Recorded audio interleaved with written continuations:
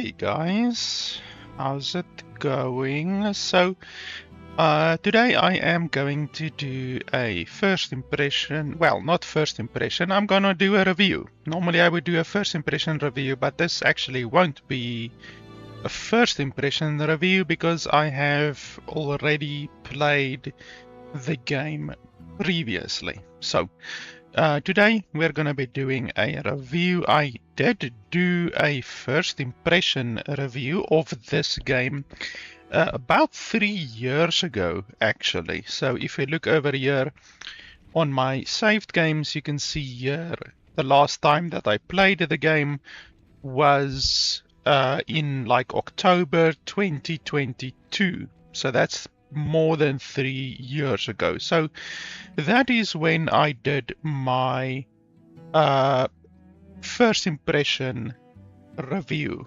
of the game. So obviously with a lot of games that release into early access, I always say that I will do a review when the game is in early access to tell you whether or not, in my opinion, the game is worth the asking price while the game is in early access, and then once the game fully releases out of early access, then I do a follow-up review on the full game, and that is what I am doing today. So today we are playing the full version of the game that is finally released after being in early access for more than 3 years. So and anyway, as always with all of my reviews, my first impression reviews or full reviews, I will be playing the game for like however long it takes basically for me to form an opinion on the game and to tell you whether or not, in my opinion, the game is worth the asking price. This game now costs $35. When it was in early access, it then cost $30. So now that the game is out of early access, the price went up by $5. But when the game was in early access, $30 is actually quite a lot of money for an early access game like this. And that was one of my criticisms of the game. I did in the end on my previous review of the early access version of the game, I did in the end give my recommendation on the game, but it was very borderline, I would say. Like there are some very good colony builder, colony sim type games like this game already on the market, and many of them are cheaper than $30. So that's basically what my opinion of the game was 3 years ago. I basically at the end of my video said that it's a good game, like what I saw of the early access version of the game is good. It's a good game. But for $30, you know, you will be able to get better games. You will definitely be able to get better colony sim games on the market for less than $30, you know. So that was my opinion, more or less, with the game. And now the game is $35, so the game is $5 more. And it's actually €34 because I pay for my games in euro, and that's like $40. So I actually have to pay $40 for the game, even though obviously the developer sent me a code for this game, but still, people in Europe need to pay $40 for the game, which is a little bit brutal. But anyway, today we are going to be seeing, after playing a couple of hours of the game, what has been added to the game, what has been improved on the game, and we will see if the game is worth $35. Because as I say, there are some very good colony management games out there, and a lot of them are less than $30. So the fact that this game is asking $35 is quite ambitious, I guess I can say. It's quite ambitious of this developer. But and anyway, I just quickly want to go over the stuff that I brought up, the negative stuff that I brought up about the game 3 years ago, because I actually went back and looked at my review from 3 years ago, and that way we can see if the issues and the criticisms which I raised 3 years ago have been fixed or addressed. So first off, there's only like 7 or 8 of them, so this should be relatively quick. I can actually maybe show you guys over here. That might be a little bit easier for you. Let me just quickly see if I can do some something here on the fly. Just 1 second.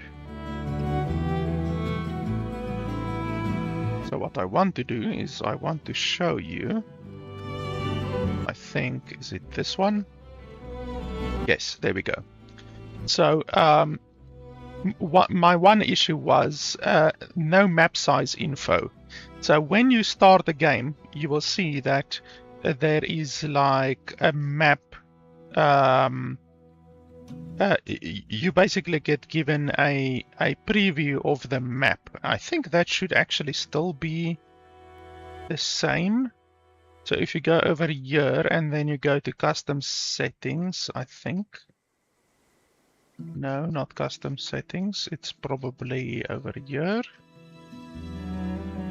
How do you see your map? Because I remember you were able to see your map, I think. Or is this it? Yeah, so basically you can choose the wildlife, you can choose the combat, the enemies, you can choose the maladies, and then you can choose how many resources you start with. I seem to think that you were able to choose your map, but apparently not. No, I guess you can't choose your actual map. So you can change some stuff like iron, sand, clay, all of these multipliers you can change, but nothing else really. You can't like actually change the size of. Oh, here we go actually. Why am I so blind? So map size. So okay. So as you can see there already,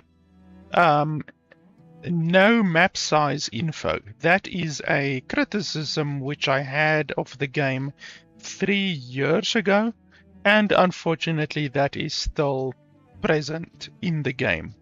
So you get no information whatsoever regarding the map size. So the map size small versus the map size medium, you don't know if it's 5 times bigger or 10 times bigger or 1,000,000 times bigger. And once again, from medium to large, you don't know if it's 5 times bigger, 10 times bigger, or 1,000,000 times bigger. So that is one criticism that has not been addressed. Let's add a plus to that one. Because, well, actually, let's add a minus because it wasn't addressed. So that has not been addressed after 3 years. Then, no difficulty info. Let's see what I meant about that. No difficulty info. So difficulty. So the thing that I normally mean with difficulty is percentages. If the game developer doesn't show you exactly the percentages, like here it says 30%, that's fine. Over here, you see, this is what I would mean with no difficulty info. What is the difference between a rare and average? Like what's the difference? Rare, extremely rare, average, plentiful, like what are the differences? Is it a 5% difference or is it a 50% difference? So that is something that I do not like. You need to provide the player with all of the information, exactly like you're doing here, 60% to 30%. That tells the player exactly how much is changing. And over here, they did not do that. So that's not good. Over here, they are telling you exactly what is changing because they're giving you the exact numbers. So that's good. And then over here, once again, they do not give you any information whatsoever. So here you get information, and here you get information, but over here you get no information, and over here you get no information. And then if we look over here, do we see any issues here? Yep, once again over here. So what is the difference between none, low, normal, and high? Like, what's the difference? Is the difference between low and normal like 100%? Is it 50%? Is it 10,000%? You know? So once again, the developers are not providing you with the necessary information over here, or over here, or over here, or over here. So that is one thing that I will definitely say has not been addressed after 3 years. Then no location desirability info. So that has to do with in the game. Once we are in the game, we will then see if this has been addressed, because I do remember that if you place a farm or any building really on the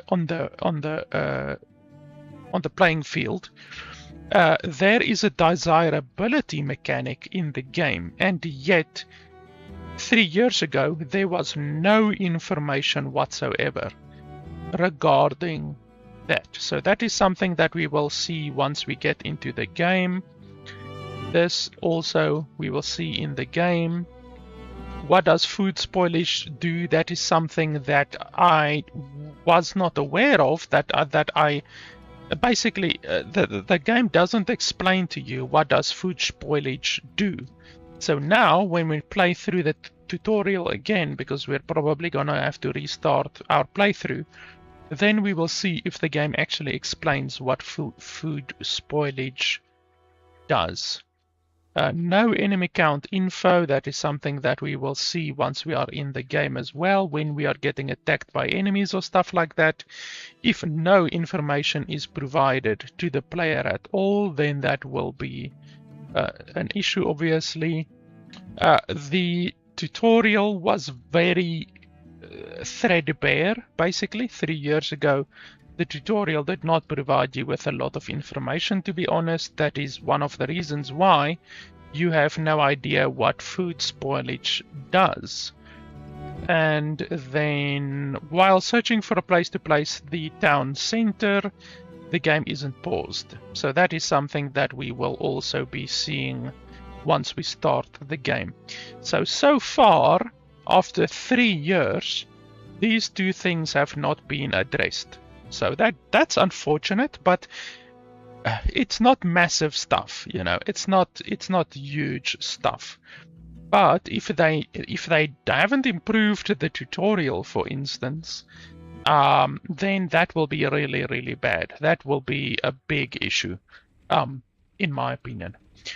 So in any way, those are basically more or less the issues that I brought up 3 years ago in my review. Obviously there were other minor issues, but at the end of the day, the game did get a recommended from me, so there wasn't any huge issues really that were present in the game 3 years ago.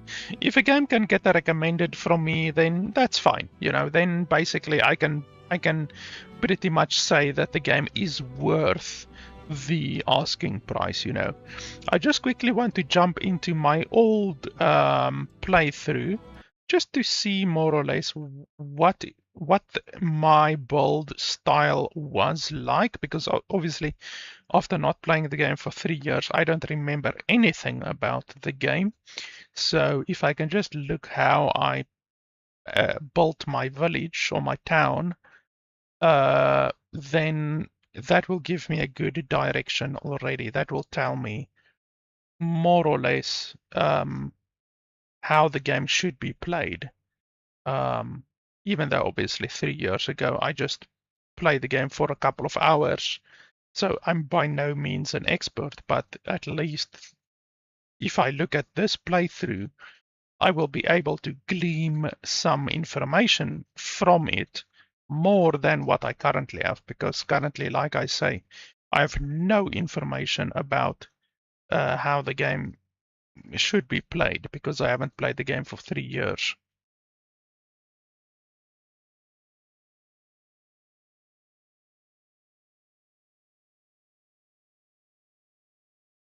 I also did bring this up in my previous review, but these developers are actually the developers of Grim Dawn. And Grim Dawn is a game which I very much like. I think Grim Dawn is one of the best ARPGs made in the past 10 years. It's a really, really good ARPG. And it's strange that a developer that made an ARPG as good as Grim Dawn would then pivot into a game like this. You almost could not think about two games that are more different. A strategy colonism management game versus an ARPG top-down game. It's two very, very, very different types of games. But yeah, what I played of this game 3 years ago was at least good enough to get a recommendation from me. So they did some good work, honestly. I would definitely say that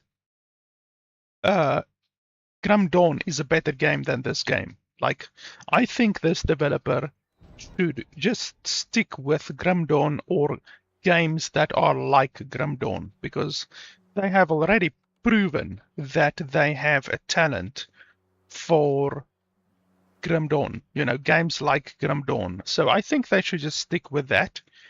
And, instead of trying games like this, even though, like I say, this is a fine game, I just think that this game isn't as good as Grim Dawn is. So if I were them, I would just stick to what I know is good, and I know what my studio is good at. That is why I would stick to Grim Dawn and games like Grim Dawn, to be honest.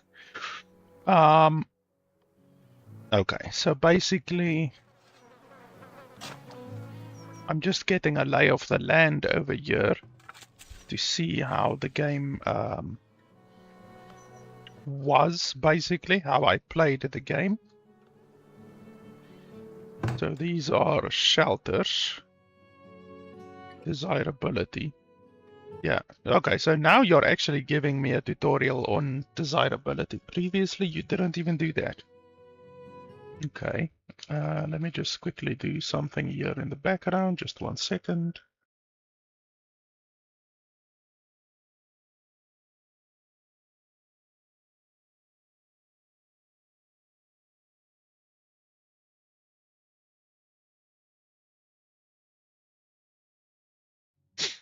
Okay, so desirability is a measure of how appealing an area is to live in. As such, this mechanic only impacts shelters.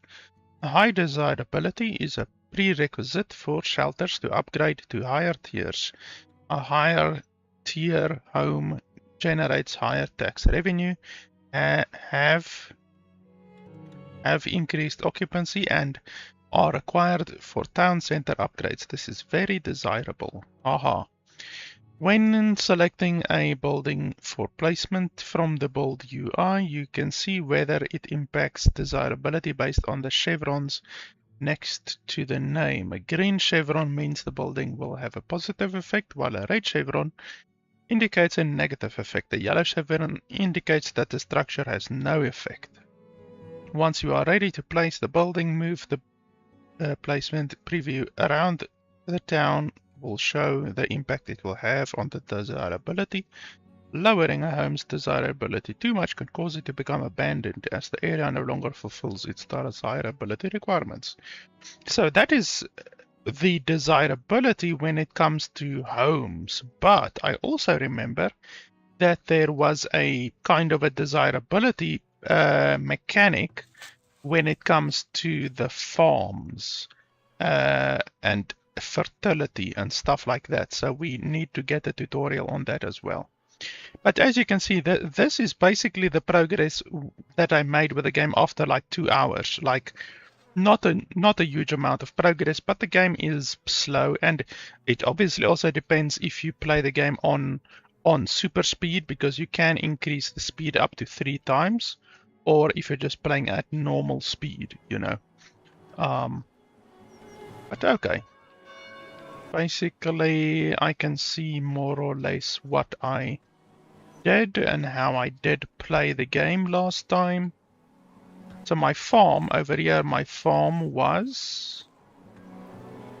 What was the farm? Clover, okay. Wound in combat. When engaging in combat, villagers can sometimes be mortally wounded. If left without treatment, they will succumb to their injuries. You need a healer's house. Blah, blah, blah. Okay, so where did I get a wound? Villagers are gravely wounded. Where? Where is this supposedly gravely wounded villager? You see, that's an issue. Like, if something happens where a notification like this pops up, then you should, like I'm clicking all over this thing, you should be notified of it on your minimap. Like in Age of Empires, if there's combat, then there's a little red circle that appears. I don't know why this game couldn't do the same. Because now you have to like search the entire place to see where your villager is that is injured. And that's just so stupid. Oh, over here? Need something? Okay. So what are you... Where's the thing that attacked you? What attacked you?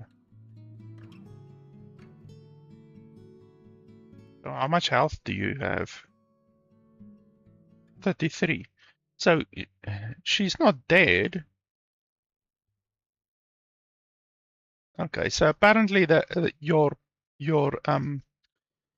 villagers will fall to the ground and basically not be able to move, even though they still have health left. Aye. That's weird.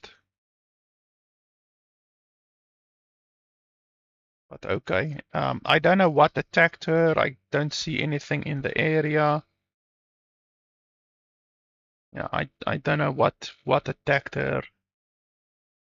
Yeah, you see, that already is an issue. If the game doesn't notify you that your villager is being attacked, to the point where your villager can actually get attacked from 110 health all the way down to the point when the villager basically dies and falls to the ground. If you don't receive a single notification for that, then that's really, really bad. You should receive a notification as soon as your villager is being attacked, not after your villager has already been attacked and fallen to the ground, you know? That's just really stupid, but anyway. Okay, so I've basically seen what I want to see. So let's go to the main menu. And then just in order to make 100% sure that we don't run into any glitches or bugs or anything like that, I am going to restart the map. Just because after 3 years, you don't know what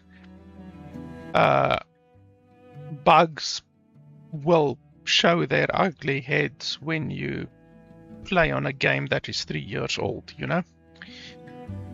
So anyway, Trailblazer. Yeah, so all of these are preset, but I don't want preset. So that's fine, normal. That's fine, normal.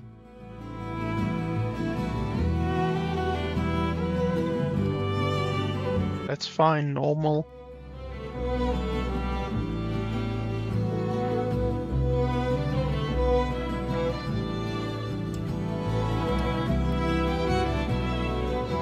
The invading armies may demand a payment for settling on their lands, lest your settlement be raised. Okay, so we're leaving everything on normal. Basically, normal. The terrain, what terrain do we want?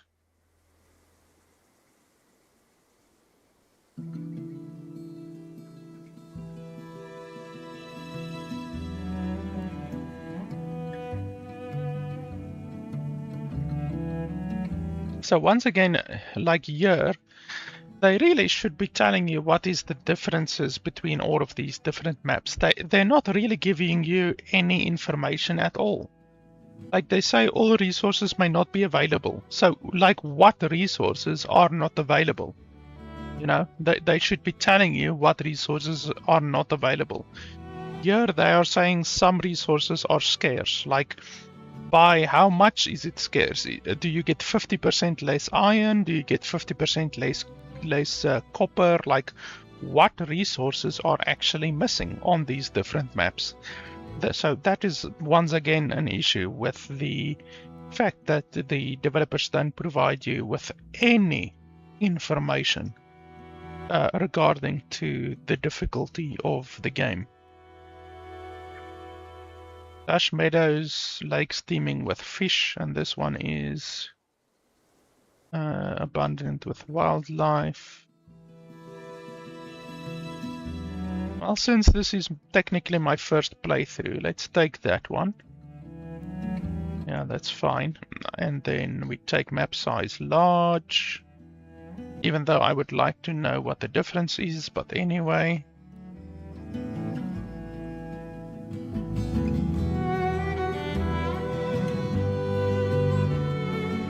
And then the difficulty options, we're gonna leave it as is.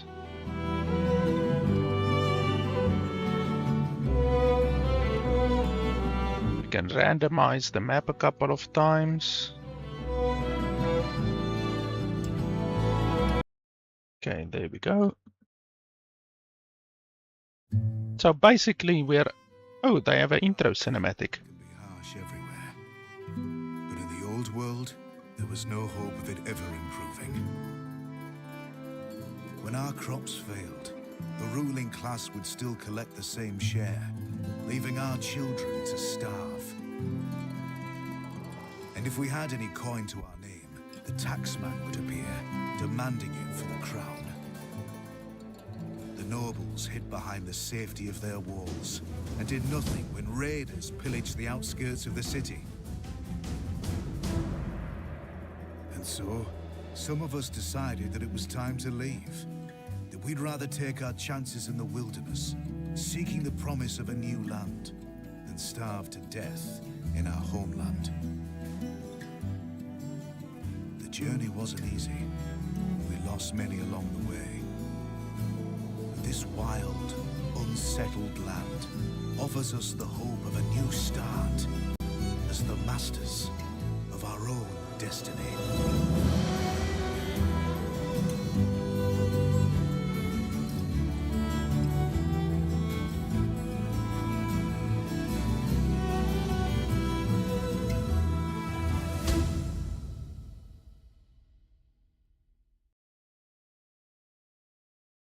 Yeah, the cinematics audio was a little bit low, so I just had to adjust my audio there because it's really, really low. But it should be fine now.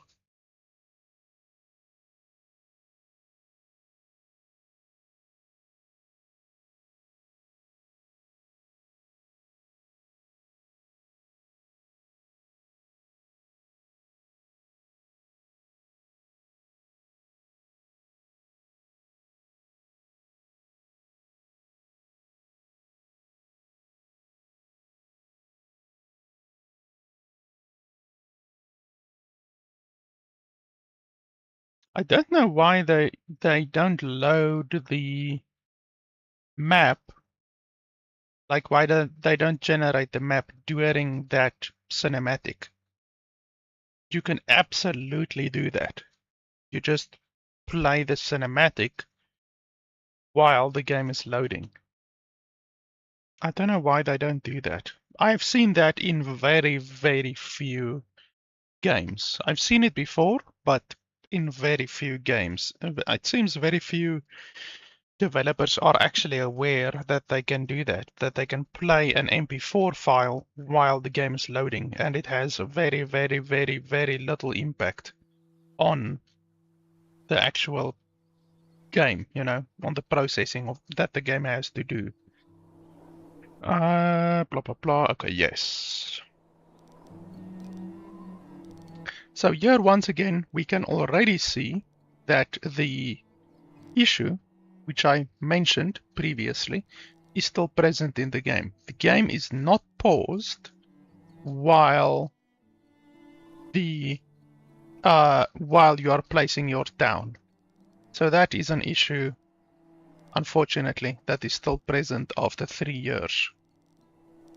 Another issue which I had, which I mentioned 3 years ago, was the fact that you can't zoom out very far. This is the maximum amount that you can zoom out. This right here, and that's not enough in my opinion. So unfortunately there's already 2 more issues which we've discovered that is still present in the game. So basically you don't want to be too far away from woods, but you don't want to be too far away from water either, I don't think. I can't remember if you need water. I can't remember exactly. Water bonus. Okay, there we see at the top left. Water bonus. So about a year you get like 60-70%. That's good. Let's see if we can get any more water bonus and fertility. Oh, here's a nice amount of water bonus next to those trees. Fertility also looks nice. Oh, that's 82%. The fertility goes down a little bit. It seems where the trees are, the water bonus is very high. But I also want my fertility to be above 70 if I can.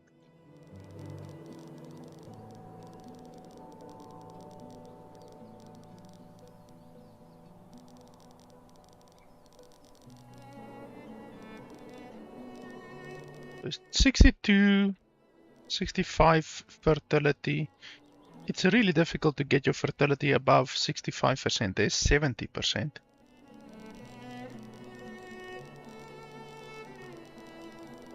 Fertility is really difficult. There's 70 over here.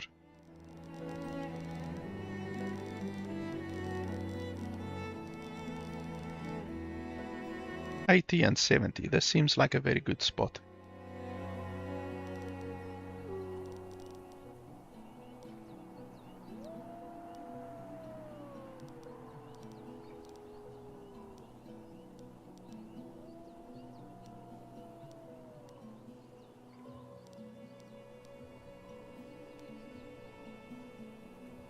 And then how do you rotate? Rotate. Camera. You can rotate the camera, but how do you rotate the building?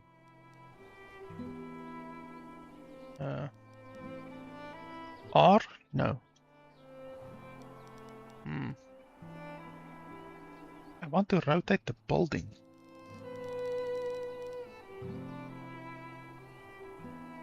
You see, with fishing, because we are so far away from the water, we're not going to be able to do fishing. That's going to be an issue. I think we should place closer to the water for the fishing. Oh, this is actually also a very good water bonus, and fertility is not bad either. But we are quite far away from the woods then, but I don't think that should be too much of an issue. Because fishing, I think, is going to be very helpful.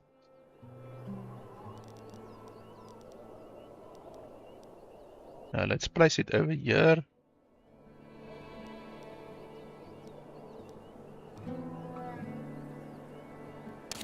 So that we can be close to the water over here.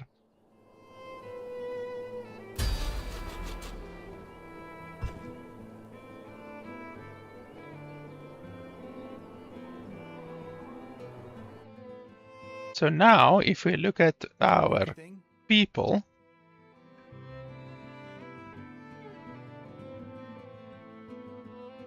you can see 0% warmth, which means it probably has already degraded. Hunger, I can't remember how the hunger system works. Is the 100% hunger, which means he's full, or 0% hunger means he's full? I'm not 100% sure.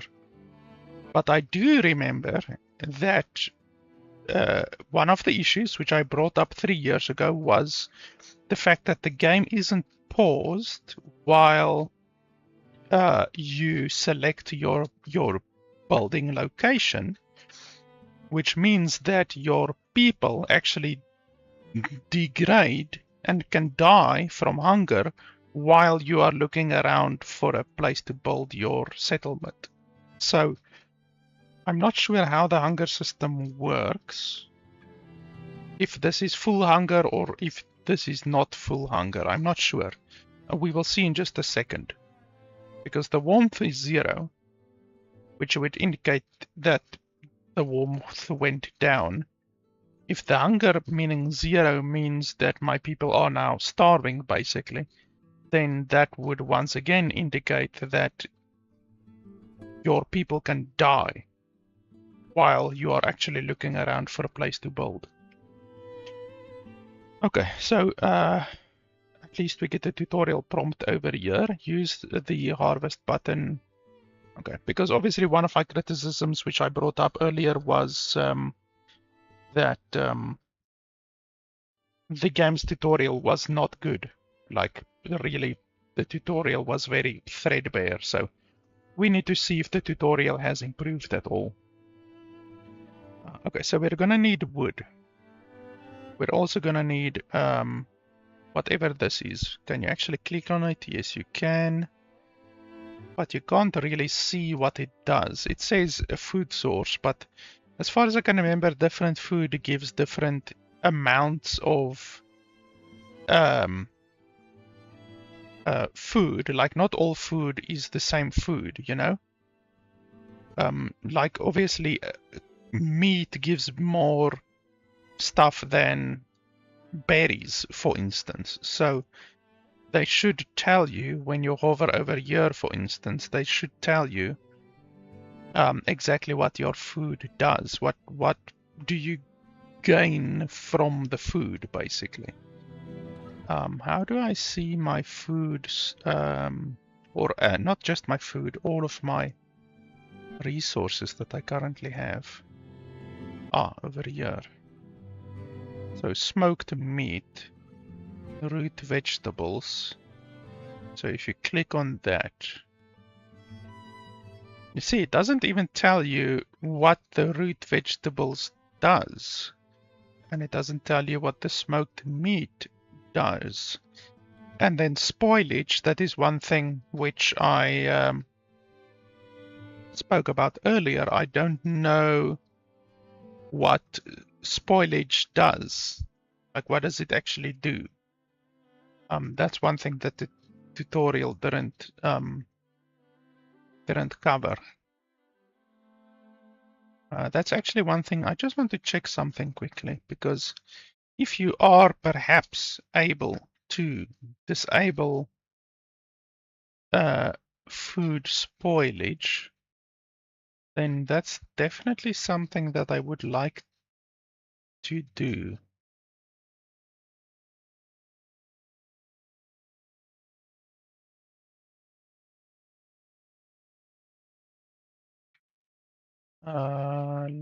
Let's see.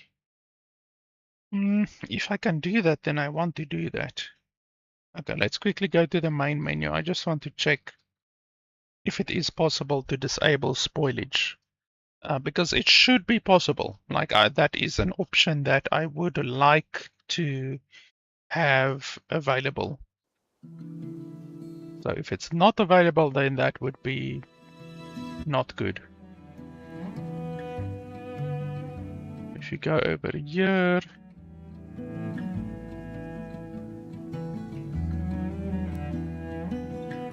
yeah, so you can't disable spoilage. Yeah, there's no way to disable spoilage. So that's not good.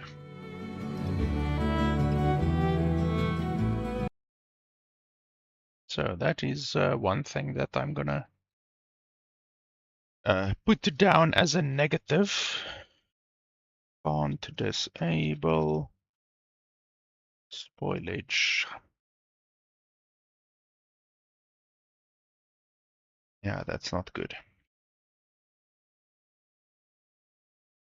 Like, they allow you to disable a lot of other stuff, obviously. Like disable spirituality and disable hunger and all of that kind of stuff, but not allowing you to disable spoilage is definitely an oversight.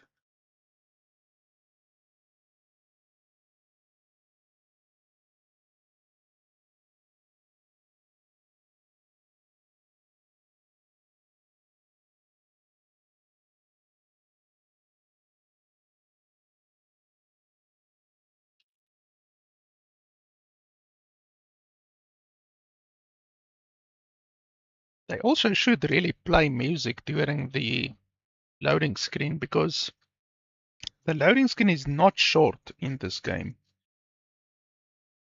So yeah, I would like to at least hear a little bit of music during the loading screen. Like, if you're gonna have a loading screen that is a minute or more, at least have some bloody music.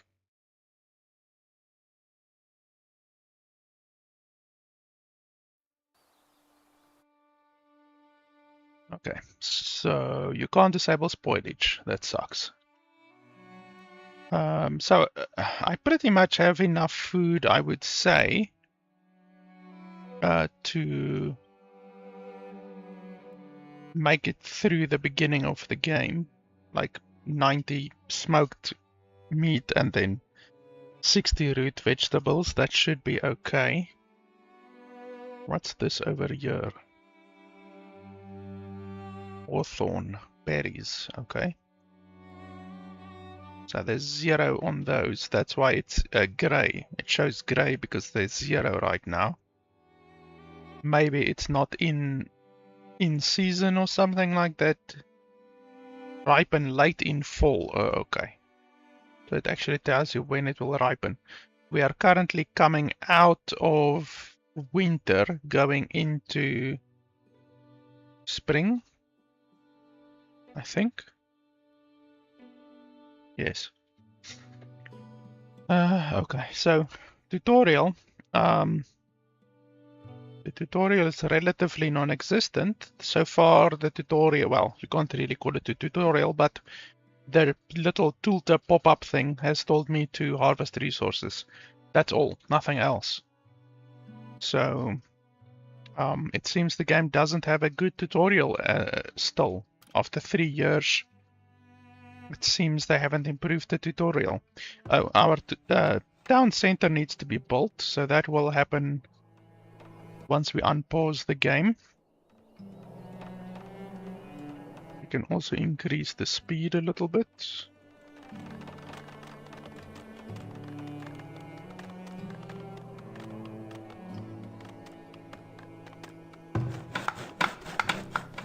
And there's no progress bar on the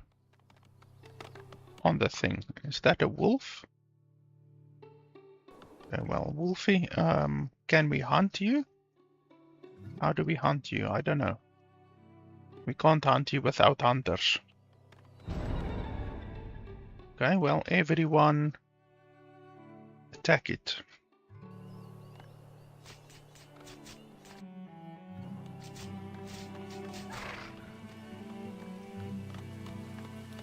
Fucking wolf does a lot of damage.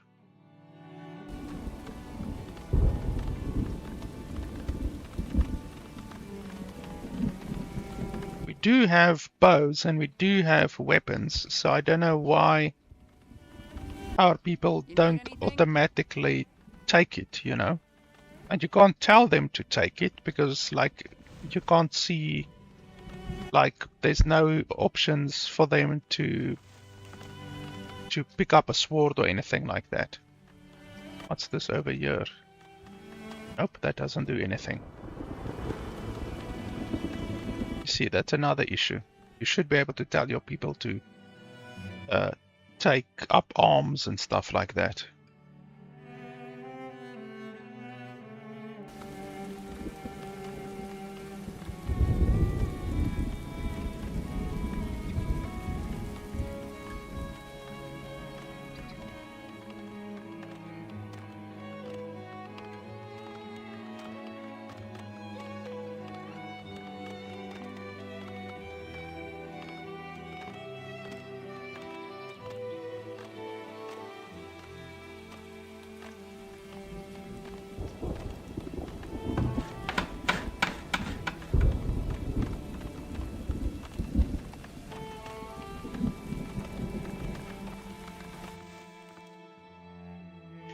Firewood is a critical resource for your settlement's continued survival. Stockpiling enough firewood ahead of winter will ensure the villagers have a warm shelter to return to in the cold months. Use firewood splitters to turn logs into firewood, blah blah blah.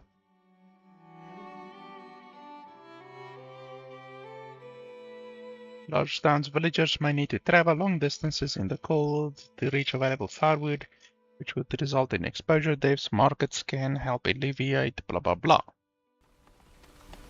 Okay, so that's a first tutorial that we got so far. Okay, so this one is done.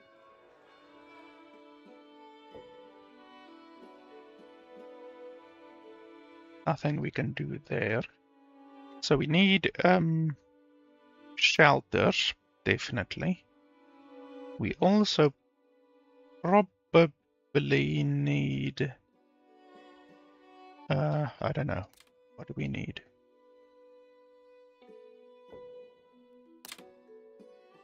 So yeah, shelters we need. We probably need a storage place. Probably.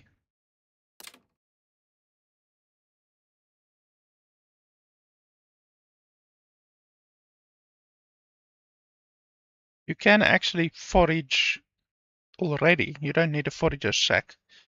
And the same with the wood cutting place. Well, yeah, we definitely need a well. Water bonus 75.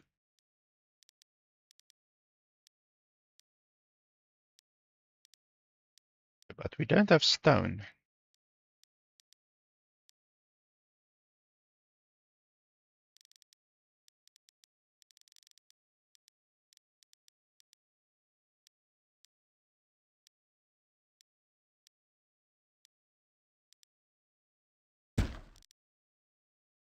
How do we get stone? Stone harvest.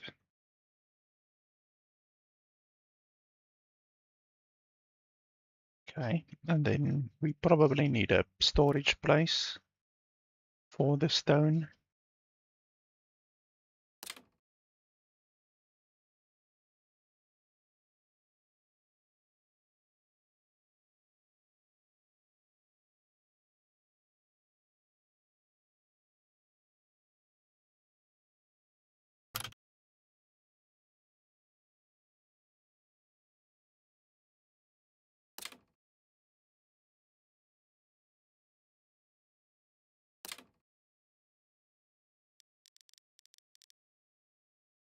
Okay, the local desirability will basically not matter at the beginning. All that we basically need to do is we shouldn't place the houses at the same place that we place our production buildings. So if we, for instance, look at food production, which would be the fisheries. Where's the fishing shack? So the fishing shack doesn't have a negative effect on the shelters.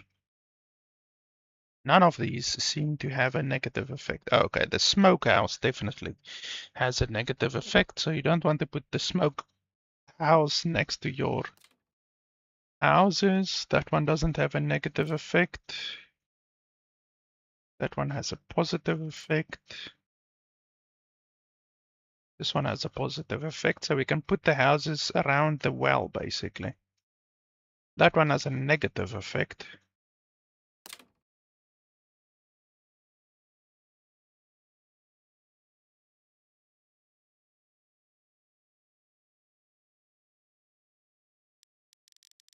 Okay, so we can basically go from like here.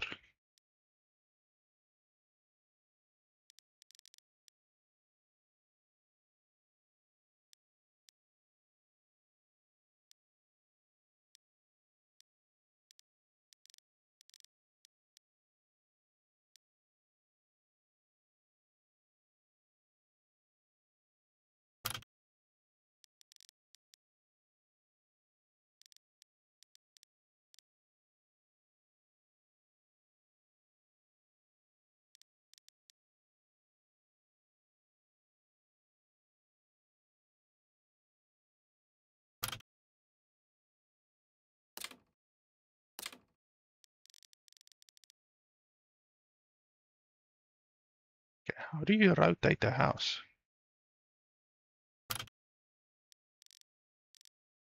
Rotate. Rotate placeable. Tab. Why the hell would it be tab? That's stupid.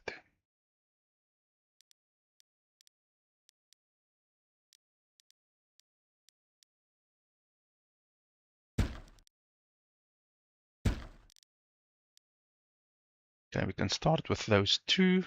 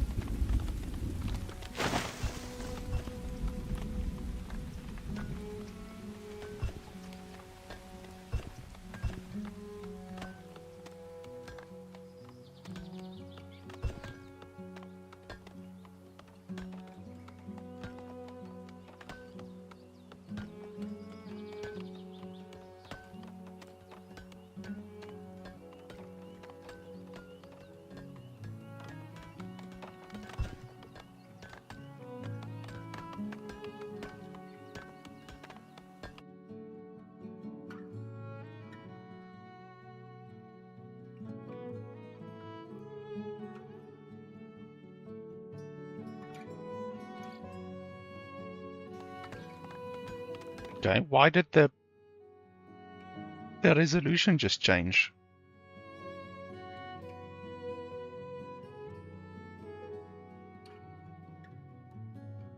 Huh? I didn't even change. I changed the audio. Why did the resolution just change?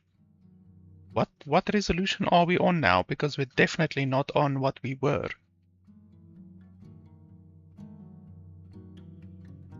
What the hell?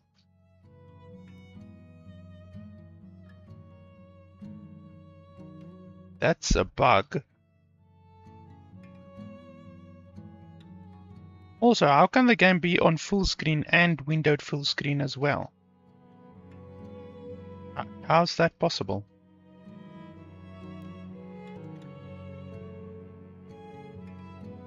What the hell is going on?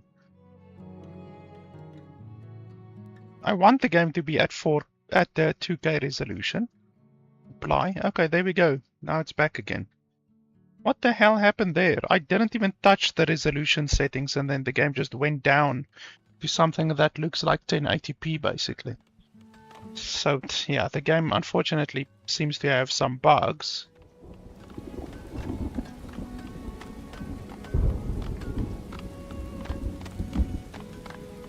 We probably should get a fishery relatively quickly. Okay, so 2 houses are done. We need at least 1 more house.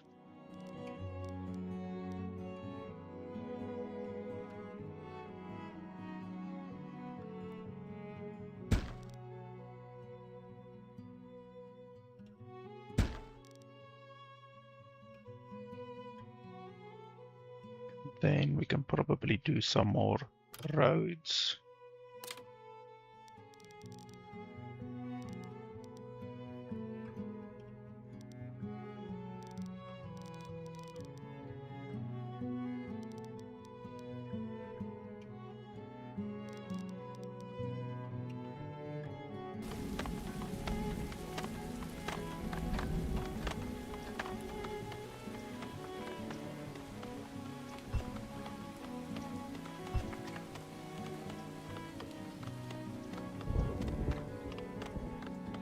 I think we can switch to 3 times speed.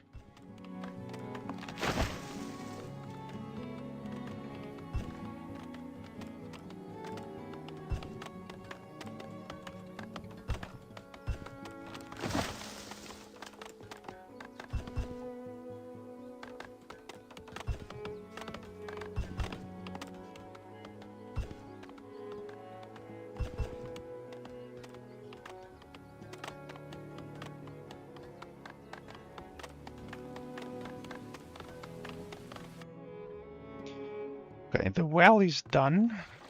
That's good. Yeah, okay, I already read about desirability. Thank you very much.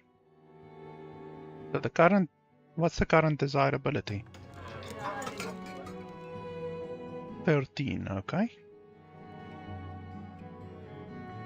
That's fine. Okay, and then we need to get a firewood chopper. Even though we still have like 6 or 7 or 8 months before we actually need to do that, but anyway.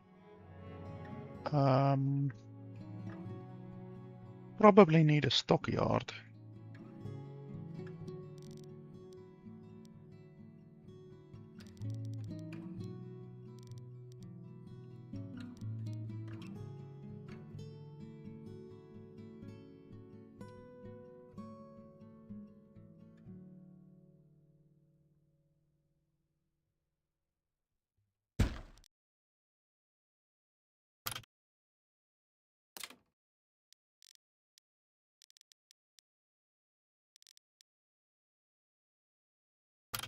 When you right click it cancels the thing completely. And it shouldn't be like that, in my opinion. If you build a road over here, is it gonna destroy the greens? Like that? I don't think it should do that, but how else is the game gonna handle building? I really hope it doesn't destroy the greens, because that would be sucky. Why is this road not connected to that road? It should automatically be connected. That's not good. And then we probably need a fishing place.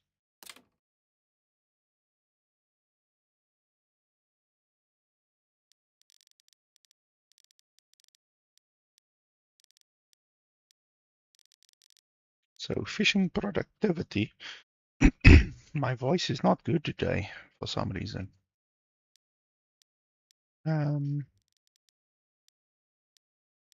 We can clear all of these trees as well. So 170 fish count, 1,100. 160, 130. Okay, so when it's not within range of that little node over there, the fishing productivity suffers quite a bit. So we should at least like put it over here if we can. Okay, but let's first clear all of these over here.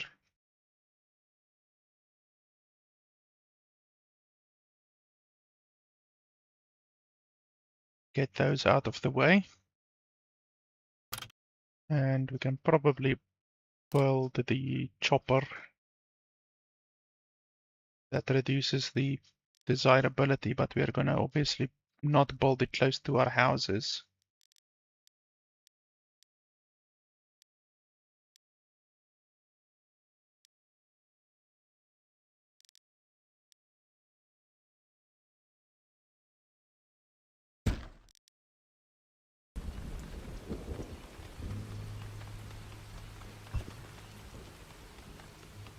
Oh, there's a shortcut for the road. That's good.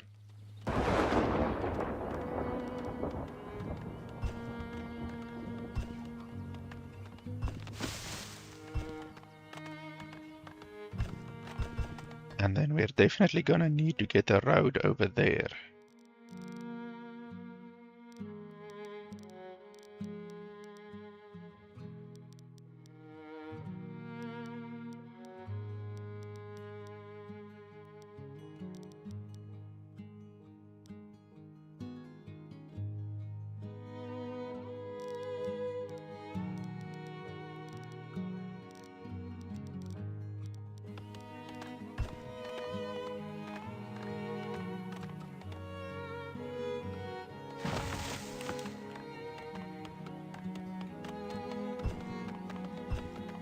Ah, you see that the greens over there just disappeared, just poof into the shadow realm.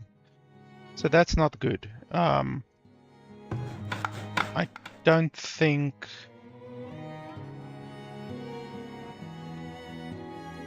that is how it should work.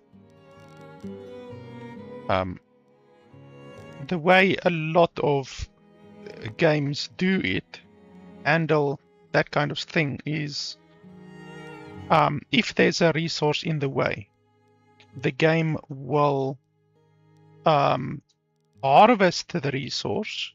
So the NPCs will harvest the resource and then build it. Exactly the way that this game actually handles the building. Like if you take a building like this and you place it over there, all of those resources, the yellow resources, will be chopped down. They will be harvested, or even if you put it on top of a rock like this. First the rock will be harvested and then the building will be placed. But they didn't do that with that greens over there. So that means that certain resources will simply be destroyed if you build over them. So that's really bad. I actually need to add that to my written review on Steam. Just 1 second before I forget. Because that's not good. That's not the way that a lot of these types of games handle that kind of thing. Like over here as well. With these berries, if I place a building over here, they will just get destroyed. That's not good.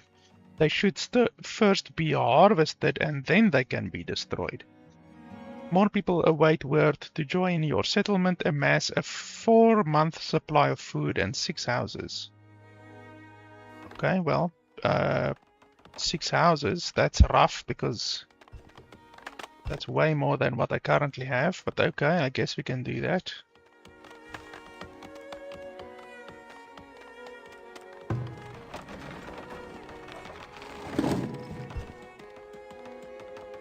Okay, so this guy's busy with firewood. Stone, I don't need stone right now, so we can disable the stone harvesting.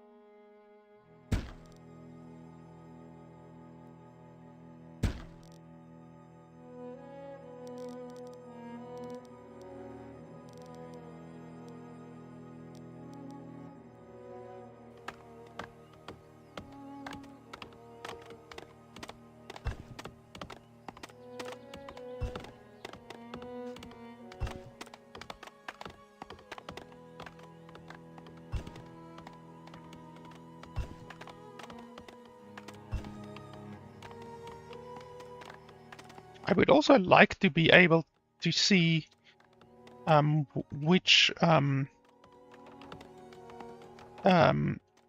buildings or which resources have been marked for collection and which haven't been marked for collection. Because there's no indication on which trees have been marked and which trees have not been marked. That's not good. Okay, so it's a little bit clearer over here now. So we should be able to build the fishing place over here.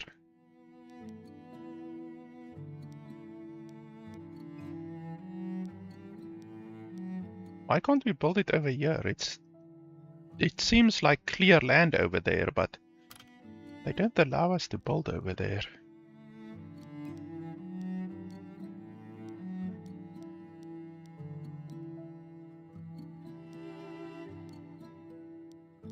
So you can do 150 over here, 170 over here. If we rotate it, it then changes to 160, and then we can do another 160, and then we can do a 150. So I'm just trying to think, how can we squeeze in the most? That's what he said. So 160, 160, otherwise we can do 170, and then a 140. No, that's not good. We're gonna have to do it like this in order to get two 160s next to each other. Okay, well, that's fine.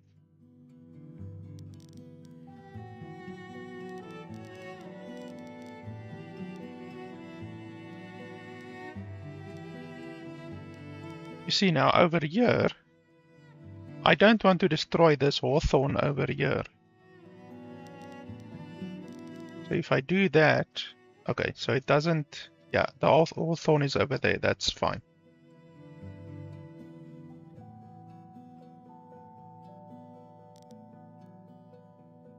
Oh no, that did destroy the one hawthorn. Or what?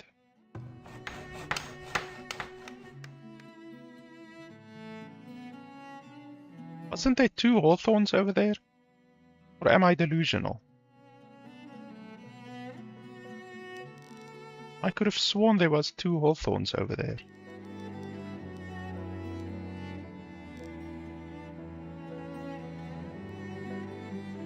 I swear there were two hawthorns. Let's just double check, because that... I can't believe that.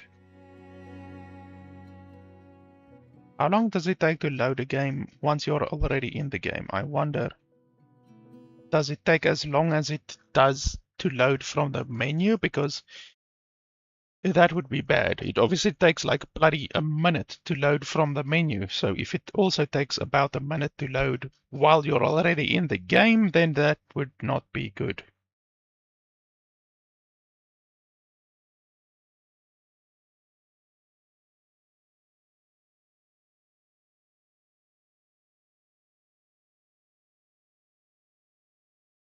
It still takes about 30 bloody seconds to load, even though you're already in the game. Like, I can understand that it takes about a minute to load, which is quite long from the menu, because it has to generate the entire game again. But taking, like, what's this now, 40 seconds to load an autosave once you're already inside the game, that is not good. Like, it shouldn't take that long. That's a very long loading time.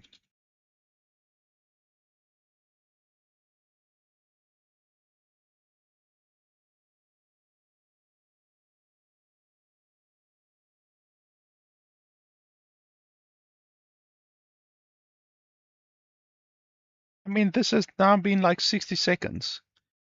It takes as long to load a game while you're in the game as what it takes when you're in the menu.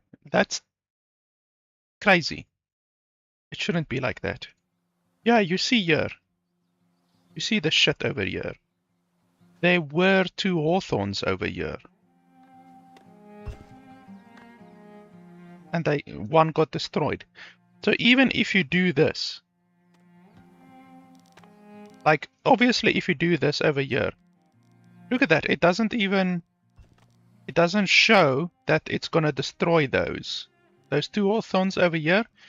It doesn't show that it's gonna get destroyed. So what I did, I'm pretty sure, was I built over here. So obviously this, it's not touching over there, you know, you can see the yellow, so it's going to destroy the hawthorn, but if you build over here, it's not touching the hawthorn. And then we build it, boom, and it destroys that hawthorn. What the fuck is that? Like, that's not good. The game doesn't give you the appropriate information. And now, when we remove the road, it's gone. That hawthorn is gone. It's too late. So, that's not good, man. Really. That's another bug. That's a 3rd bug that we've seen so far. In a $35 full release title. That's not good. Let me add that to my written review as well. As these issues pop up, I'm gonna just make a note of them and add them to my written review afterwards as well.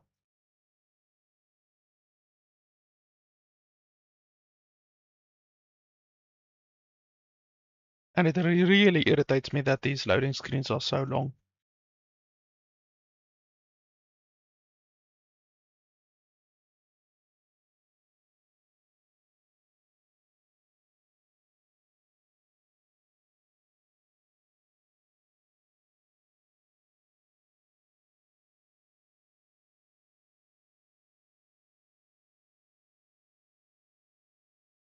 And like I already said, apart from this glitch that we now, or this bug that we now uncovered with the road destroying a resource which it doesn't even show is going to be destroyed, apart from that, my point still stands about, firstly, the game should give you a warning.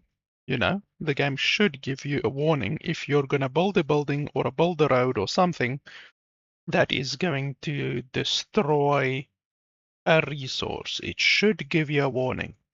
And secondly, that resource should be harvestable.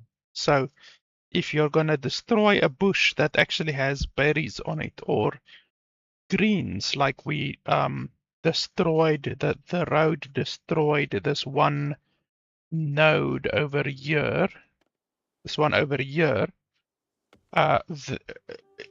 it should be harvested. So it was like 15, at least 15 greens over here that were destroyed. Instead of being harvestable, it just gets destroyed. And that's not good. That's not the way that many of these types of games that I've played in the past handle resource destruction or node destruction. So that's not good. There's really so many issues that I'm uncovering with this game that really should not be present. I mean, I really don't consider myself an expert on these types of games. Like, I enjoy these types of games, you know, and I do play Anno every now and then, and I played a lot of Settlers when I grew up, back when Settlers was actually a good game. So I do play these types of games, but I'm not like, I mean, you could just look at my content on my channel. I really don't play these games often. Not even 1% of my videos are about these types of games. And yet, even I, someone who really is not an expert on these types of games, are able to point out these issues one after the other, you know? It's not good. It's not the way these games should be should be designed. Some buildings have a work area to function. The circle defines where villagers will seek resources. Blah, blah, blah, blah. Blah, blah, blah, blah. Setting work areas properly can help improve the efficiency of a building. Oh, okay, so you can actually... You don't actually need to place the building inside that resource. Is that what you're telling me? So retarget. So currently, where's our efficiency? How do we see our efficiency?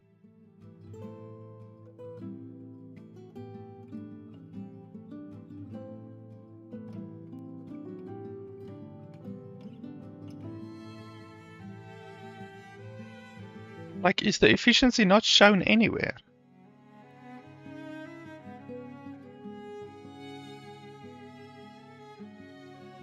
How can you not show the efficiency?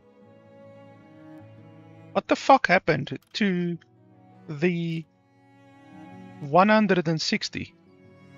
Like, obviously now it's showing 80 because we are doubling up and the game doesn't like it when you double up, you know? But like, it was showing like 160. So this fishing productivity, where is that indication once you actually have the building placed? Like where does it show you the building efficiency? It doesn't show it anywhere. What the fuck is the use of that? So now if I move the thing, okay, there we go. So once you actually move the thing, then it shows you the efficiency. So this one, we can probably do 180.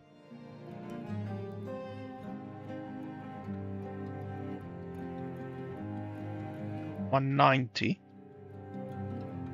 Okay. Boom, 190. And then I should be able to place another one here next to this one. And then have this one fish over to this side on this side, basically. We should be able to do that, hopefully. Okay, so let's, yeah, I can't harvest that one right now. I want to harvest this and then I want to complete the road. And it sucks that this hawthorn has been destroyed, but what can you do?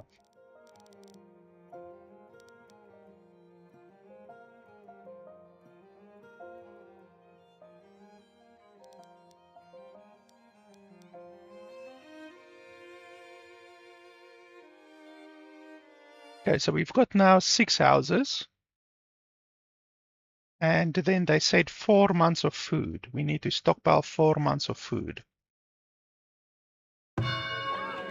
And in order to upgrade our town center, we need 8 shelters, a market, and a shitload of stone and wood planks. Not even normal wood, it's wood planks actually. So we need to build a carpenter, maybe, something like that. What's this? Clay, okay. Okay, so we can build a forager. By the way, where is that wolf carcass? Wolf carcass? The wolf carcass was over here somewhere. So I don't see the wolf carcass in my storage, and I don't see it over here. So where is it? So do the resources just disappear randomly?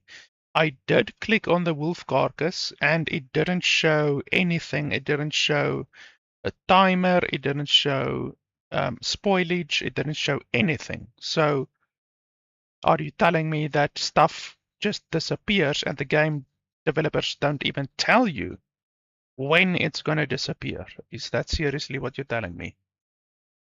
Because that would be nicht gut.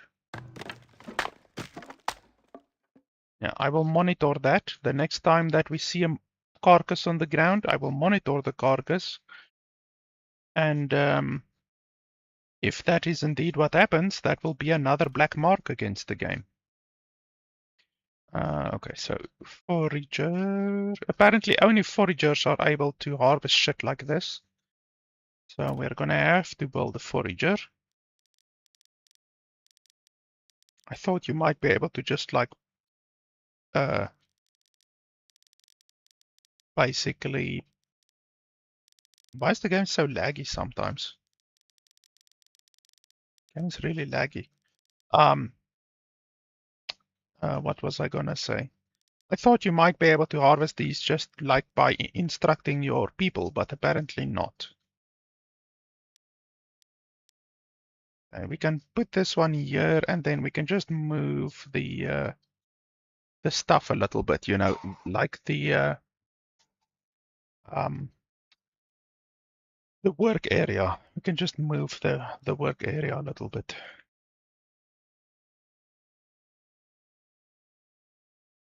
That should be fine. Yeah, over there. Okay, so what else do we want?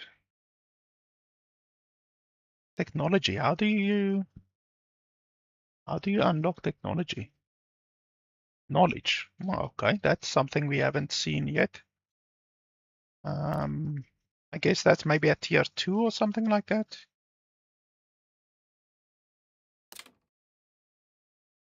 Healer, trading post, school, constructors building to earn knowledge. Oh, okay. So yeah, that's a tier 2. Market. Sawpit. Okay. Cost gold. Do I even have gold? No, I don't have any gold.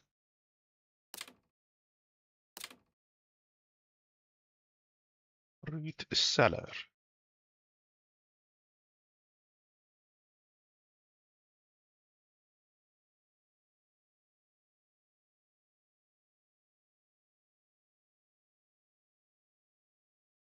Okay, I guess we need to build a root cellar.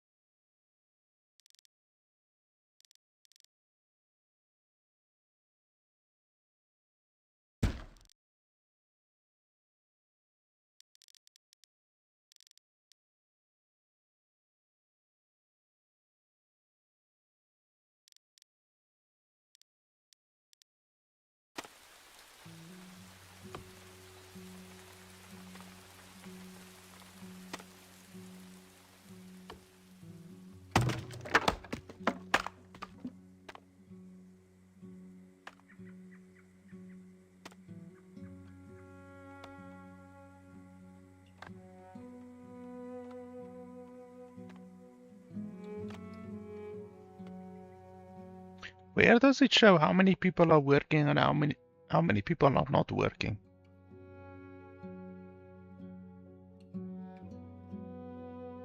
Like, where does it actually show? So there's wood splitter, there's a fisher. That's all.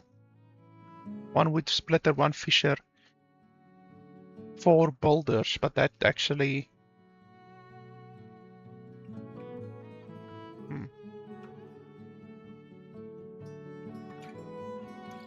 Okay. So there's 6 and there's 4 and then there's 2 over here, so that equals 12.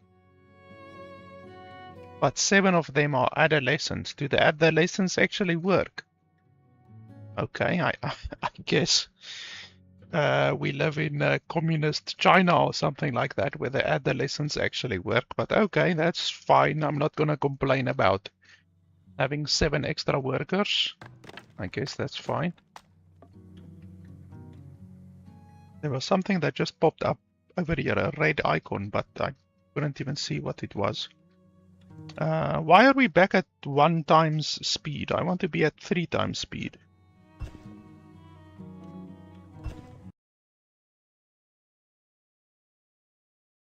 Oh yeah, another thing is the game seemingly doesn't give you an option to confine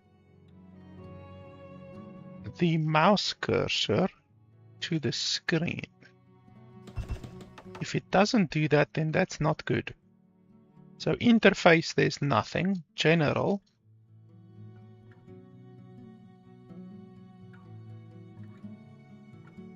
What's all of this stuff?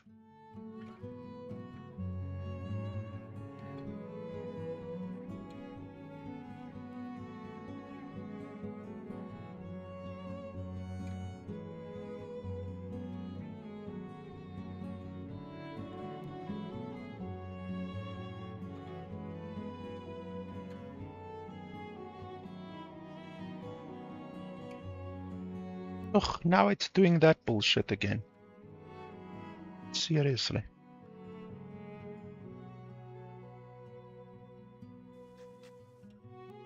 So in video, is there an option there to confine the mouse cursor?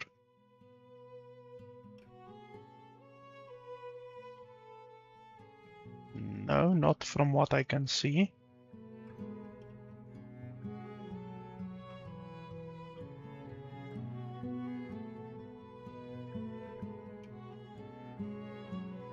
Not over here either. Okay, so that's an issue.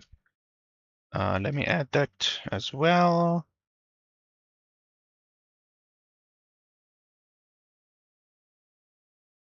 Because that's important, because every time that I scroll to the left, my mouse is going off of my screen onto my second screen, and that's really irritating. So the game should have a confine mouse cursor to active window toggle, which is something that a lot of these games do have, but apparently not this game. Okay, so let's chop a few things. These trees over here.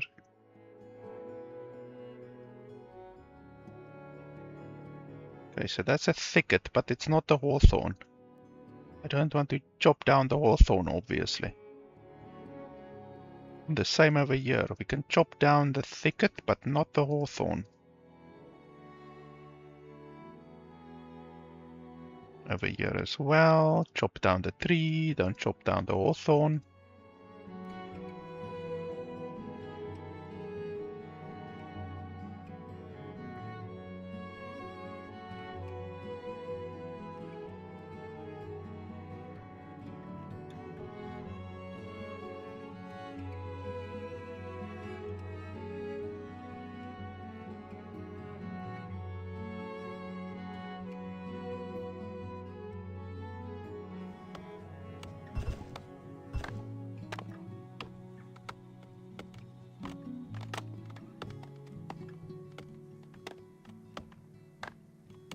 That guy actually gathering the greens? Oh, he is actually gathering the greens. I didn't know they can just gather greens.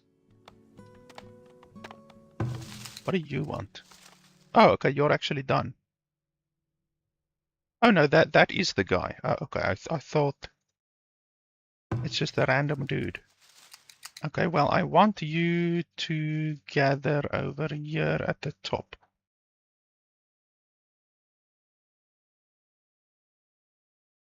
You can gather all of that stuff over there.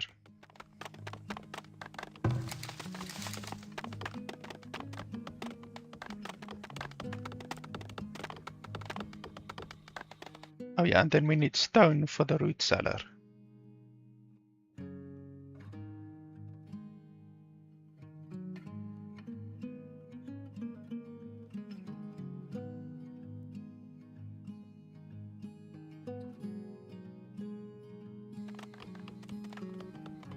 200 stone, holy hell. That thing is gonna take a while to chop down.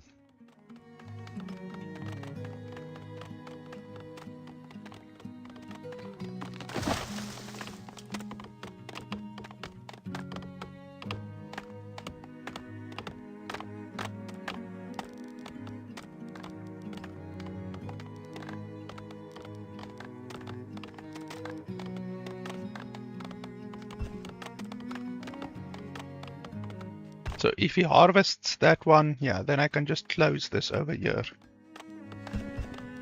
It's going to destroy that resource, unfortunately, but it's not the end of the world.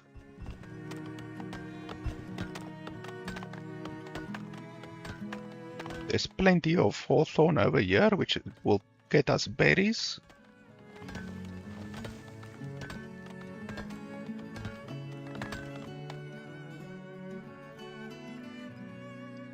Where's all of our fish? Fish. So this one has smoked meat. I don't know where he got smoked meat.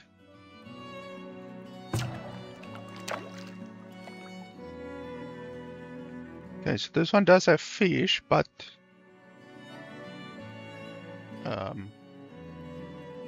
why is it not being taken away?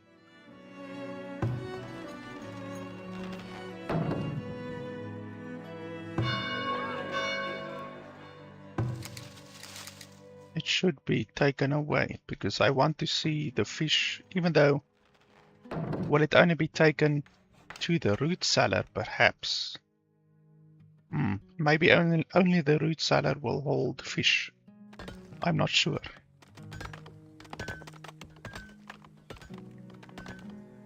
There's a lot of things that I'm not sure about in this game.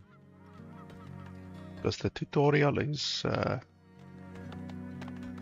like non-existent, honestly. I mean, we're now more than an hour into the game and I think I got 2 tutorial pop-ups. So the game doesn't even have a proper guided tutorial or anything like that. You simply get tutorial pop-ups, which isn't even a real tutorial. Like, I always refer back to the game which had the best tutorial of any game ever, in my opinion, and that was High-Rise Cities. I think High-Rise Cities, I think. Let me just double check. High-Rise. Yes, High-Rise City. That game had the best tutorial that I've ever gotten in any game ever. If a developer wants to know how to make a fucking tutorial, please go play High-Rise City and you will see the best tutorial in any game ever.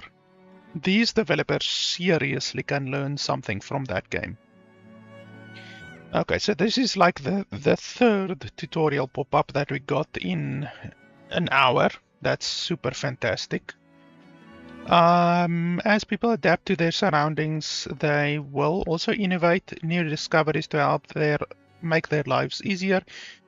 Invest your newfound knowledge in the technology tree to improve the means of production, unlock new abilities, and enhance the capabilities of your military. Note that each discovery becomes harder to achieve than the last, so plan ahead for what your settlement will need most in the future. The town center generates knowledge every month, but further advances will require an academy to perform research at a reasonable pace. The academy is the center for scientific purposes and tremendously accelerates the rate of new discoveries. Scholars will perform research even without supplies, but providing them with a steady supply of paper will speed up their work. Certain structures also grant you knowledge immediately upon being constructed for the first time within your settlement, for example, a school. These are denoted in the building menu to help identify them.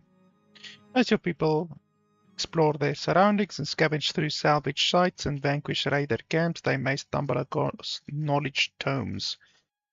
When acquired, the resource immediately grants the settlement knowledge. Traveling merchants may sometimes also carry the valuable text for sale. Okay. Knowledge. So I got 1 knowledge point. So how does the system work? From the bottom up. So more resources gathered per forage source. That's not very good. Work to produce smoked fish and meat. Fish replenishment. Fertility loss. Speed for farmed field work. Tax generated per home within a range of markets. That's very good. Reduce chance and spread of cholera, dysentery, and typhoid. Base knowledge generation. Health for stockyards, stockhouses, town center. Damage for villagers, armor for villagers. That's actually good. Lookout distance. Work to produce shoes. Mining speed. Work to produce a bunch of shit, and tree felling speed. So the 2 best ones by far are the tax one and the militia one. I don't know how much 2 armor is, but it has to be something. So those are the tier 1 stuff. Let's have a look a little bit further.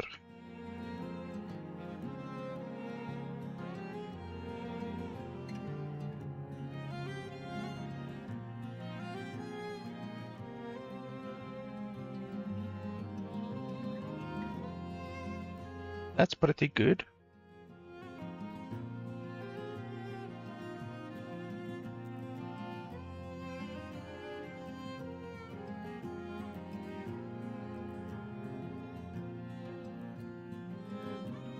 That is the ugliest fucking baby ever. Why is the baby wearing a headscarf? Did the baby go through cancer? What? Fucking baby cancer. Unlock healer's house. Oh, that's very important. Work area and effectiveness of rat catchers. That's a cute doggy.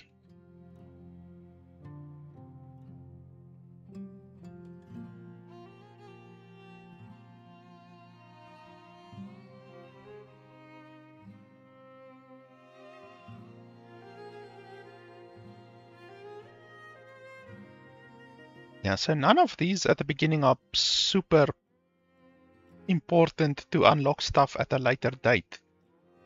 Except the farm one. The farm one will be good. This one, and then this one. I think that'll be good. 15% disease resistance sounds good. But yeah, first... I really don't know how much is 2 armor, honestly, but... Keeping our villagers alive will be good, but also taxation. Everyone likes taxation. We just need markets then. We need to build markets. Let's go with the armor first. And then after that we will go with the taxation. Oh, these are now harvestable. Okay. Well, buddy, you better start harvesting then. Okay, you actually already harvested those. Okay, so you're probably going to harvest that one over there then. That's fine, go ahead. And this one is still not done.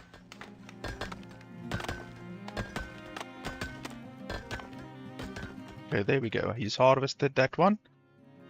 Now we can move his range.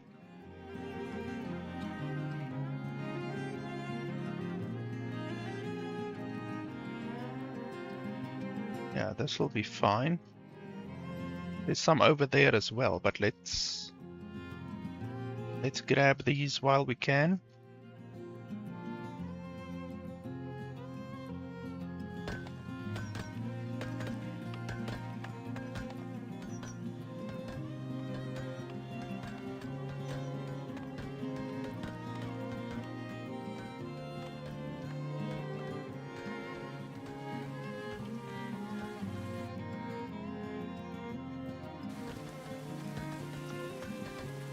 Is it this guy's responsibility to... Oh, okay, yes, Willow. Okay.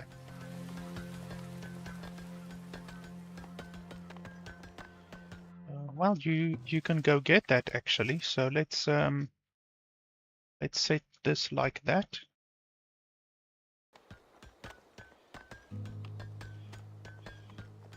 And firewood, do we have... Holy shit, we have 90. Okay. Well, that's quite a lot.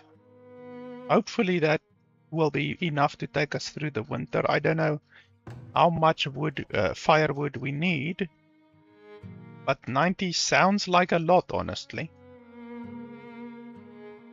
I'm not sure. So we need 2 more houses, and then we need a market. When can we get a market? Let's have a look.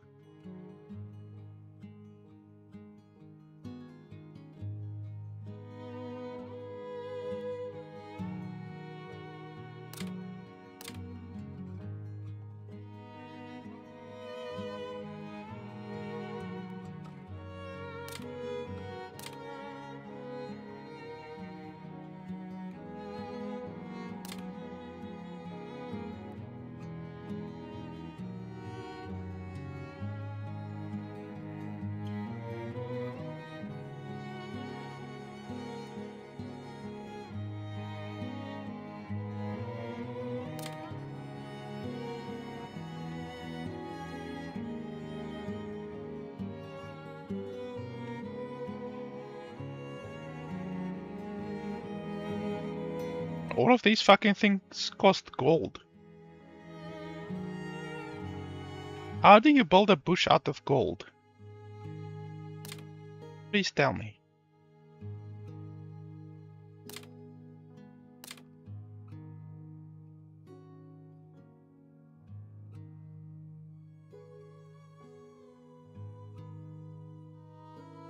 Okay, planks. Yeah, we do need planks actually. But we are struggling a little bit to keep up with our logs already.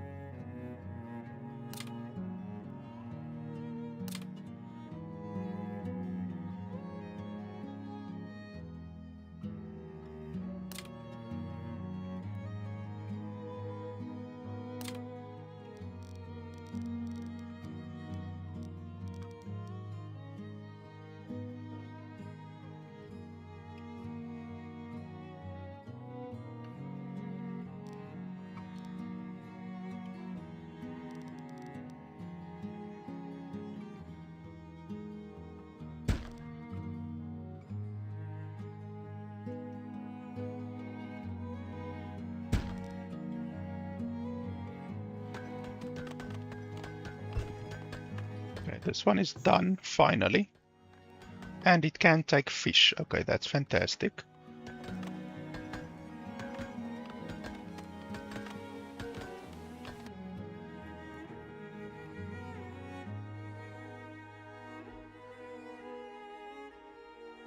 Barrels. We don't have barrels.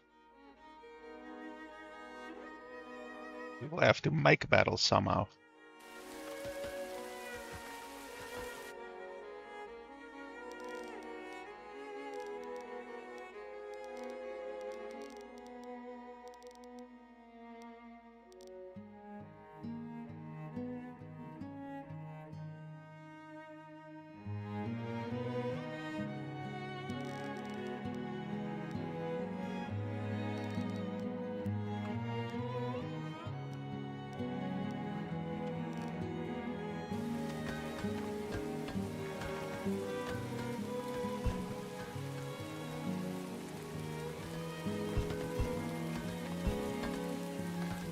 Wow, those houses are already done.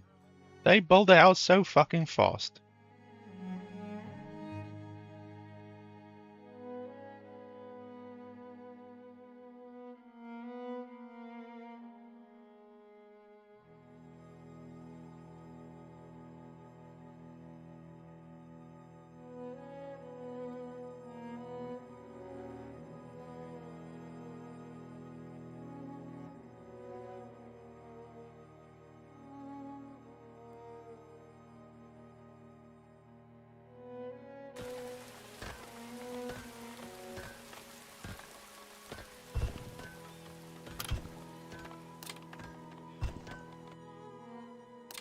I also do want a smokehouse.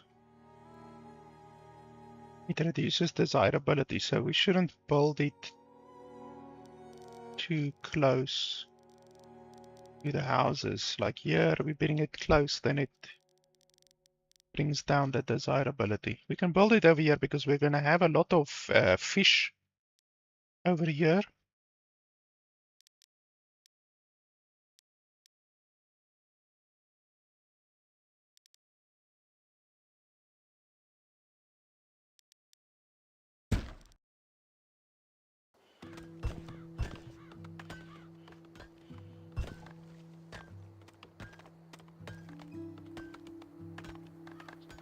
Okay, now it's becoming winter almost.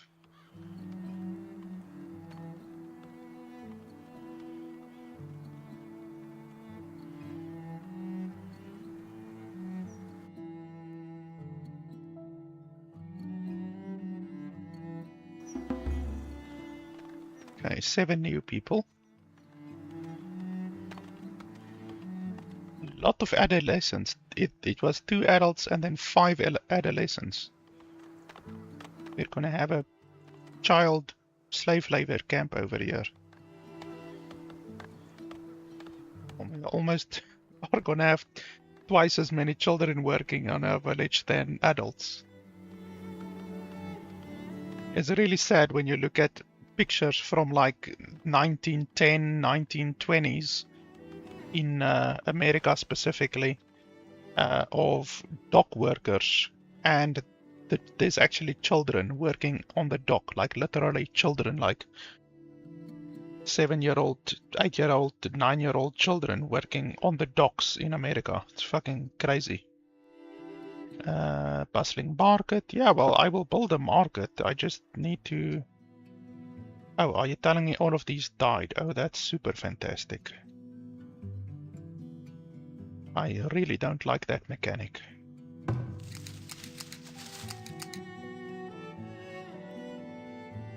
See, you didn't even harvest any willow, you fucking idiot.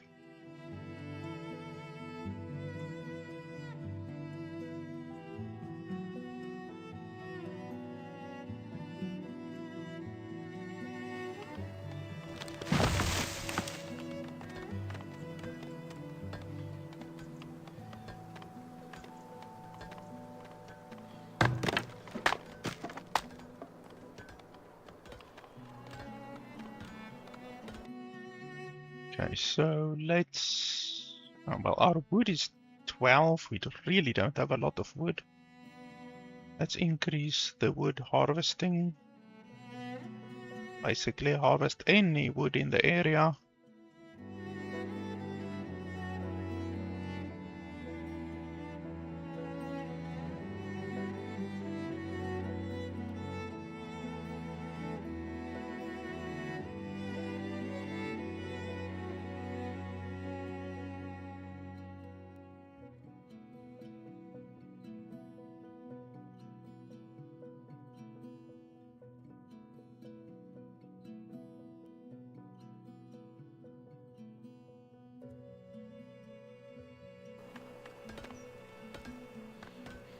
Come on, children, swing that axe.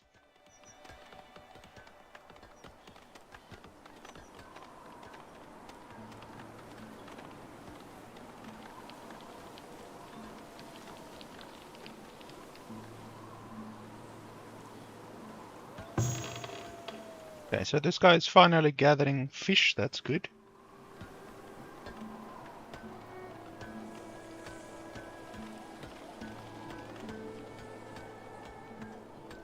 Here comes the frost.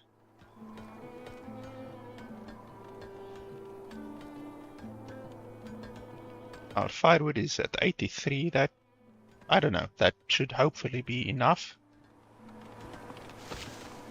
I really don't know if it will be enough.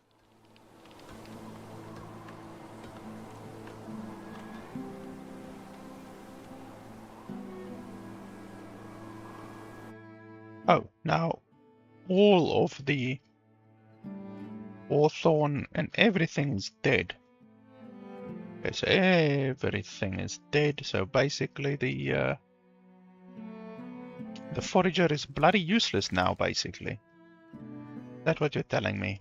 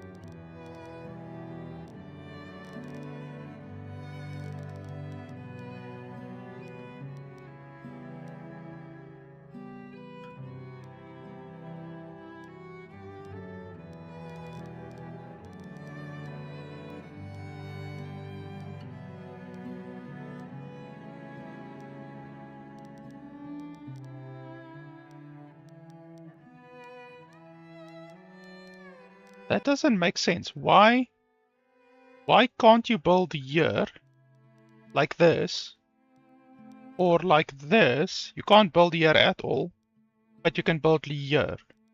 How the fuck does that make any sense? Look at that. You can build like that, but you can't build like this. Slope too steep. What bullshit? Seriously. This game has some really strange mechanics.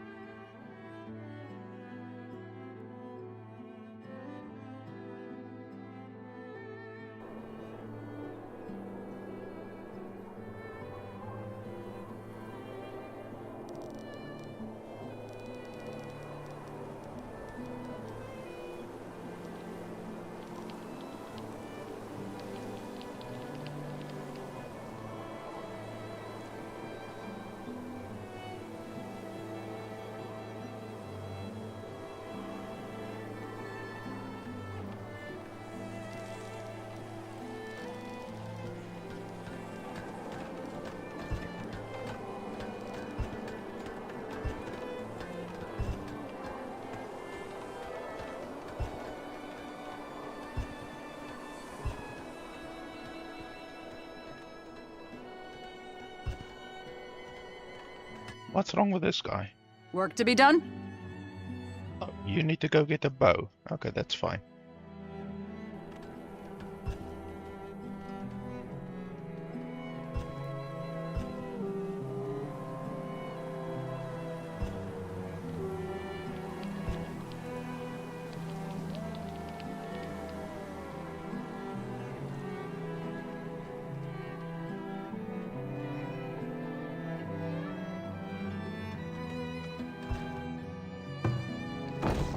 What's wrong with you? Yeah, well, you don't have any meat right now, but you do have fish, so just do the fish. That's fine.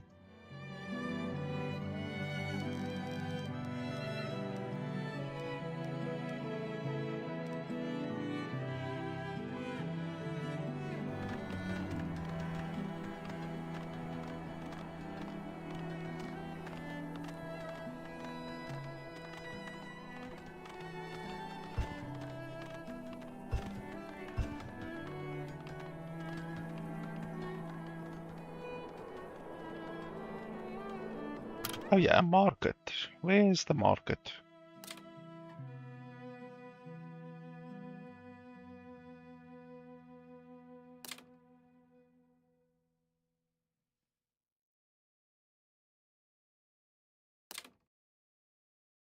can build a storehouse, maybe. Market.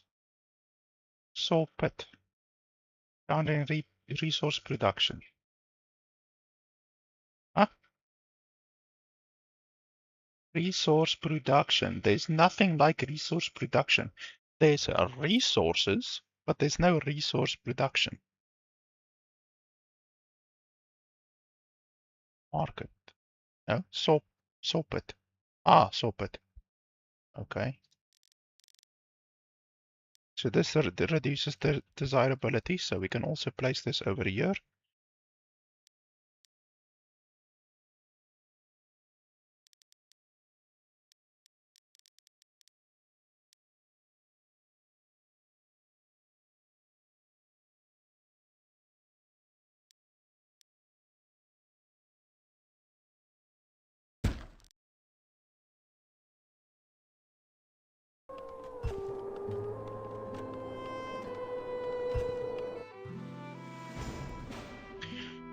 Through the town center, you have the means to enact policies. Without policies, you can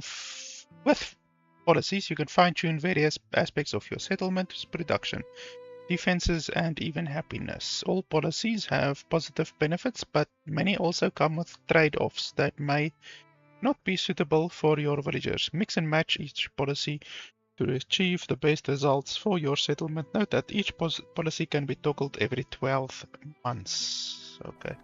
So we made it through the first winter apparently, even though it still looks like we have some winter left. But anyway, at least the fruits and stuff are back now. Policies. Policies.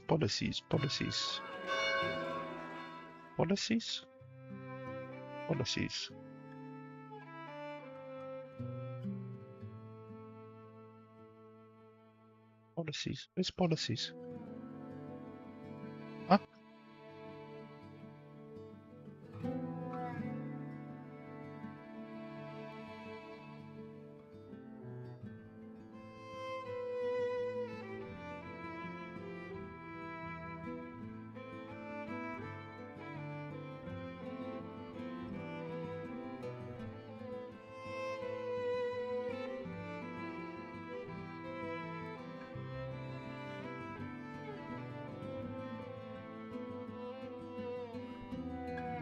Where's the fucking policies?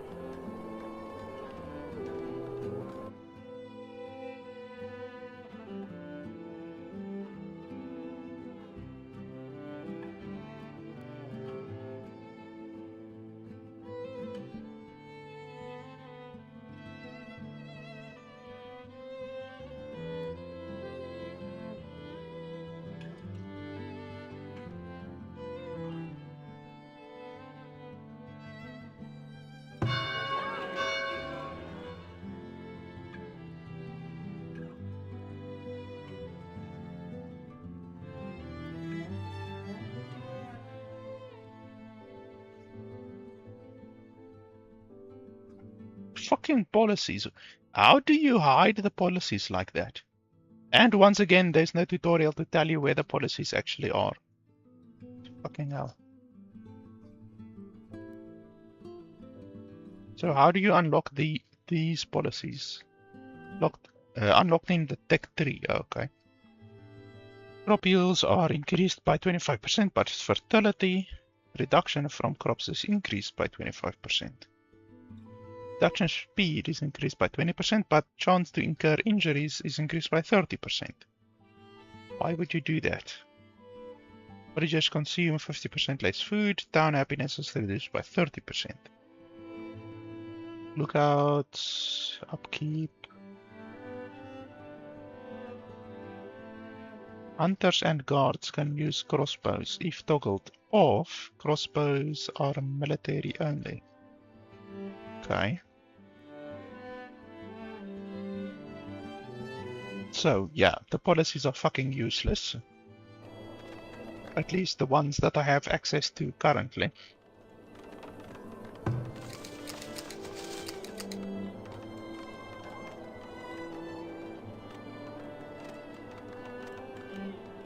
And then I think we should build a large storehouse.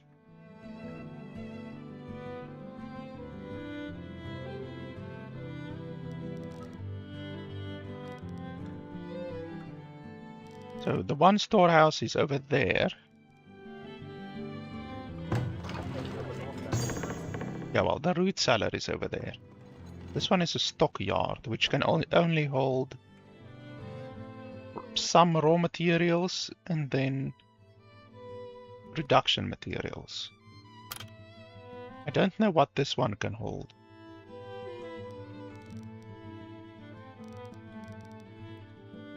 But placing it around here, like pretty centrally, I think will be fine.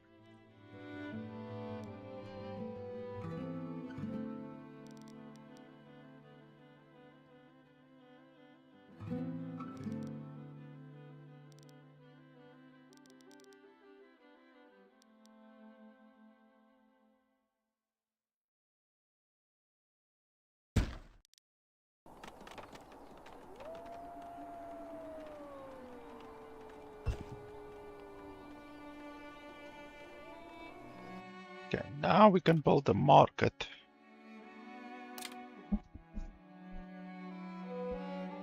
Oh, and we need a storehouse. Fucking hell.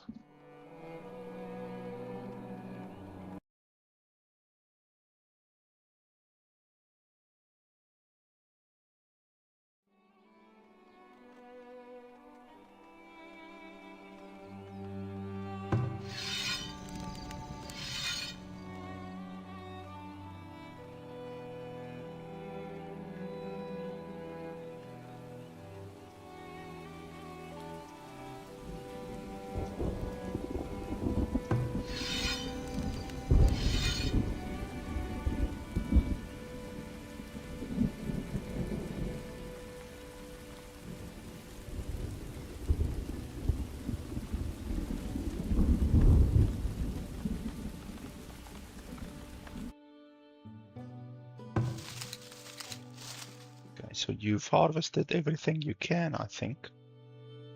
What's this? Yeah, you can go harvest over there. It's a little bit far, but not too far.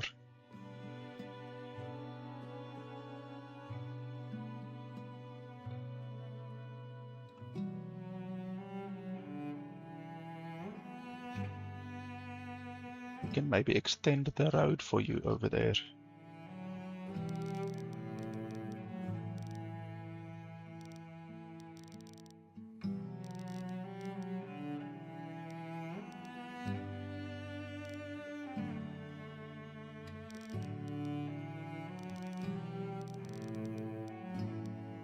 So that one is going to destroy that one. We pulled it over there.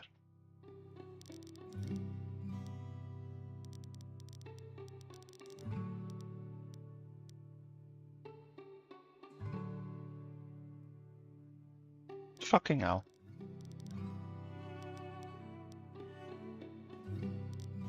It didn't even show that it would destroy that one, and then it still destroyed it.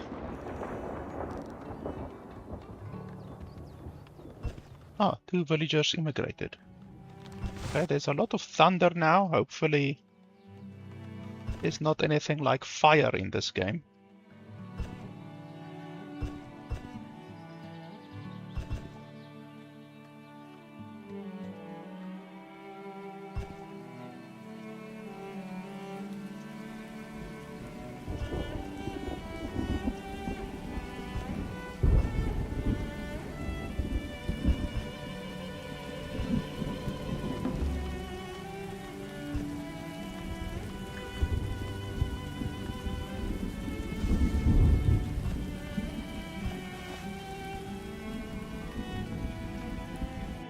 Knowledge generated. So now we're gonna go for the tax.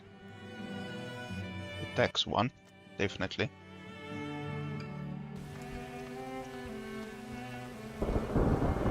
What's going on here? Villager is sick. Okay, what can I do about that?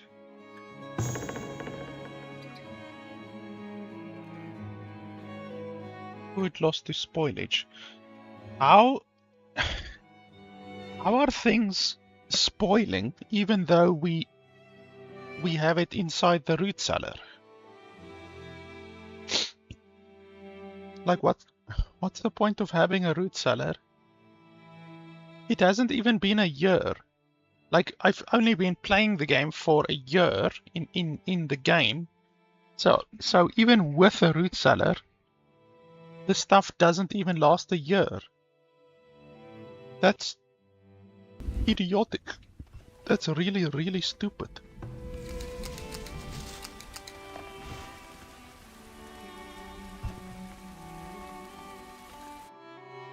Dysentery. What the fuck can I do about dysentery?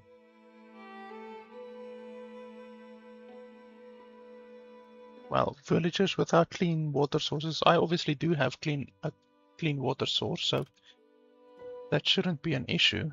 Ah, we can build a market finally. But that takes planks. 50 planks. Holy balls. Let's build a well. We already have a well over here. Water bonus 55. The water bonus over here is terrible because it's high. You know that it's a high.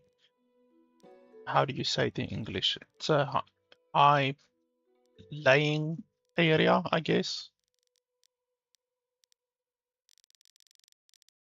62. Like over here, you get 90% bonus, which is obviously crazy.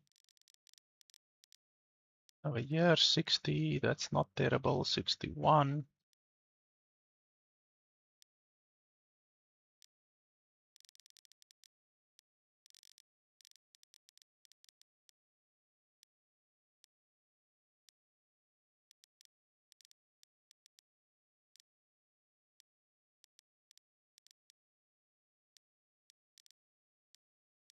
I'll take the 61 over here. And we can also place one over to this side. 61, 62, 64,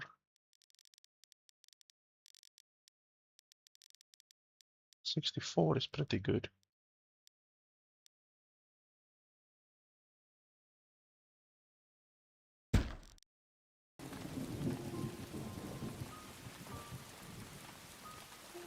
So hopefully that guy with dysentery should be able to recover.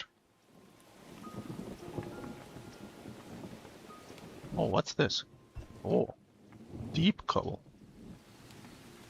Oh, there's a ore layer.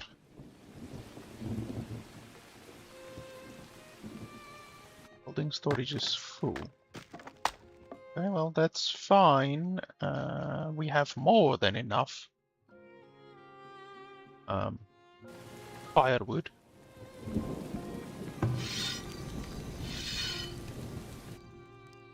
Oh, she's the one who's sick. That sucks.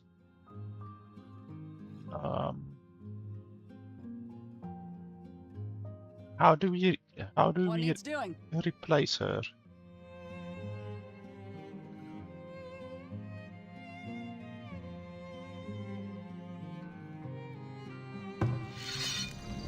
Like I want to replace her.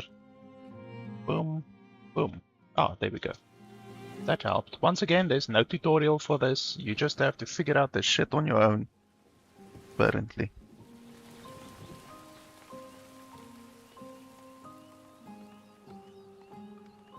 Yeah, you can go home and rest up, drink a lot of water.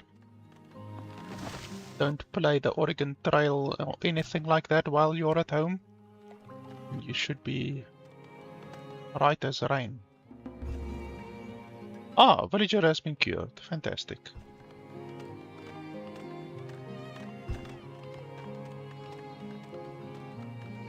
Okay, harvest. I've already marked all of those for harvest.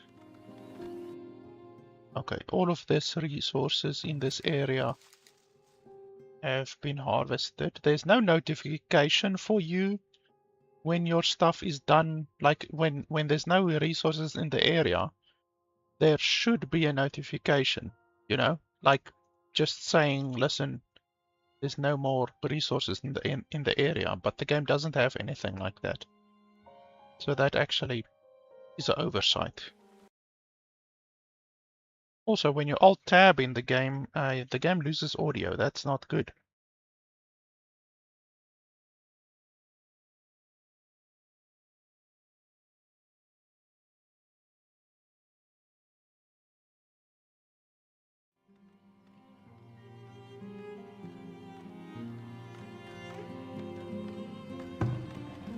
Okay, so the storehouse is built now. The storehouse can take a whole bunch of shit.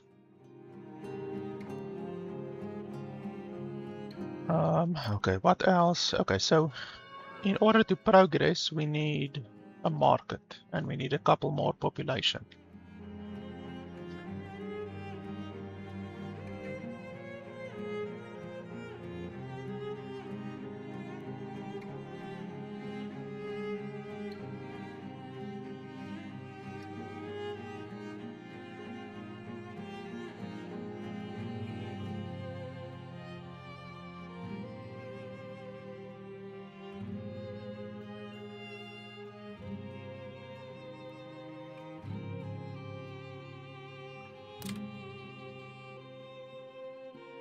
Okay, we need 50 planks, which is brutal, but we will reach it eventually. Okay, this thing is big. That's what she said.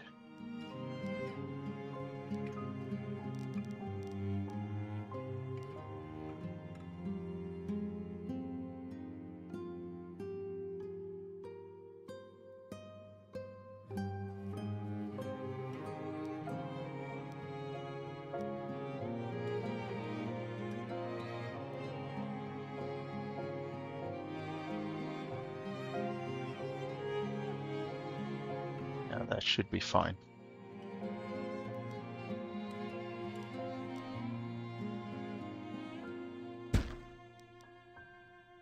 That'll give me 5 gold income with my current population.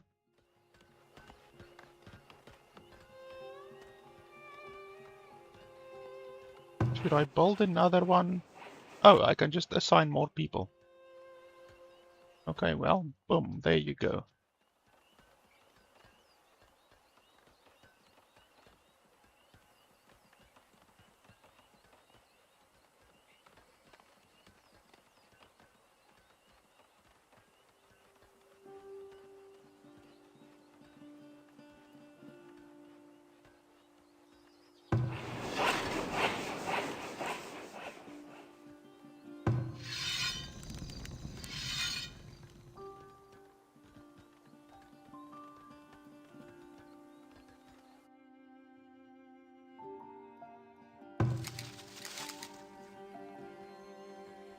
This guy's running out of stuff to harvest. There's some over there, but the boars... I think boars are aggressive, I'm not sure.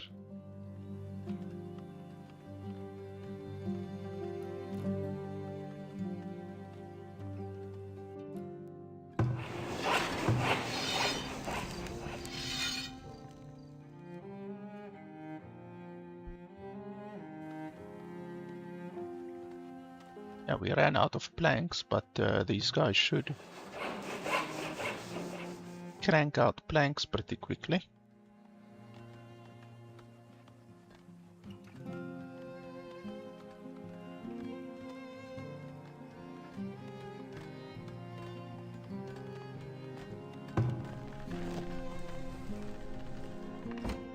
Fish, do we not have enough fish?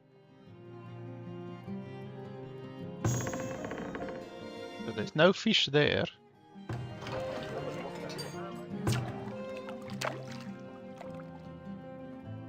There's no fish here in storage. No fish here. How do you actually see like your total resources? Oh, okay, you can see over there. Okay, well, let's build another fishery then.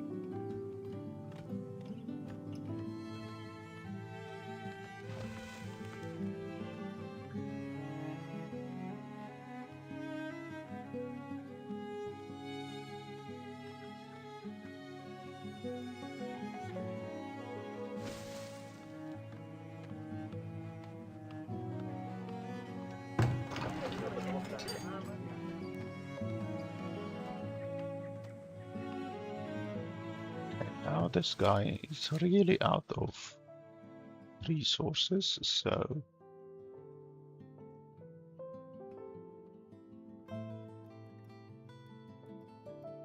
we have to move him, and then hopefully he doesn't get attacked by something. Try to go get those eggs over there, maybe. There's 29 eggs over there.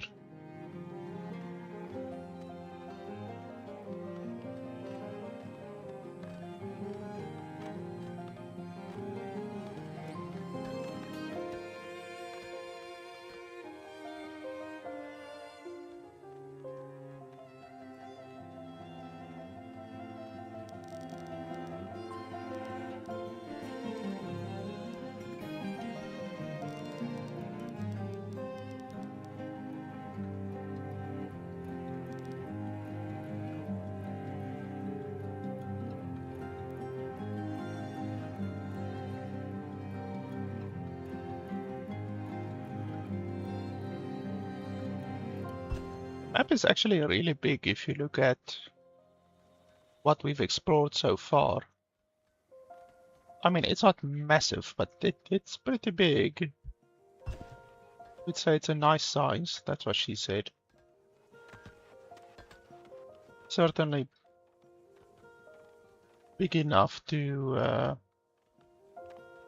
provide you with hours of playtime, probably. That's also what she said. Okay, so he's got the eggs there. Let's see. I hope. Oh, those are now gone. Okay, well, there's more eggs over there. But these blueberry bushes are gone. I think they expired. I don't like the seasonal mechanic, honestly. I don't think it adds to the enjoyment of the game, honestly.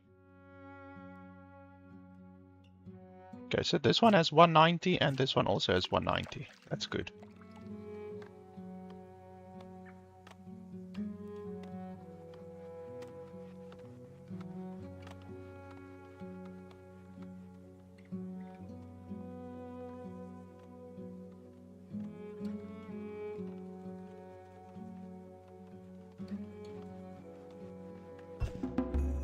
The market is done. Luxury goods do not just increase the happiness of your villagers and fulfill upgrade requirements for the shelters, they also generate tax revenue for your settlement. Villagers will automatically stock their shelters with available luxury goods, but a market will expedite deliveries, leaving your villagers with more time to perform their other duties. Which luxury goods can be stocked within a shelter depends on its tier, with higher tier shelters being capable of stocking more expensive luxury items. Okay. So I can't set prices or anything like that. But it will just take care of itself. Okay. Hey, knowledge generated. So that means we can bump the tax up a little bit more. It's good. Does it show how much tax this one is generating? Monthly income 8. Okay, that's nice. So each house, how much is each house making? Upgrade, we can upgrade this one. How do we upgrade?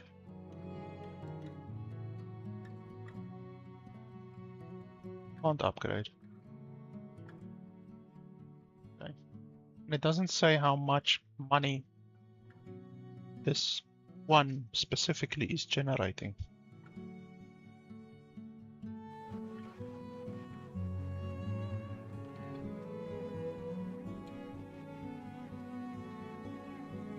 What's that exclamation mark? I'm clicking on the exclamation mark, but nothing is happening.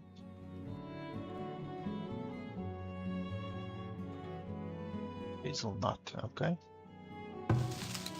Let's go grab some hazelnuts then.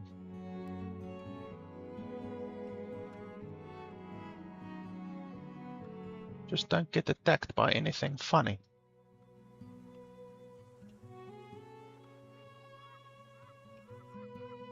How is our food looking? Well, our vegetables aren't looking good. Perhaps it's time that I build a farm.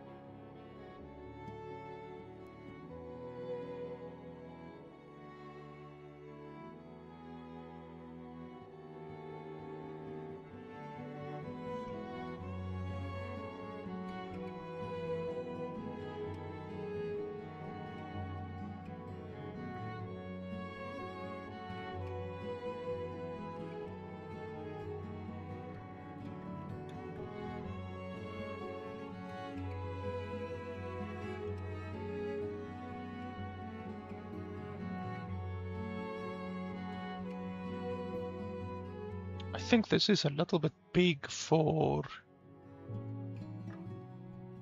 our current village size.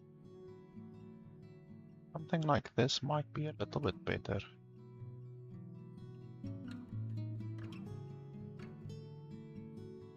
And let's move it one to the left.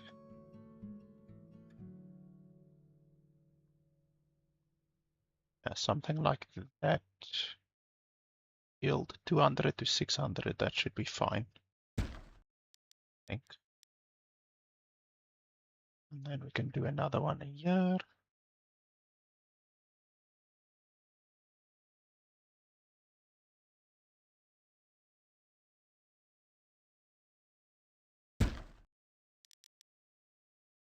And let's see.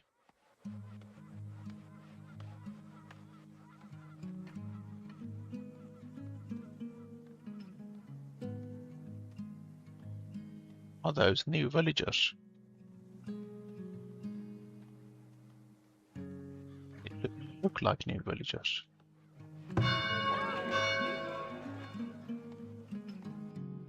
Yeah.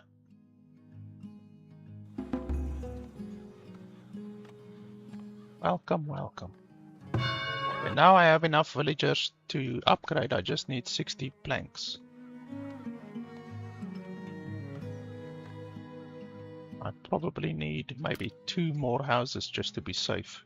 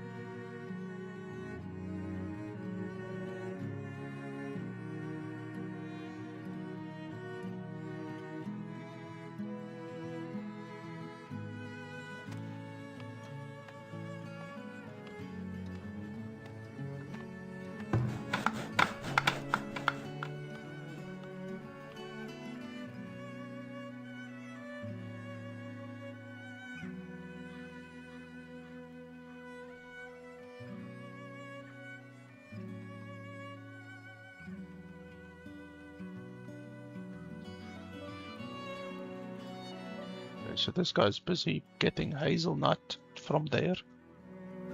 Oh, and the hawthorn is back as well, that's good. And we have a knowledge generated. So what do we want next? The farm stuff can be nice. Let's go for that.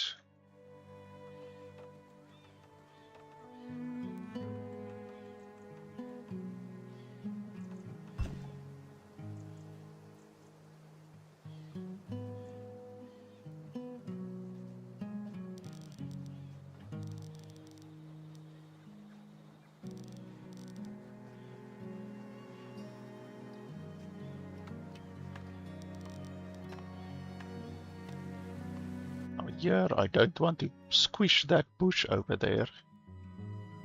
So let's just save. So there it will be squished. Here it should not be squished. Okay, that's fine. And then over here, here it will not be squished. Here it will be squished. So we take it from here.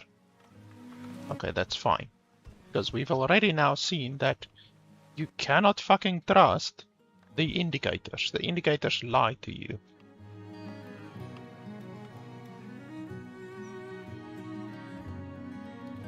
How do I not have enough food?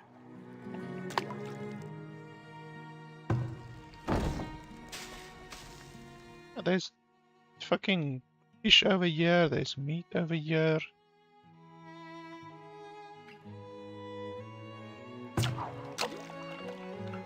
What's the issue? Some meat over here. What's this production ratio? What does this mean? What does that do? Production ratio. What happens if we turn that up?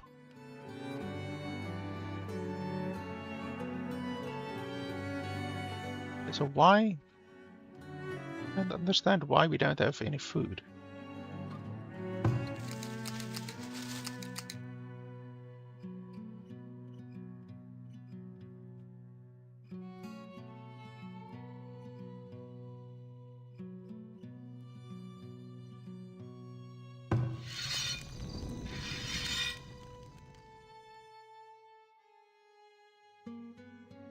Need another hunter, maybe.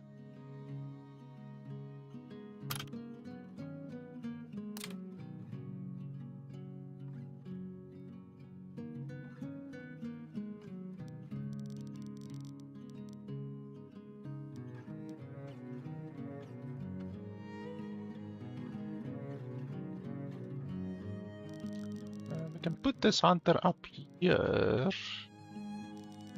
But I don't know if there's anything close by.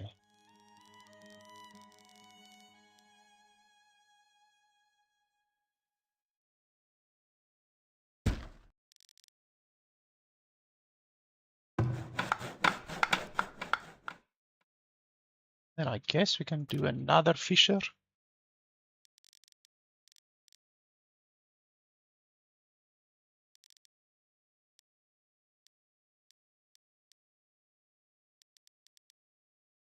should be able to squeeze him in here.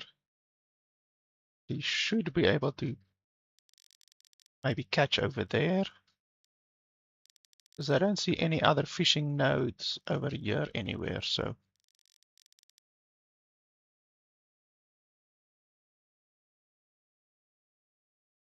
He will just have to do what he can.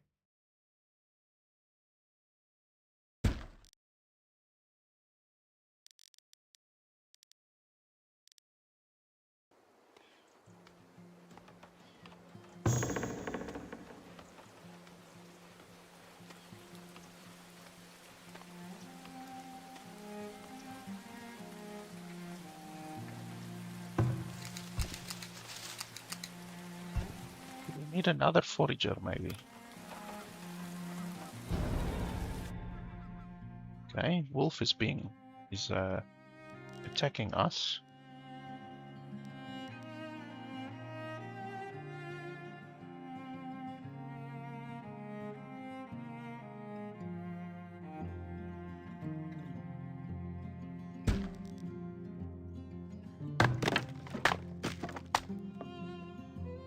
That's not very nice of you, wolf. Where's the hunter?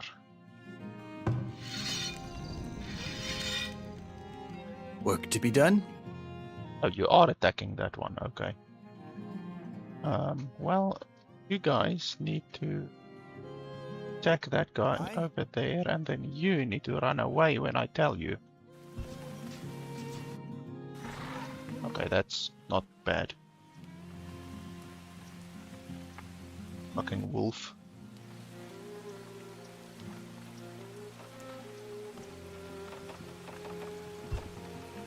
Okay, so this one is done. So how are we gonna get good production out of you? 80%? No, that's not good. You can get 120, 150 over there.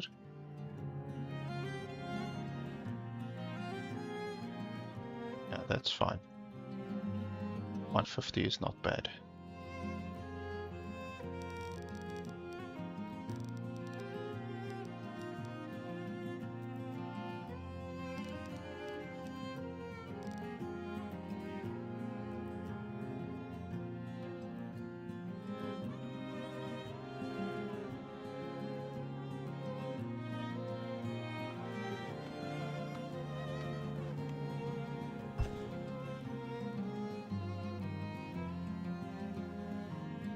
We need to harvest more wood. I think we've harvested all of the wood which I previously instructed them to harvest already.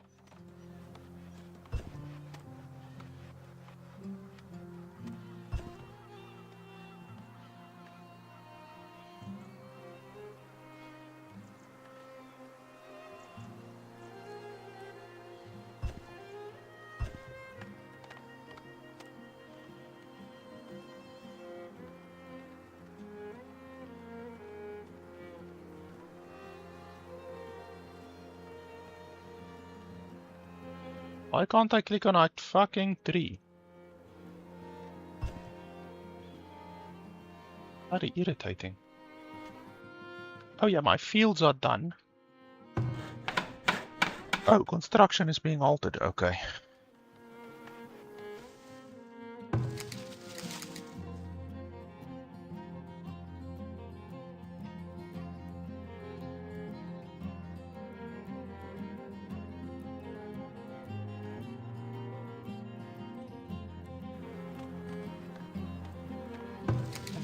You and go harvest those.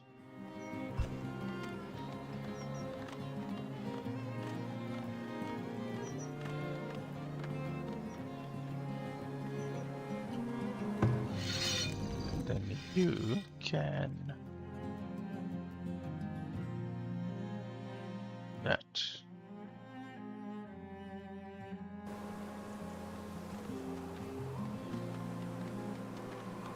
We are nearing the 50, oh, the 60 that we need, 60 wood planks.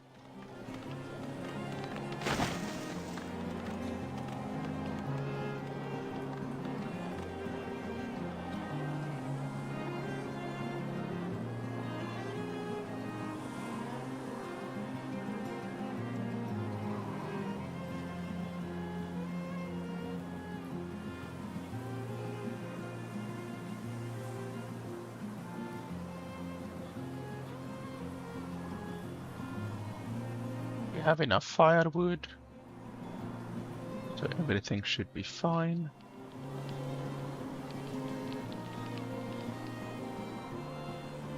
The foragers unfortunately don't contribute at all during winter because all of everything dies. Even the eggs die. All of the forageable resources die. The foragers are really useless in the winter.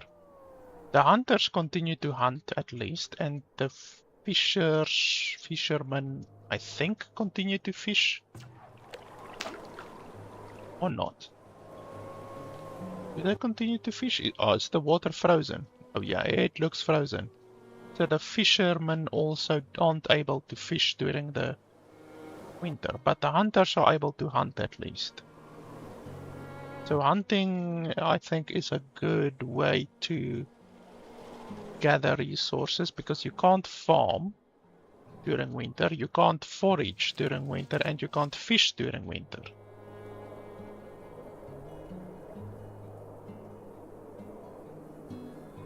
But maybe I should build another hunter, maybe.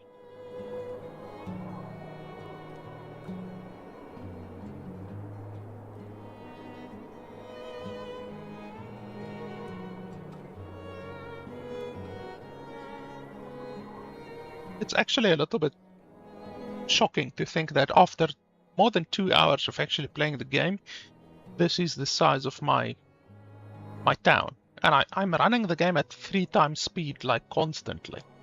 Pretty much all of my playtime has been at 3 times speed, so the progress that you make in the game is actually very, very, very slow. Which is fine. It's fine. It's just a very slow-paced game.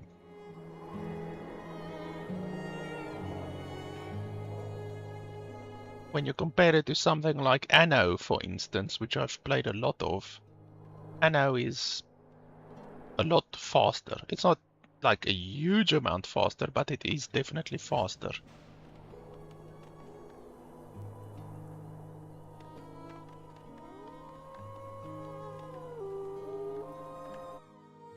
Okay, so we need to set up new foraging. Okay, so that one is foraging those. This one. And forage these.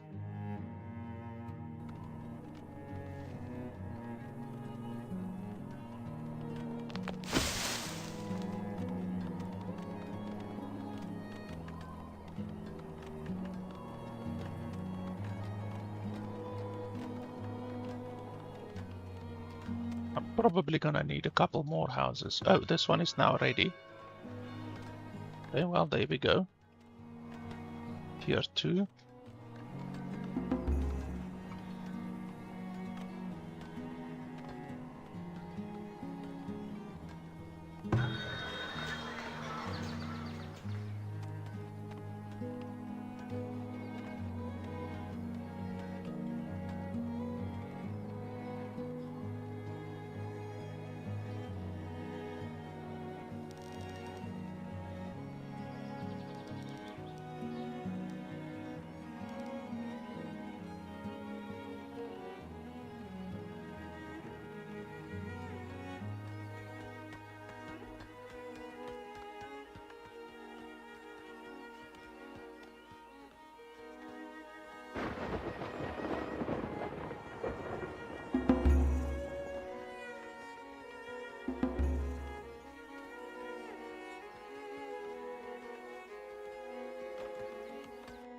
So this one is ready.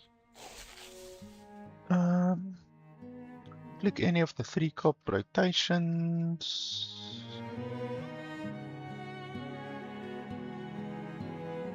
Environmental factors.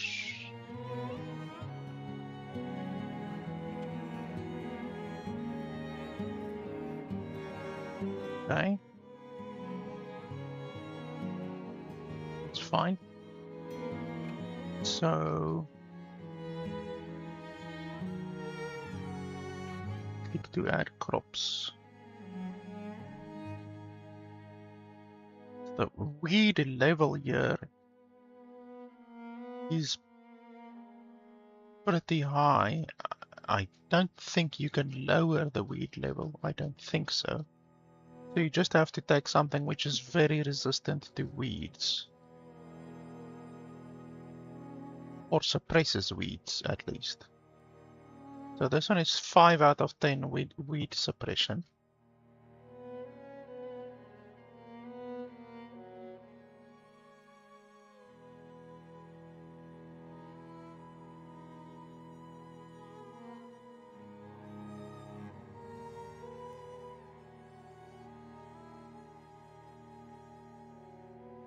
Well, this one is a really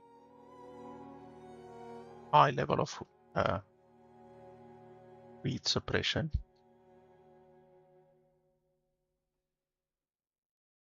So we can do this, but obviously not the whole time.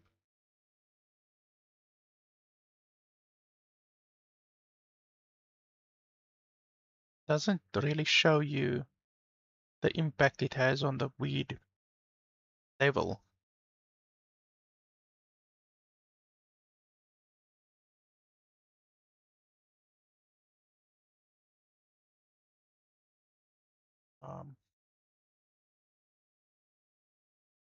I just hope it will be okay, because this place is really weedy.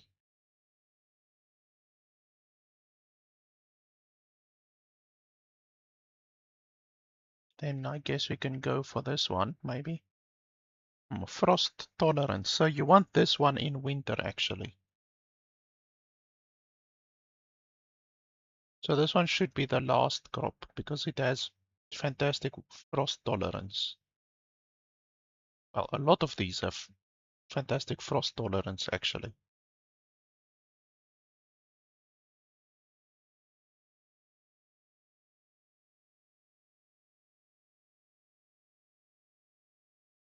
So we're going into spring now, and then over there it will get hotter, I think, and then colder. So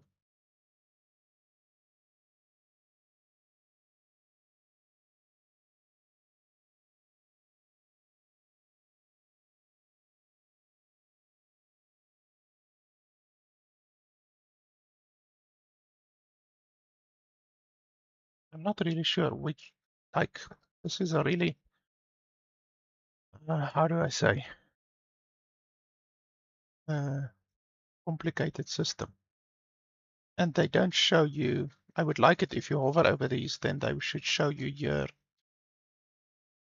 basically the plot of how it's gonna look.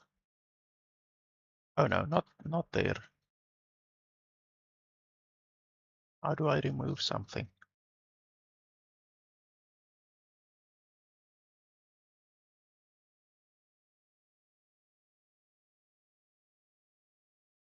Now I want to clear that one.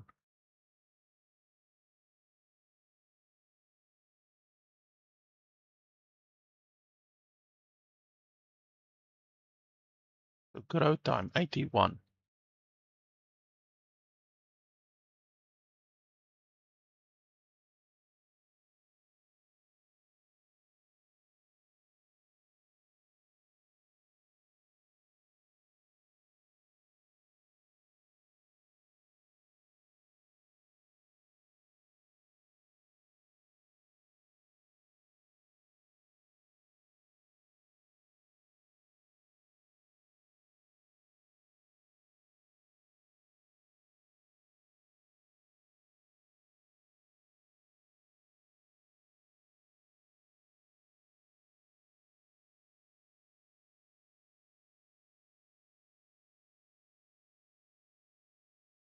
But the weed level is still projected to be very high. Unless I'm not reading it correctly.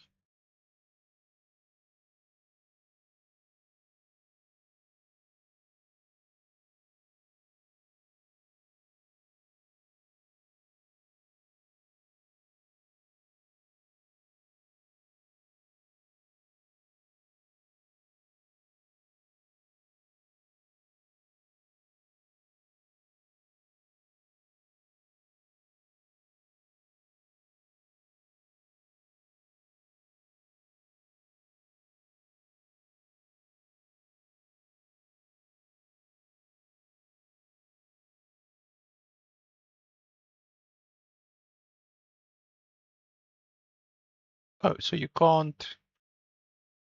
Okay.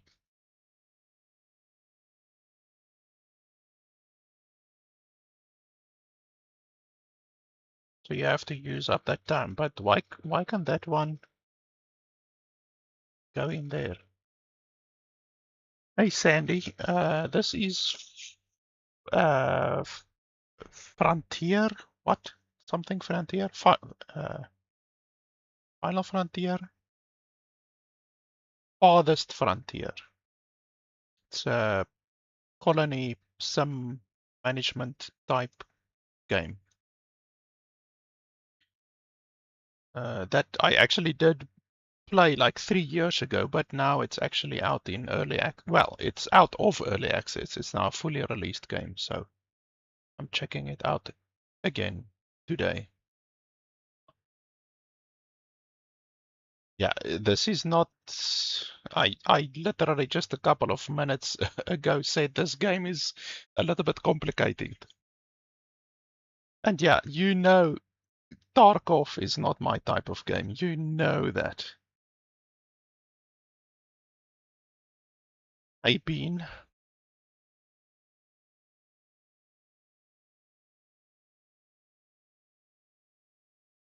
I don't know what I want to put in this slot.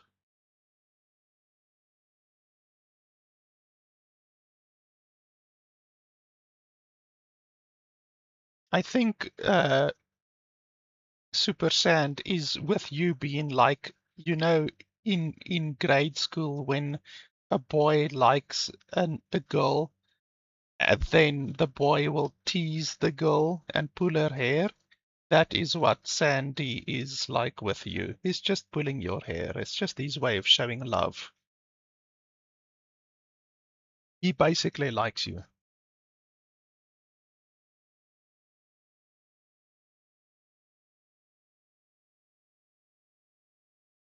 No, I don't want to delete the field.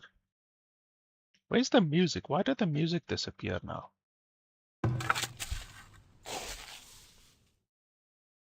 The game actually has good music, but it just disappears at strange times.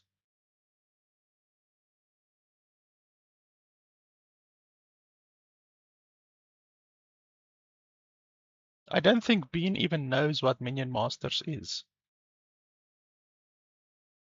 I don't think it's his type of game.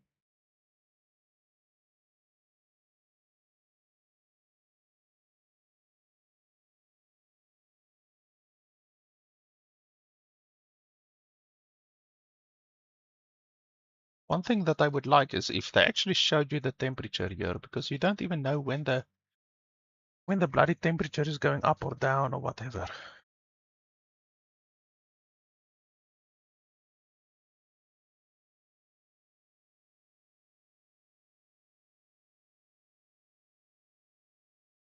Can add this one, I think.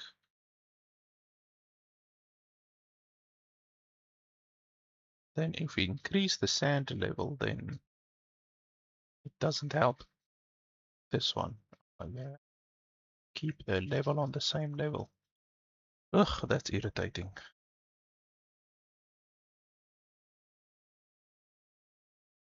Which of these crops require that level? So this one is good, but it has no weed suppression.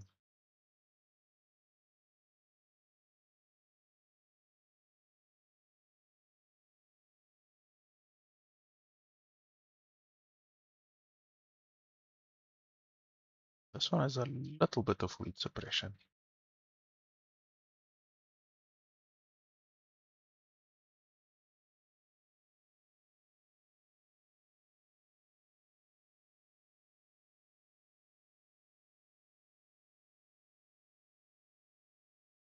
And then here for the final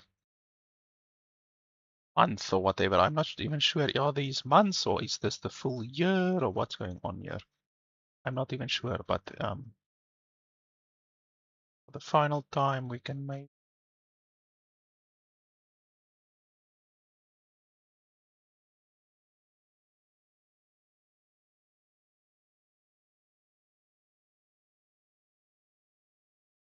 one of these, and then flax.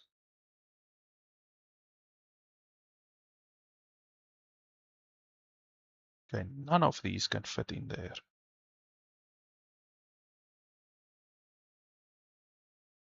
Flax takes up a lot of space. And do 2 flaxes maybe. I don't know. Let's try that. Really not sure how that will work out. I'm not sure if this timeline is the entire year or what the fuck.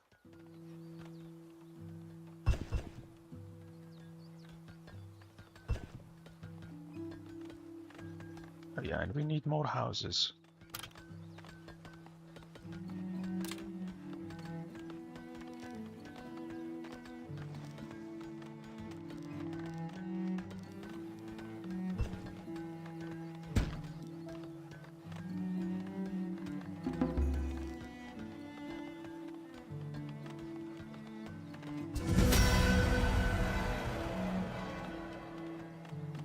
Ah, tier 2. Holy schmoly. Okay, so to go to tier 3 we need 200 population, 3000 gold.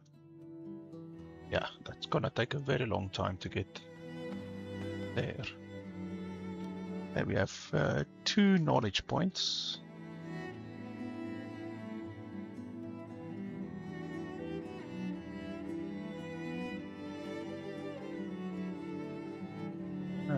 Chicken coop, goat barn.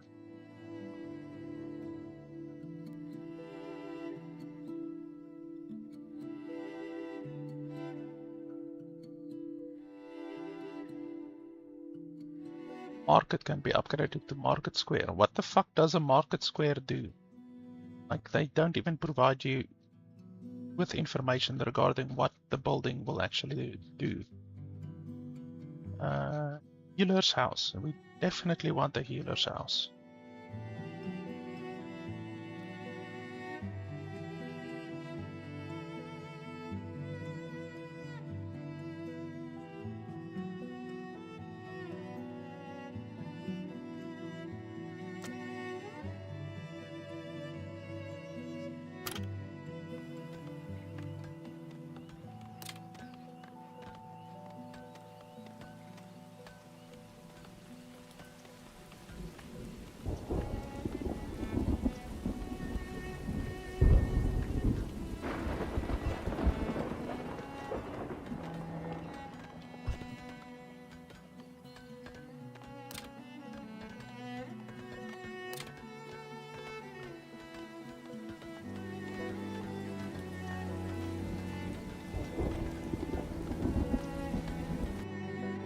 Healer's house. Holy crap, monthly cost 25. That's insane. That's way more than what my place is currently generating.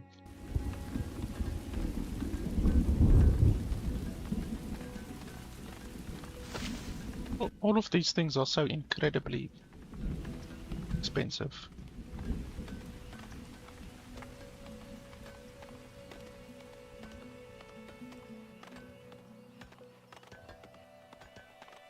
$1,200 gold. Schmoly.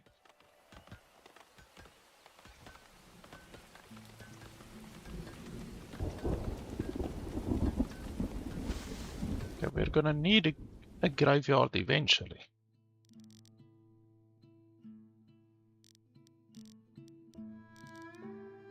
I think the graveyard reduces desirability, probably. Oh no, it actually doesn't. Okay. I wouldn't like living next to a graveyard, but anyway. Apparently the game doesn't care too much. Now we can put it here next to the water. Oh, and it costs stone as well. Wasn't aware that it costs stone.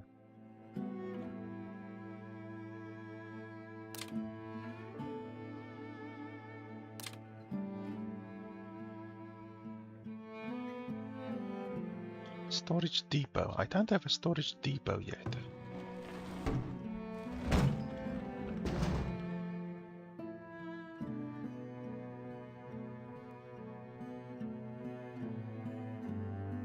Wagon shop.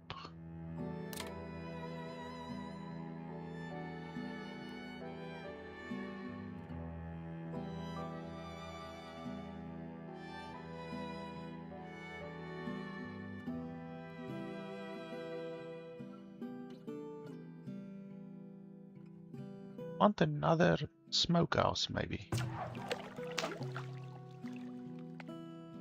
Because I don't think the smokehouse is able to keep up. Well, we have 99 fish.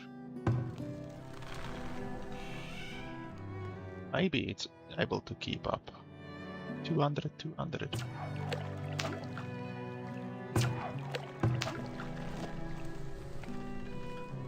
Yeah, let's leave it for now. Don't think I need another one. Bakery. Everything costs so bloody much wood planks. It's crazy.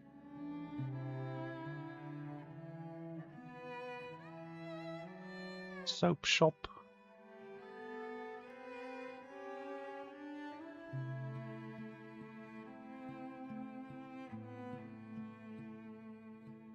Apiary.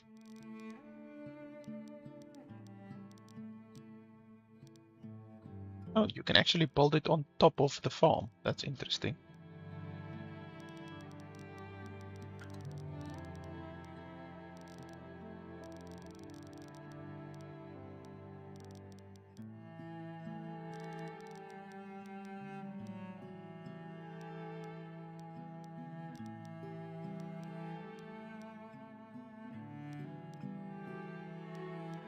It just showed, look at that, 72. It shows 72%, and then when I move it, it shows 76%. What the fuck?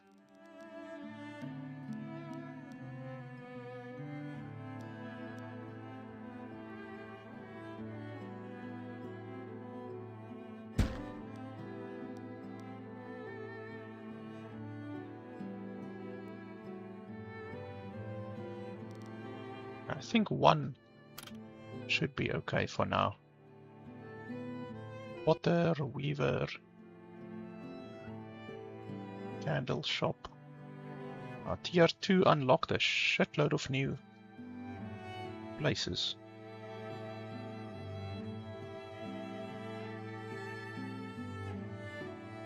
Basket shop.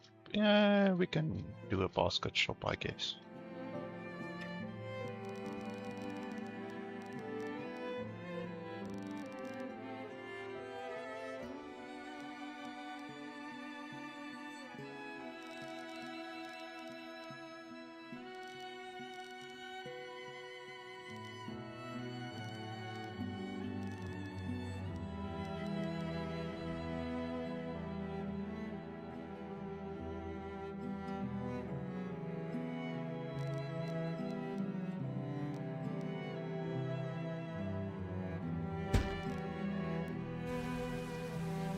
A lot more wood.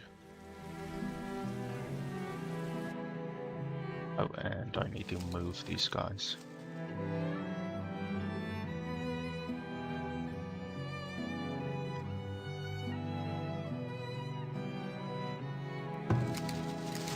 Irritating that they don't move themselves, or that you don't get a notification when they've run out of resources, but anyway.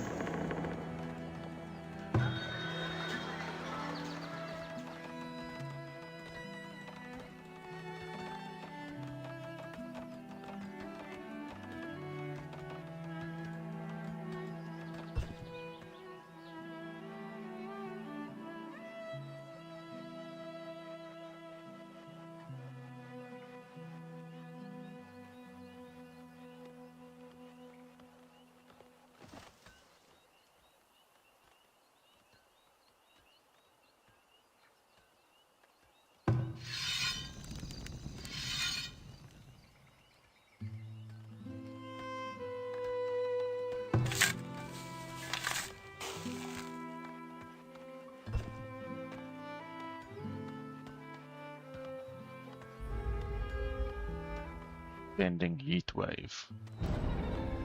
Oh, predators are attacking. Where? Shit. Who are you attacking? Where is my dude? That him over there. Yes. Okay, well, you need to run away, my boy. As you wish. Run, run, run. Of course. On it.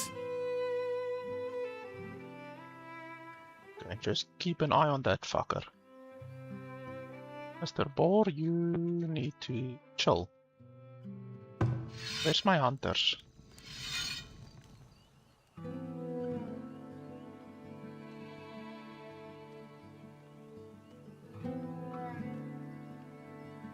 As soon as my hunters are done, I'm gonna send them after that boar.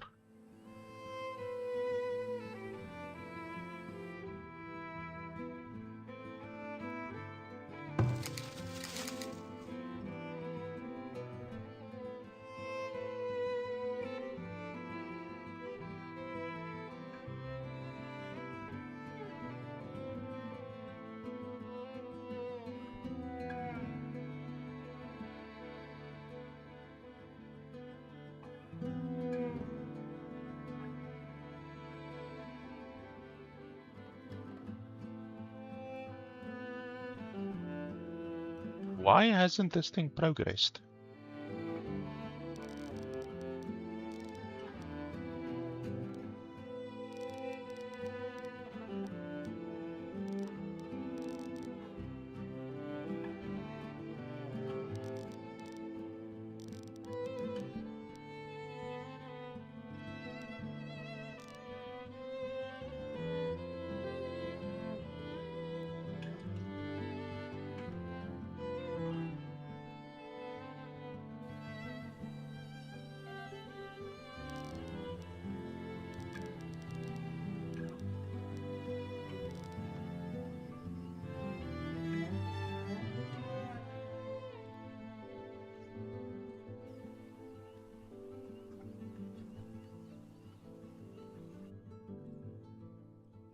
Need something?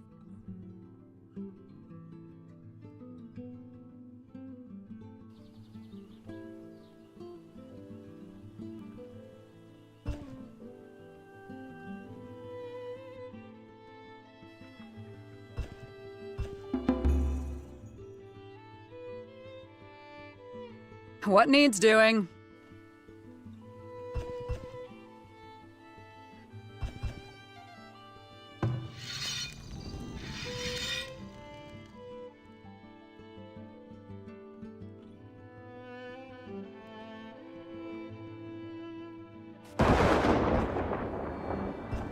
So when is the heat wave gonna come? I thought like there would actually be something bad, but it doesn't seem the heat wave really did too much.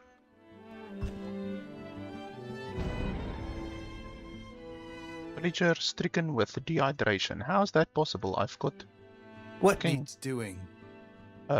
wells all over the place. There's a well over here, well over here, well over here. You can't What is it? move in this village without fucking seeing a well.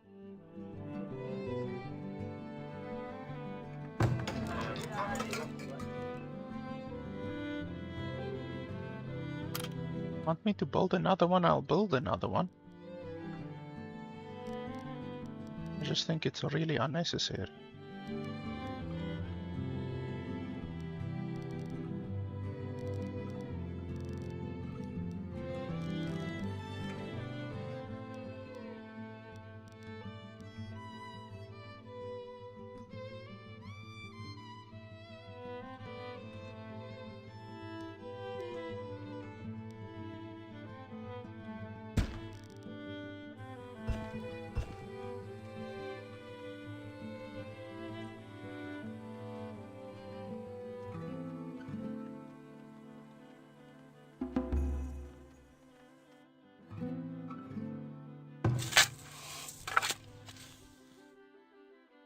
So this weed level, this place has now gone through almost 2 de-weeding sessions, and the weed level is still very high.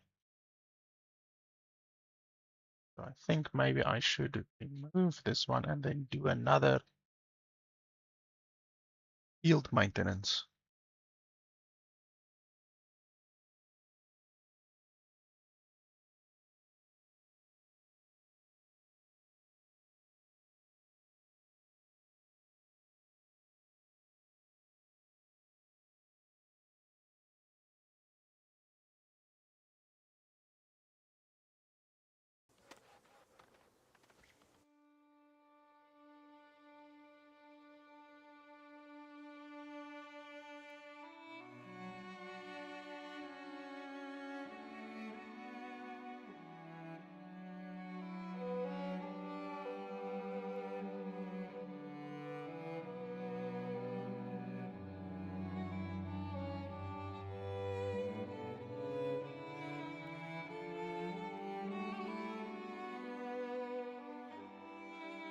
But I need to take care of these boars over here.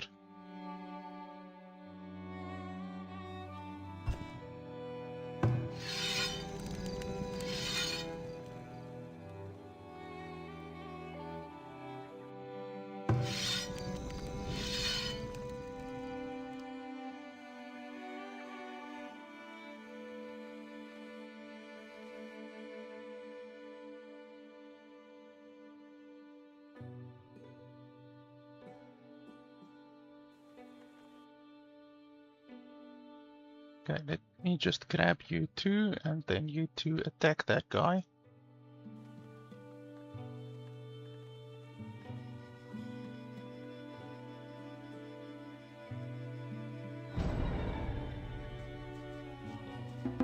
Oh, fucking hell. Okay, he does a shitload of damage.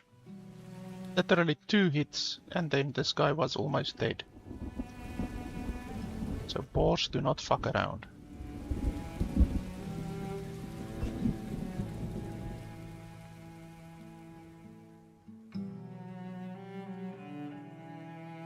Ah, our salvage is done. Okay, that's cool. So, weapons, tools, shoes, gloves, 200 gold, that's nice. Tome of knowledge, okay, that's nice. That was definitely worth it. What do we want?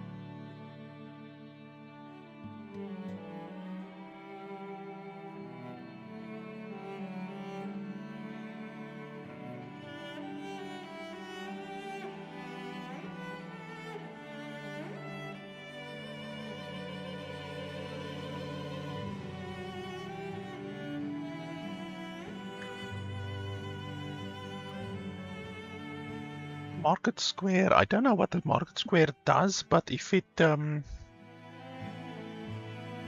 well, let's see.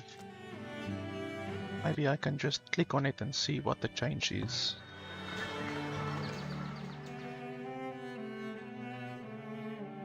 Market forces.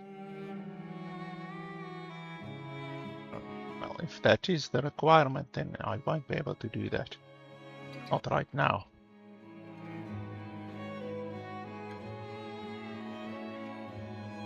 I'm not going to be able to do that. I don't have bricks.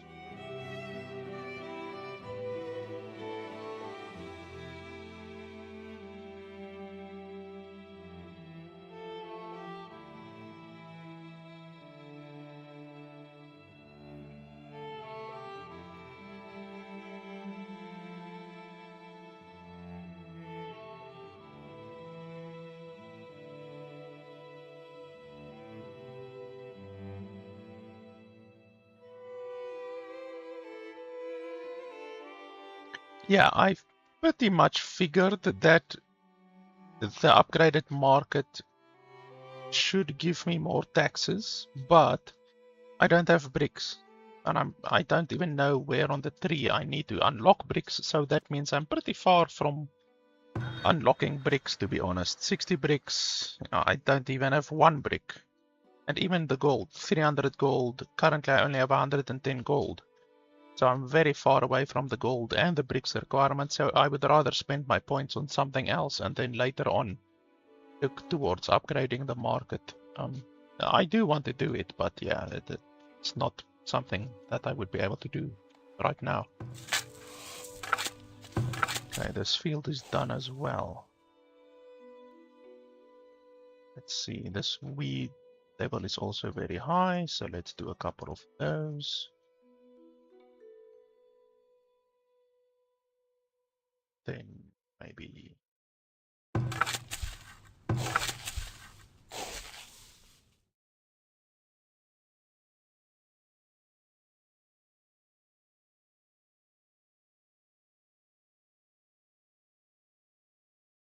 yeah, tier 3, I'm very far away from tier 3. Like, tier 3 requires 200 clay, which I don't. I'm not anywhere close to it. And then 3,000 gold, that's crazy.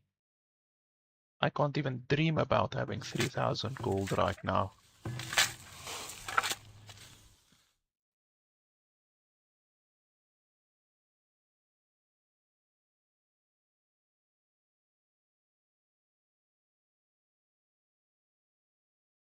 Still trying to figure out what crops would be nice.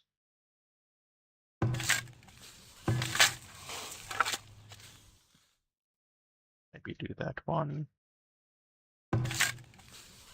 So here I'm doing flax and lettuce.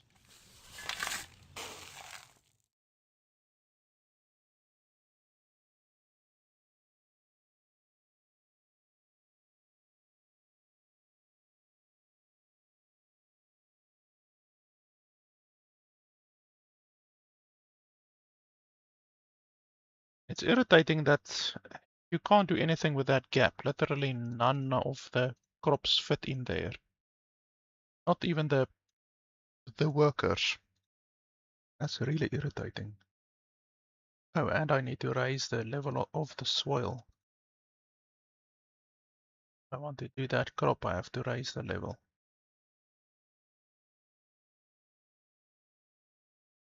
Can maybe this and then over here.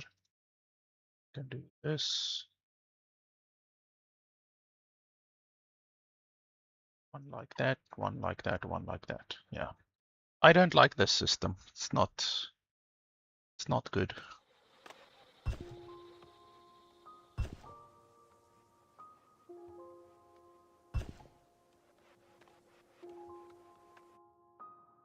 My foragers, what are you guys doing?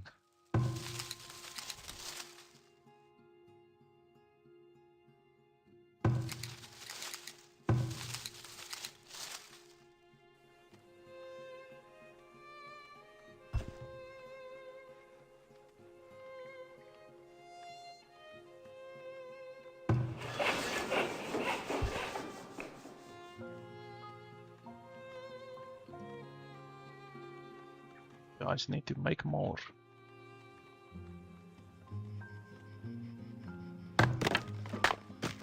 This guy is doing okay. He's giving enough firewood for the entire village. My food is looking good. Good.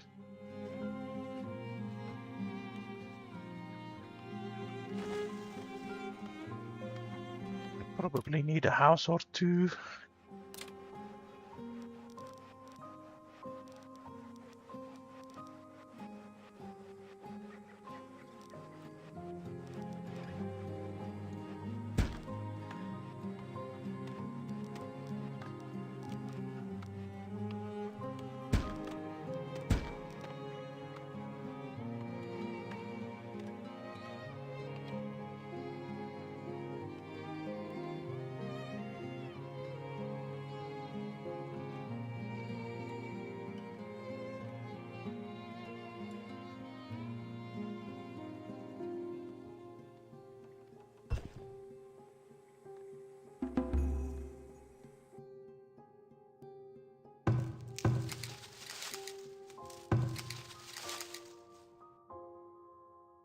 I really hate this foraging system.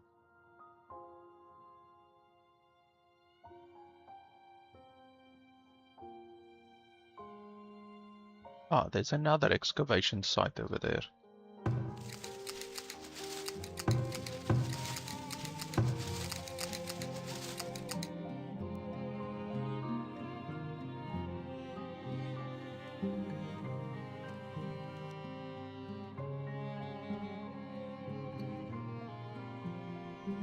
I want to see what the chicken coop and the goat barn does. The goats, probably you can get milk from the goats.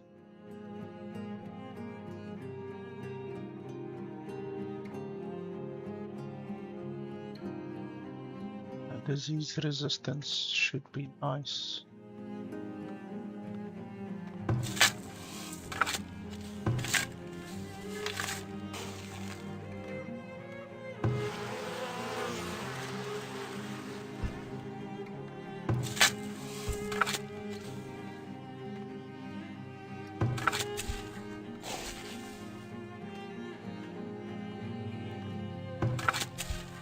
Weed level on this one is going down, that's good.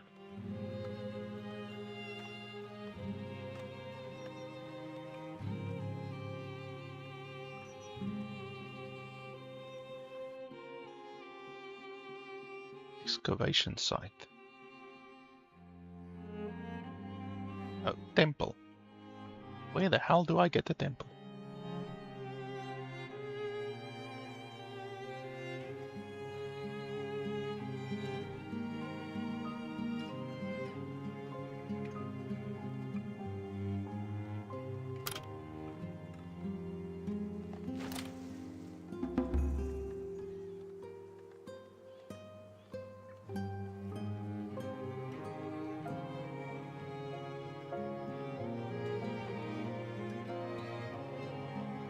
I should probably build a rat catcher.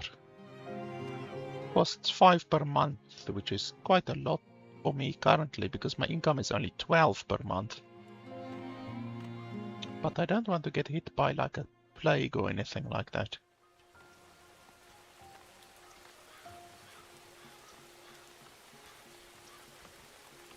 The happier villagers are, the more taxes they pay, I think. So I guess you can invest a little bit into stuff like that. So it's 6 desirability. And it costs 4 per month. This one doesn't cost anything per month. Gives 4 desirability. I think I want to go with this one instead.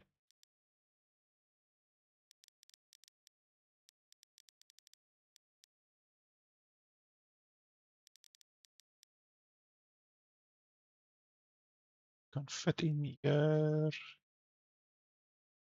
or here.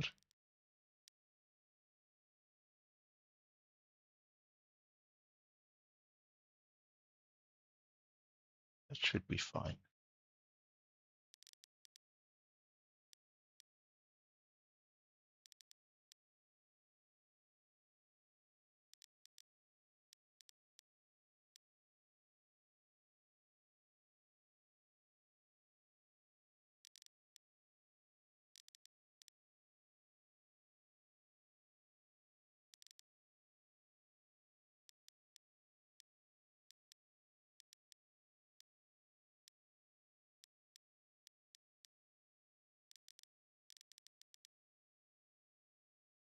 Just looking at the percentages.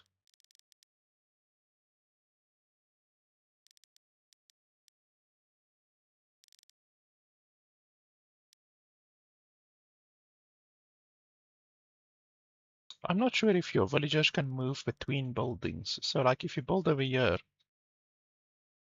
I'm not sure if they will be able to access this well over here.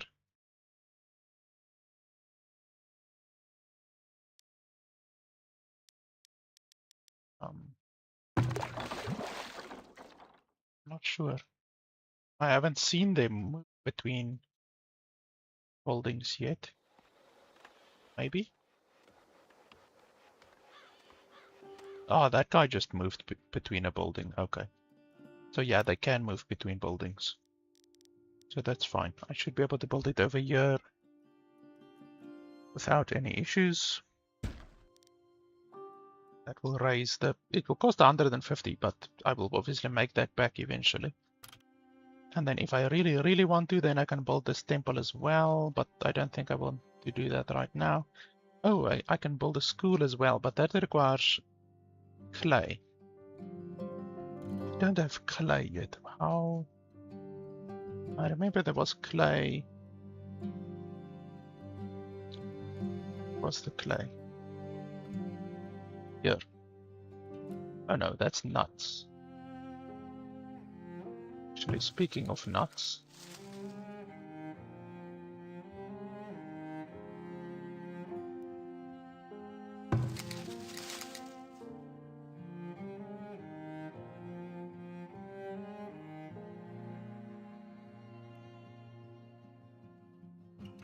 Where was the clay?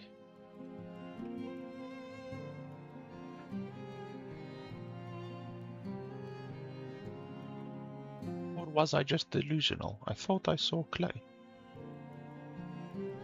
Somewhere.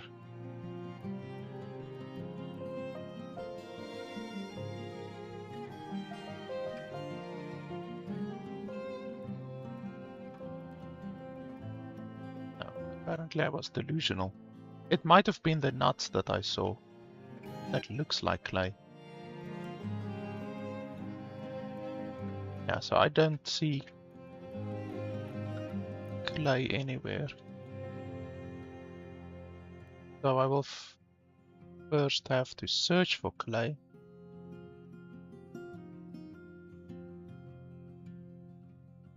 In order to even consider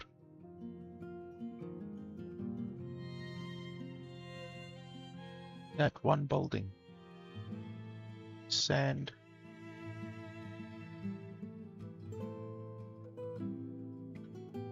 Okay, so I can't build any buildings with clay currently, because I don't have access.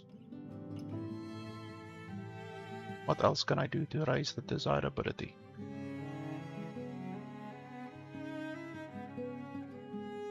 I'm not sure what impact rats will have. Like, will it really be worth the 5 monthly gold?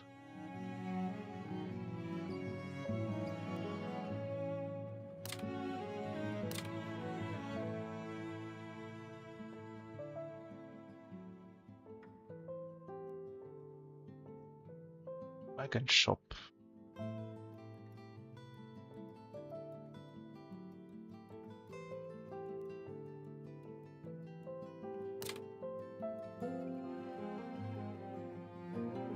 There's a bunch of buildings in the game that don't have good descriptions. So you just have to build the building and just hopefully figure out how it works. Unfortunately, the descriptions leave a lot to be desired.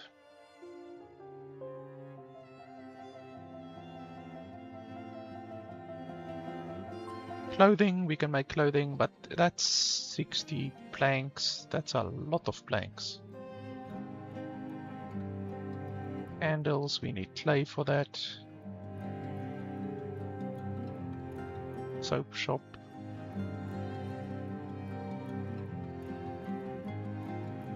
Thinking what I should build. Oh, basket shop. Did I build a basket shop?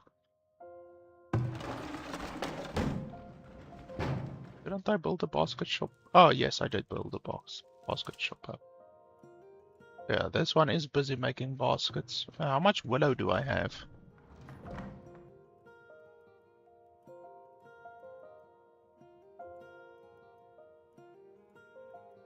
What, the rat catcher? I don't think that the rat catcher makes the desirability go up, does it? Because it doesn't say, like if you look over here at the top right, desirability is flat. So this one does give extra desirability, but like you see, it doesn't actually make the desirability go up. I think it just protects you from like rats, and the rats probably have negative effects like maybe plague, or maybe you lose a little bit of your resources, like maybe they eat the grain and stuff like that, maybe. I'm not sure, but either way, 5 gold right now is like half of my income, so that's a lot of bloody income. So we have a basket shop. We don't have a Fletcher building. Maybe I should build a Fletcher building. How many arrows do I have? Because I think these hunters do consume arrows, don't they? Yeah, arrows. I don't have a lot of arrows left, so I should probably build a arrow dude.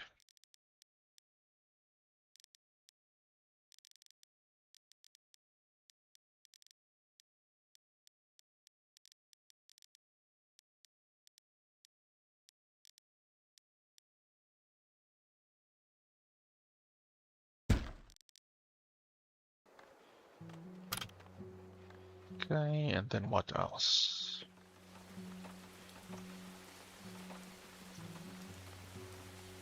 Tannery. I guess I can build a tannery.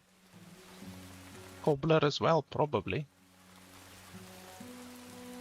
Okay, so this brings the desirability down quite dramatically, actually.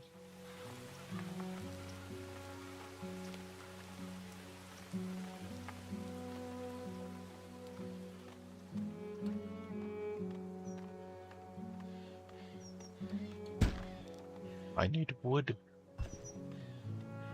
Even though I've already told my people to harvest quite a bit of wood.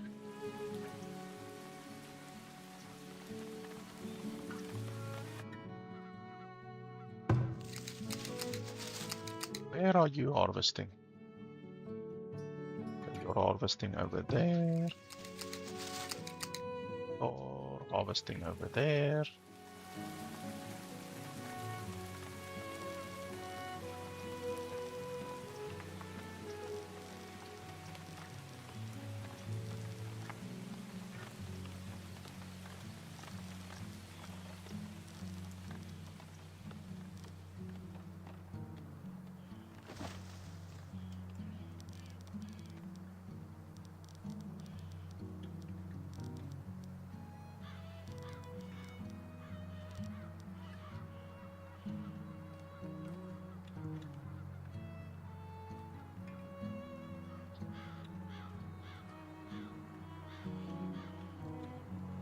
Yeah, I'm out of wood.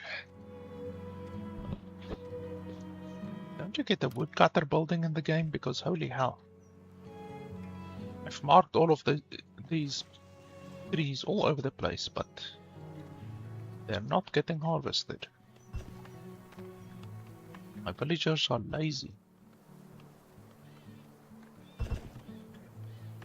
2 meat, 7 fish, that's not bad.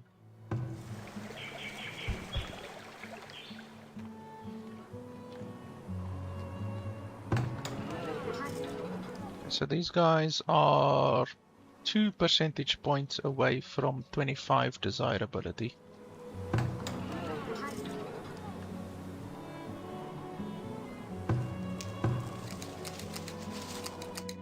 Okay, so nothing more to harvest over there. Nothing more to harvest over there.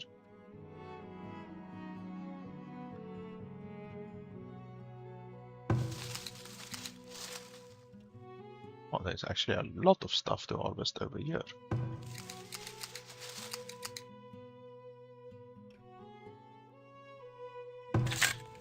How is this one looking? Oh, okay, so these are years. I thought these might be like just like a third of the year, third of the year, third of the year, but apparently not. So these are years. So this crop doesn't have a lot of weed suppression. And this one has no weed suppression. So I might need to till the land a little bit longer.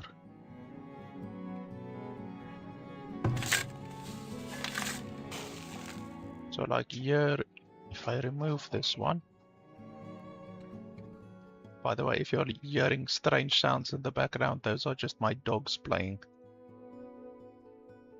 Can't put anything else in here. Yeah. So I'm gonna have to do that and then maybe like that, something like that maybe.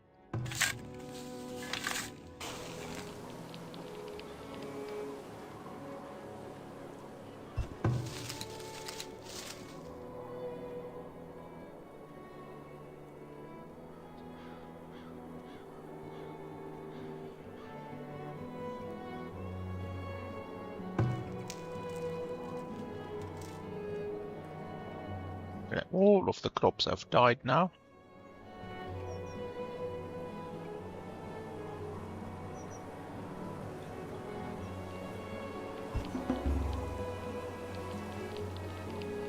Knowledge generated. Can make our crops more disease resistant.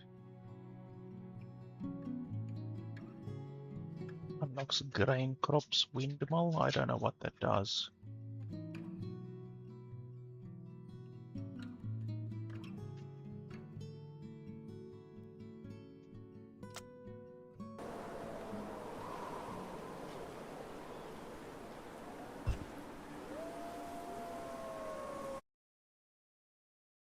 Build a school, blah blah blah. Yeah, I can't build a school. It's bloody expensive. Where was the school?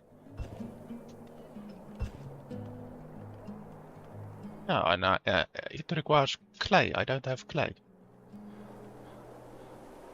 So you need to chill because I don't have clay.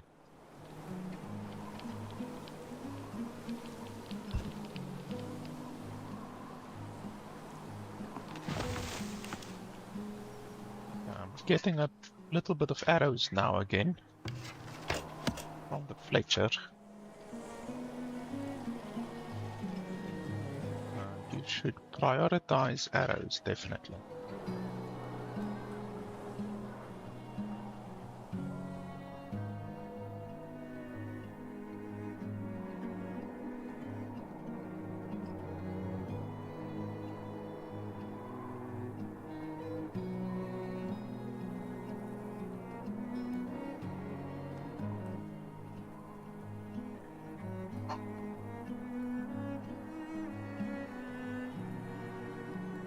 I wonder how the game will run at 5 times speed, because you actually get a warning over here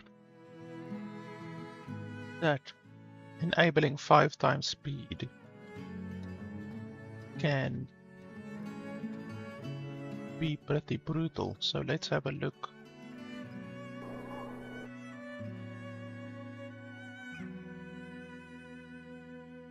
Let's have a look if my computer can handle 5 times speed. I have my CPU processing open right now, so let's see. I can actually see how much of an effect it will have.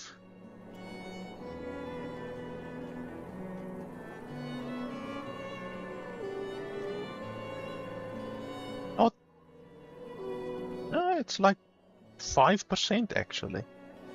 I actually can see my CPU going up by 5%, so it does have an impact, definitely. You know, there is a difference between 3 times and 5 times, but not such a big difference. Hostile bands of raiders have been spotted roaming the outskirts. Be prepared in case they attack. Okay, well, if they attack, I do have that other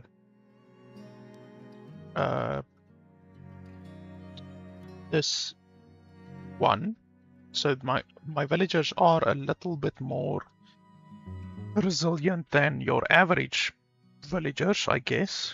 But I don't have military yet. I do have some weapons, but I don't believe you can tell your villagers to pick up the weapons. I don't believe that's an option. Not as far as I know.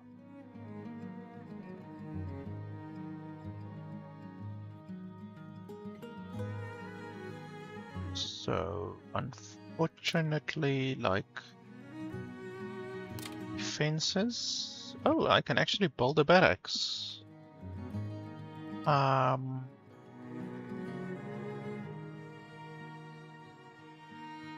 we can do that.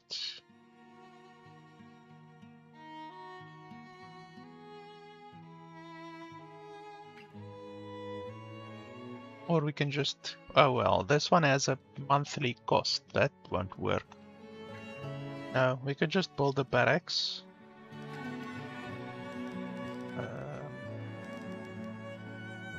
Now it will just depend from where they will attack, you know. I think this is the highest point.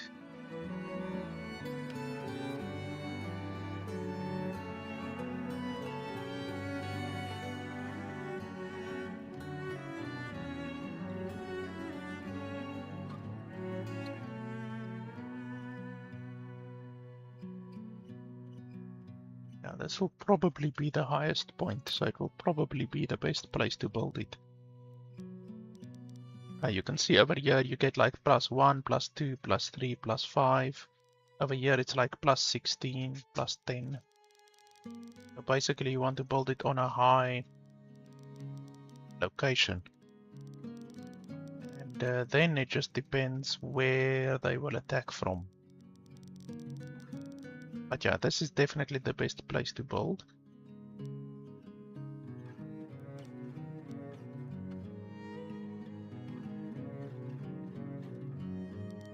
Yeah, I saw that earlier. I saw that you can do that, but I don't have crossbows. So that is not helpful to me.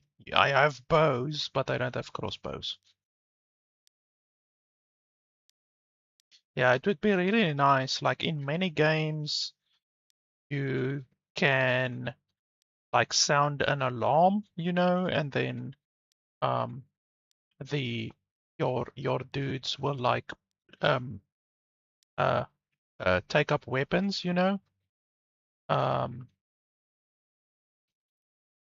That that would be nice, but in this game I don't see any option like that. Let's put it over here.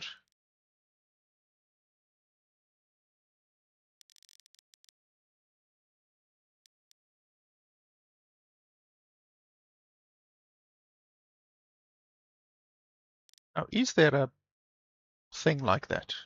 Town bell? Where is that? Because I went here to military, I don't see anything like that.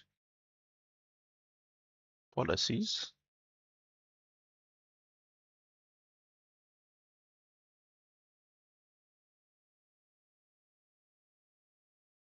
I don't see a bell or anything like that. I haven't gotten a tutorial about that. Town center. Yeah, this is the town center. I don't see anything. Unless I'm blind.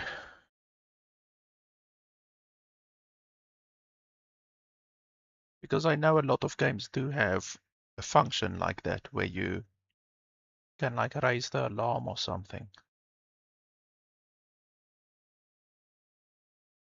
I don't see anything. Not down here. Combat settings.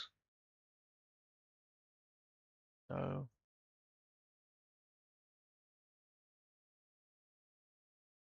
No.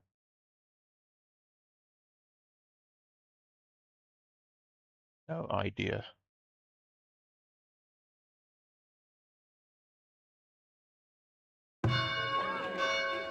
No, no idea at all. I don't see anything like that. I think you just have to like select your dudes and then attack. Yeah, maybe it's at a higher technology level. Like you can look over here at defenses. Maybe around defenses there will be something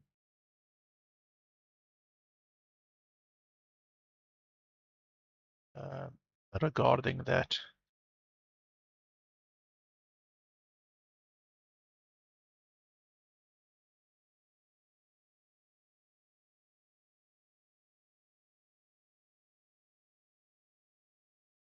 But yeah, I definitely don't have anything like that yet.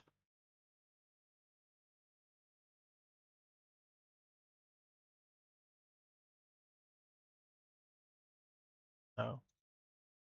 I don't know where that is. But it's fine. Hopefully my barracks will be built quickly. Then I should be okay.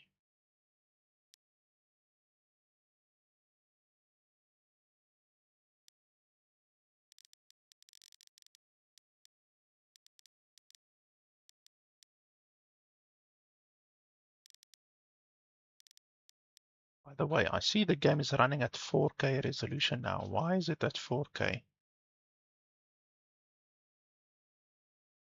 Shouldn't be running at 4K.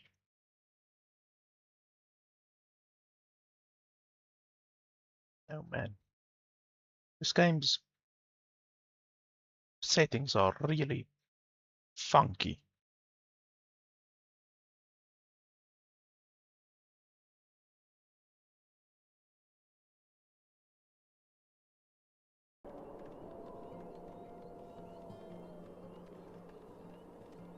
Okay, so you guys must build this place post haste, please.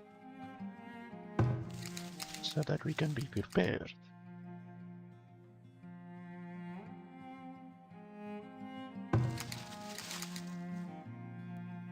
Oh, there's clay. Fucking hell, I was looking for clay all over the place and it was under my nose the whole time.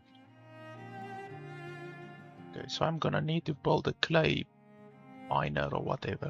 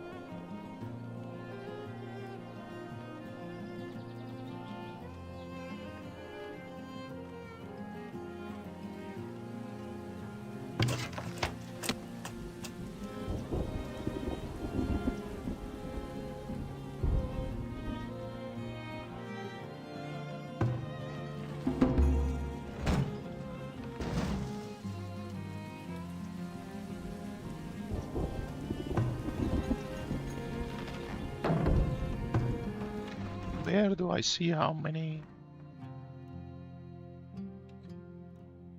bows and stuff I have?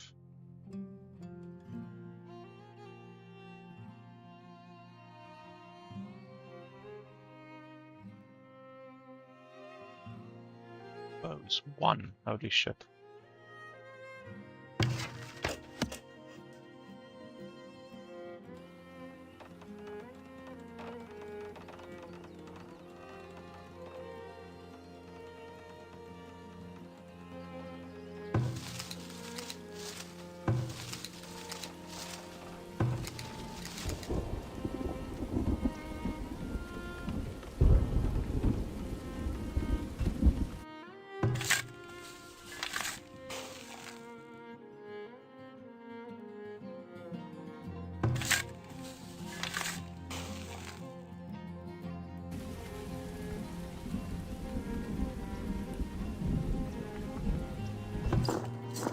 So this place is done.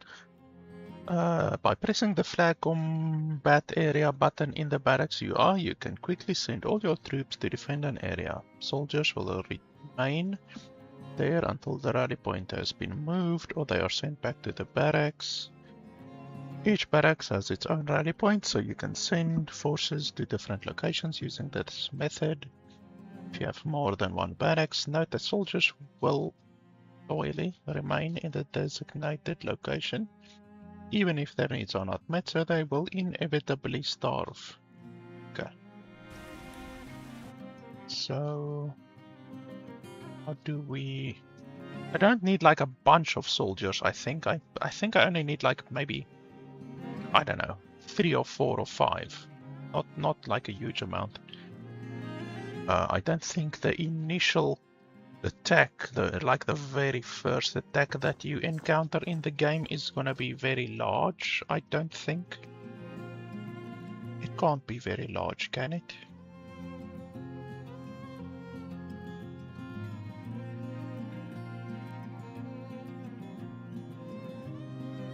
Will they actually cost money every month? Because that would suck.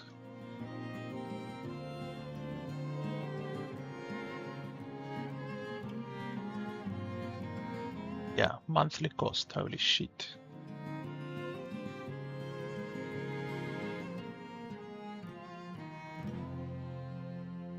Yeah, that's like I will be able to afford 2 light infantries and then I'm out of money. That's crazy.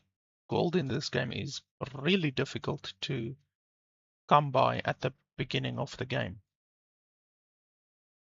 But I think if I take at least 1 archer and then garrison the archer in here, it should be good. How do you garrison?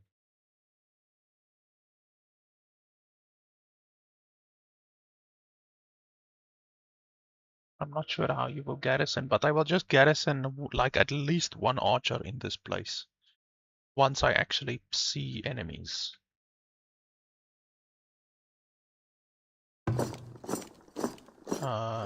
Yeah, the plus symbol recruits them. But then I want to take the recruit and put it inside the big barracks because I'm assuming they can shoot from the barracks, hopefully. Almost like a tower, because that is what this indicates, I hope. I hope this is the range. But yeah, let's leave that for when I actually get attacked.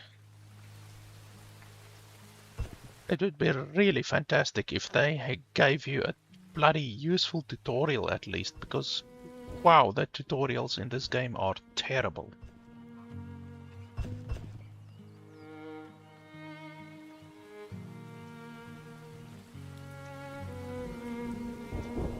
I just need to keep an eye on the map to see if there's any enemies that's gonna pop out.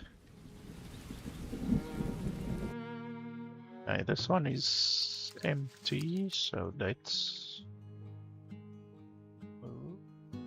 Okay, there's eggs over there, you can go get those eggs. Then you can grab those.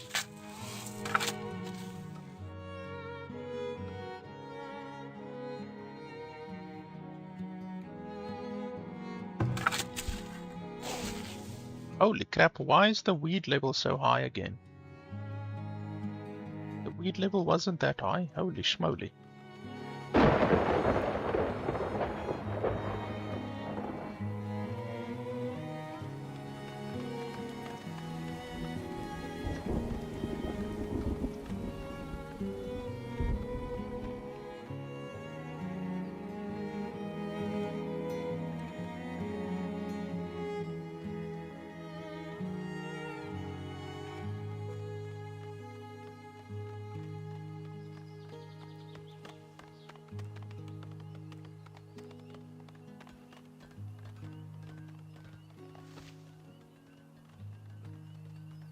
Now, my PC can actually run at 5 times pretty well. I'm not seeing any performance issues. So that's good at least. I'm seeing a little bit of stuttering every now and then, but nothing too bad. Just a tiny bit of stuttering.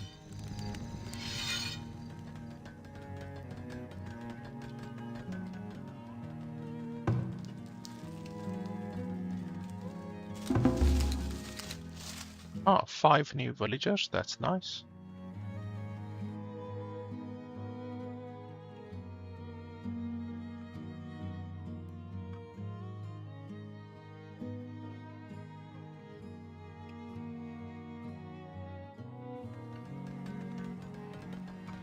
The population is getting up there. Should probably build the houses again, even though I don't have a lot of wood, but anyway.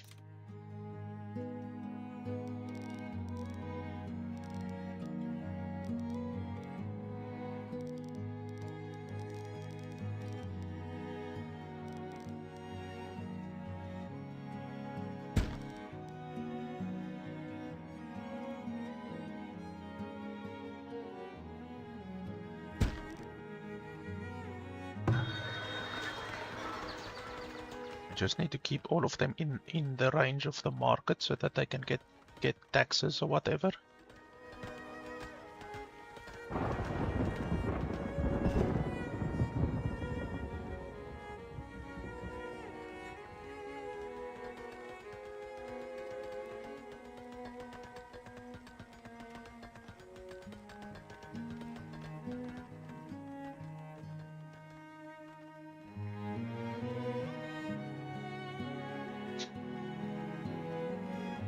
Oh yeah, and I need to build a clay mine.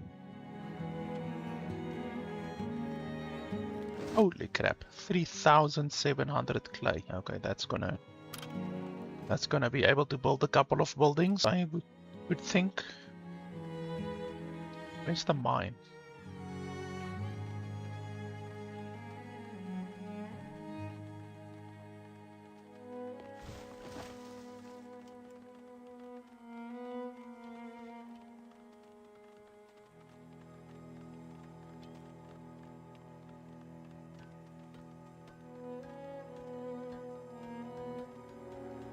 Okay, sand pit. Ah, harvest wood and stone. So you need a wagon shop and a stockyard. Okay, where do I get that?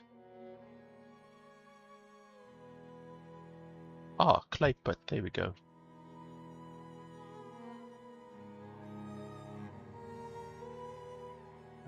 Wagon shop, okay, so I need a wagon shop. I think that was over here. Wagon shop, okay. That's fine, I can build it. Well, I can't build it because I don't have enough wood, but I will get enough wood in a second.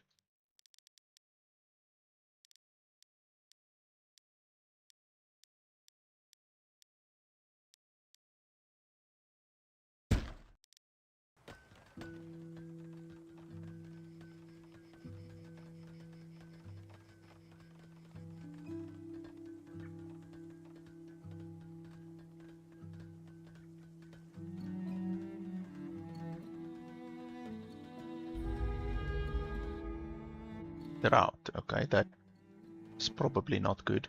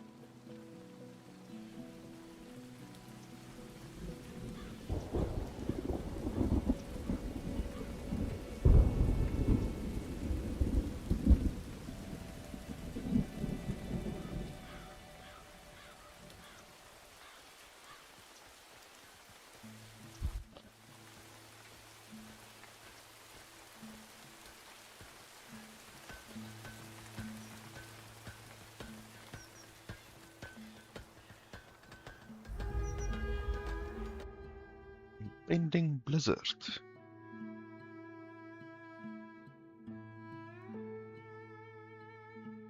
Heavy snow can cause damage to buildings. That's not good. But okay, nothing we can do about it. We just have to weather the storm, literally.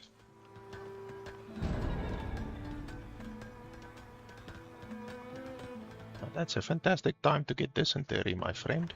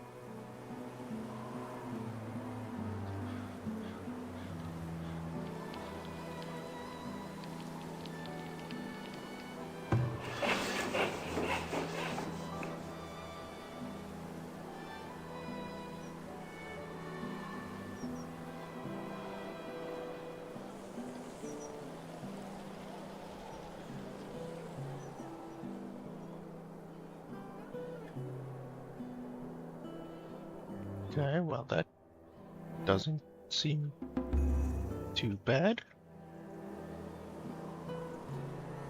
Blizzard was over relatively quickly.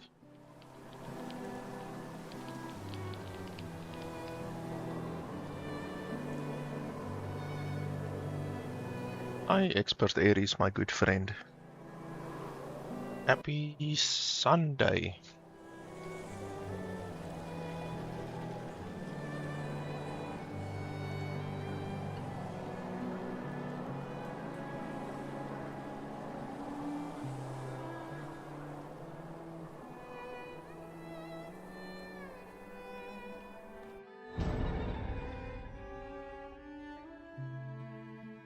Okay, a villager died, unfortunately. So, time to build a graveyard.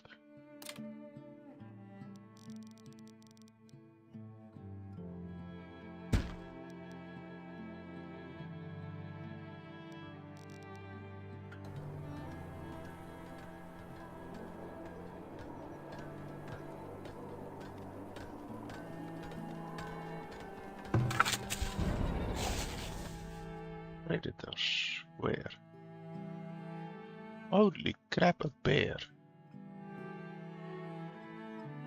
That's not good. Where's my hunters? Okay, so that's the one hunter. That's the other hunter. So you guys need to come take care of this bear. Wow, he actually killed the guy. Just like that. Ugh. That's not good.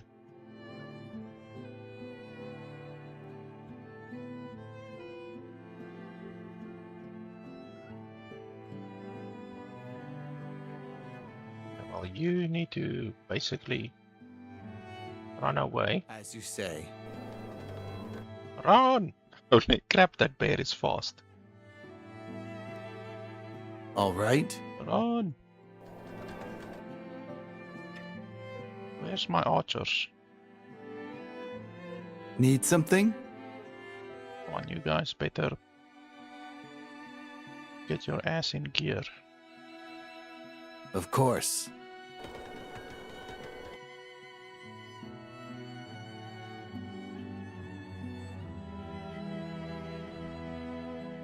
Attack the shit out of him. Work to be done?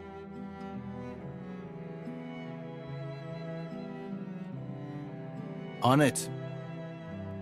Need anything?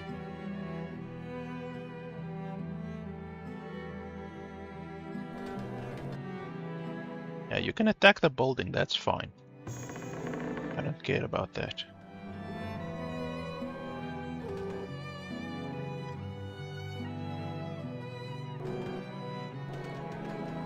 Yeah, you bear bastard.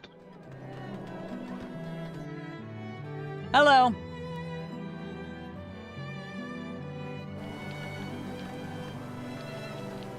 Your ass is grass, as they say. Shoot him once. There we go, you fucker. Killed one of my people, bastard.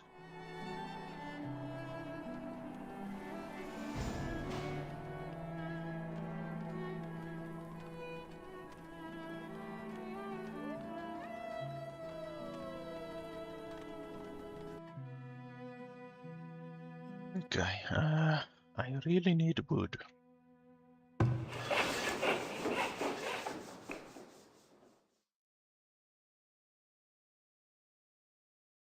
I've got way too many planks now. Can maybe build a wall if we really want to, but I don't know where the enemy are gonna attack from. That's a problem with this game. It's so open world, like you don't know where they're gonna attack from. And it really sucks that a lookout tower costs money. Like, that's stupid. I would have expected that the barracks to cost money and not the lookout tower. That's just really strange. And it's stupid that the palisade wall costs wood and not like planks. Ugh. Like, what I would like to do is put a wall all the way down to like here and maybe a gate, stuff like that. But if you look at something like this, for instance, look at that, 150 wood, 200 wood. It's insanely expensive. Like, yeah, it's not tenable. You can build fences, but I don't think they do anything to the predators. Oh, well, this one will keep away predators, apparently. But I don't think it does anything, like, defensively.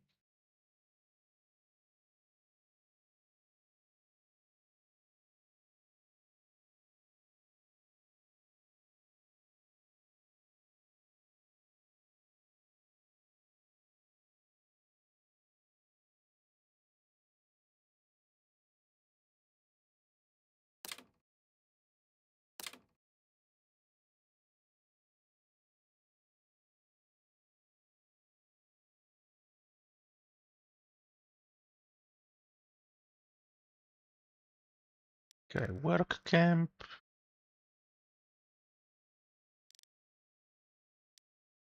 Yeah, so the work camp will do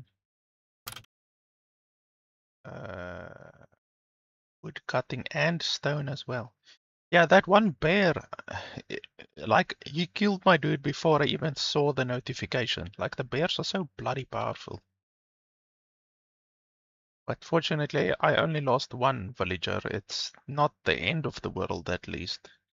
One villager for one bear, it's not so terrible. It's not a huge loss. It could have been a lot worse.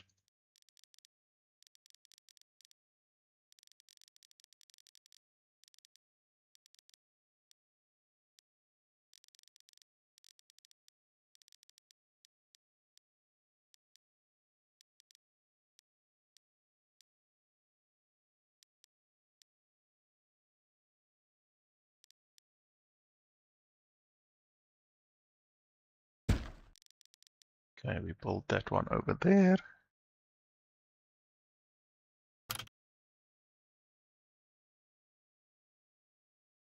We're also gonna need a clay pit, but I think we should first focus on the wood.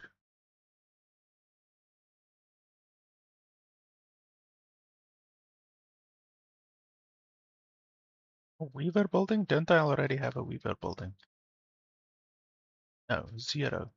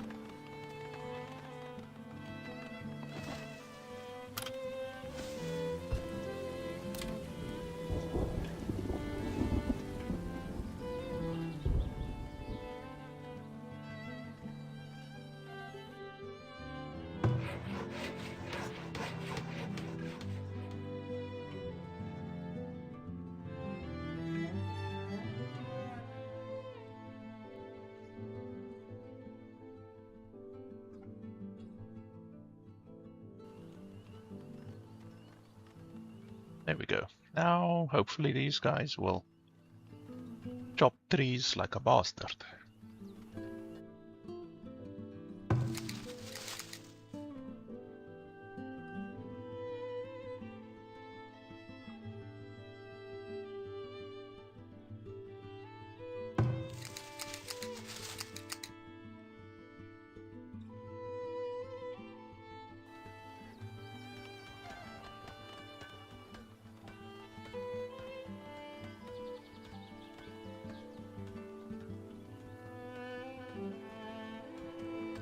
And I probably need more houses.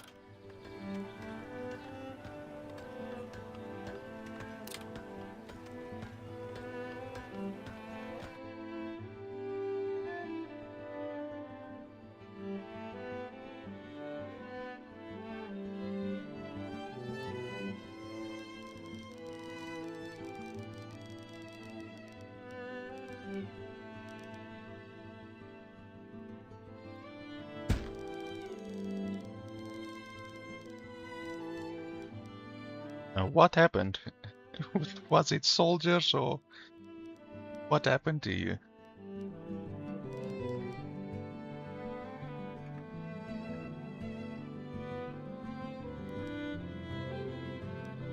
Oh.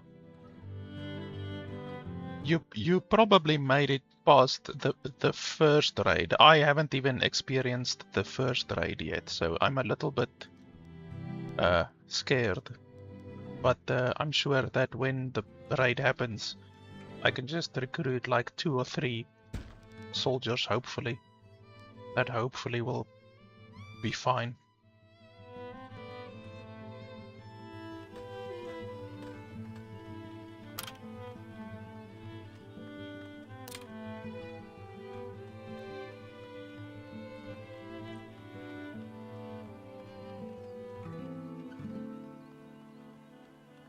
This game kind of reminds me of They Are Billions. I don't know if you've ever played They Are Billions, but in They Are Billions, you're so afraid constantly of the next attack and where they're gonna come from and all of that.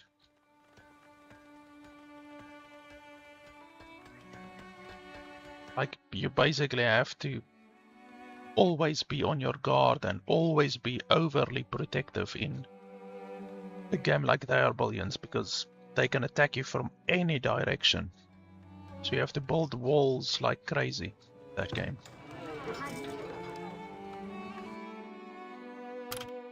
Okay, my desirability on these things aren't going higher, so I think it's time that we... Oh well, I can build a school. Then I need clay. Yeah, let's build a school.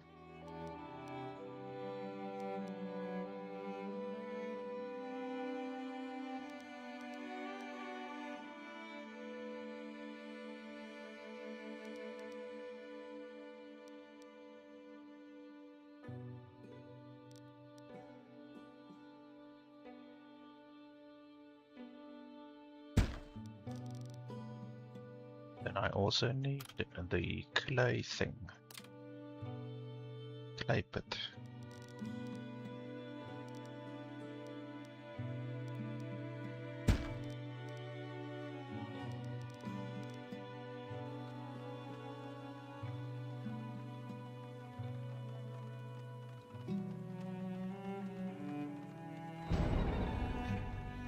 Oh, building's on fire. Okay, where's the nearest? Oh, okay, basic well. It should be fine, hopefully, but okay, let me build a basic well over there as well. I should probably have thought of that, but I didn't even know the game has fires.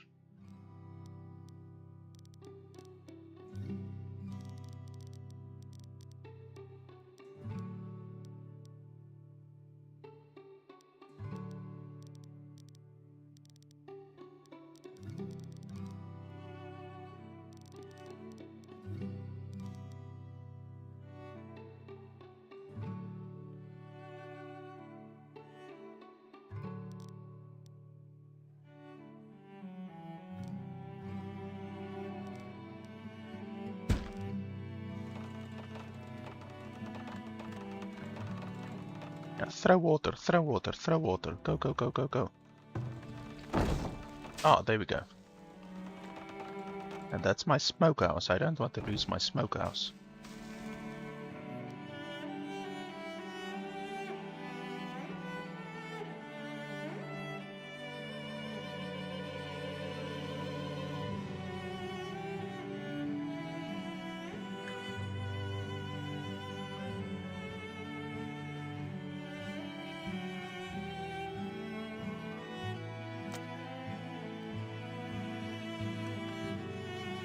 Yeah, you have to be careful of fire. In Anno, like I've played a lot of Anno 2208 and Anno, what's it, Anno 1700 or Anno 1800, I can't remember. But in that game as well, fire can be devastating. Like, you can really, really get wiped out by fire if you're not careful.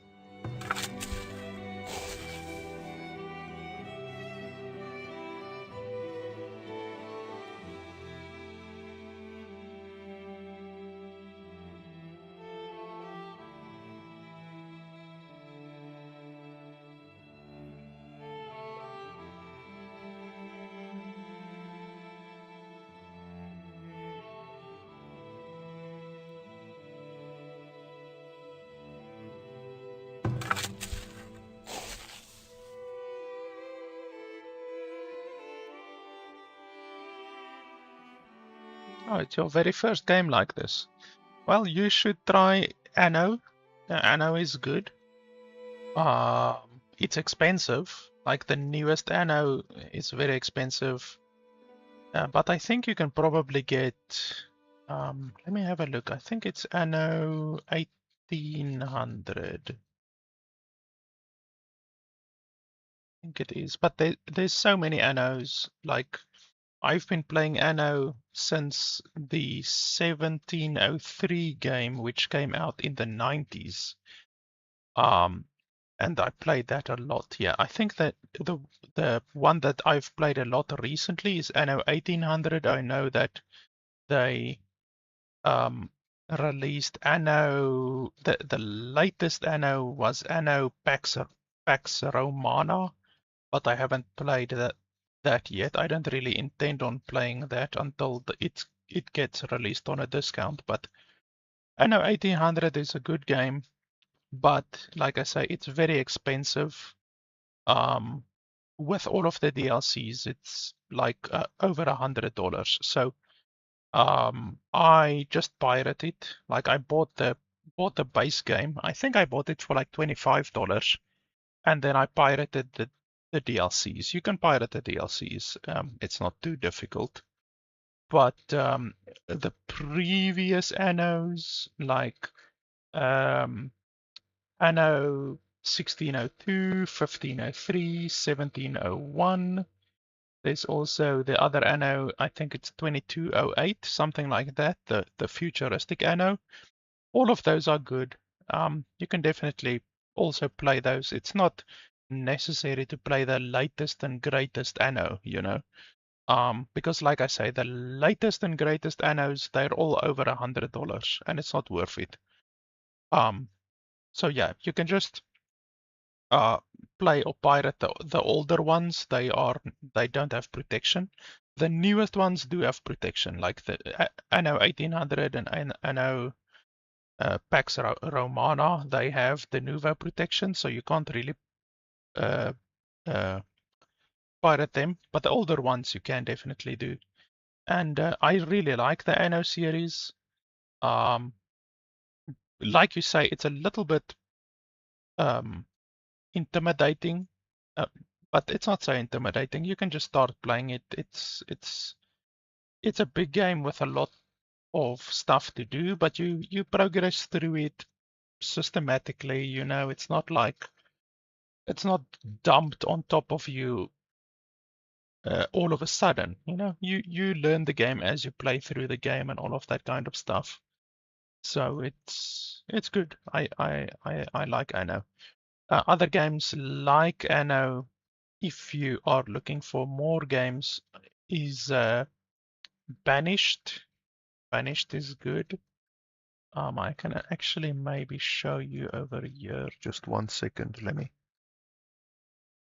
grab my OBS over here. I think this one. Yeah. So like Anno 2027 is not very good, but Anno 2205 is better in my opinion. I would rather play Anno 2205 than 2070. And then these older Annos you can also still play. It's just very, very old. Like a lot of players won't like the graphics. The graphics is very old.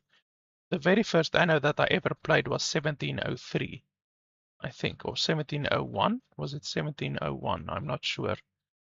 It might be 1701, but it's the game that was released in the 90s. Because I was born in the 80s, so I played that game in the 90s. So very good games and everything. Otherwise than that, there's Banished. I've played a lot of Banished. What's these games? Yes, City Skylines 1 is good. City Skylines 2 is not good, but it's not exactly like these types of games. I'm looking for Banished. Let's have a look here quickly. There it is. I have Banished in my library and I've played it a lot. If Steam just wants to load, Steam is very slow today for some reason. But Banished is very good. It's pretty much the same as these types of colony sim builder type games. And Banished is good. It's relatively basic, but it's a nice game. Let's have a look here. I actually have a lot of these games in my library. I like them. I play a lot of them. Let's see if we can see some good ones to recommend. Steam is just very slow. Oh yeah, FF Tactics is a good game. Definitely a good game. Aska is definitely not like this game. I don't know why they're recommending Aska.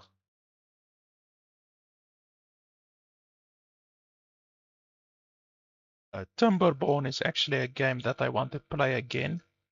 But Timberborn is more of a automation game, so it's not exactly like these types of games. Foundation is another game that I played. You can see a lot of these. I have them in my library.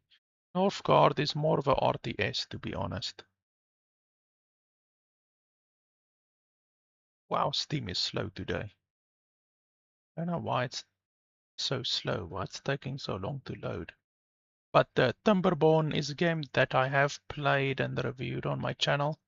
It's a good game. It's a colony builder type game, but it is more of an automation game. It has a lot of automation. So yeah, Timberborn is a good game if you want to look at that one. Northgard is also good. I've played Northgard. You can see I've played it 33 hours, so it's a good game. It's not exactly the same as these types of games. It is a city builder, but it's a little bit more of an RTS. You know, there's much more combat in the game, and it's also grid based, so it's not open world like Farthest Frontier. And then Foundation is another good game. You can see I've played this one 38 hours. It's also like a city builder type colony sim type game, and it's good. It's not fantastic, but it's good. It's definitely a good game that you can have a look at. There's definitely other ones. Frostpunk, yeah, Frostpunk isn't exactly a colony builder. It's more of a 4X type game. But yeah, I've played a lot of these types of games. You can see I have a lot of them in my library, but yeah, those are the ones that I can definitely recommend. If you're looking for older city builder type games, then you can definitely try something like Settlers 4, for instance. Settlers 4 is a good game. It's an old game, but it's still a good game just because a game was released in like 20 years ago doesn't mean that it stops being a good game, you know. Settlers 4 is still totally playable, I would say, even though it's like a 15 or 20-year-old game. But yeah, it's interesting that this is your first game. It's a relatively difficult game, I would say, for being your first game.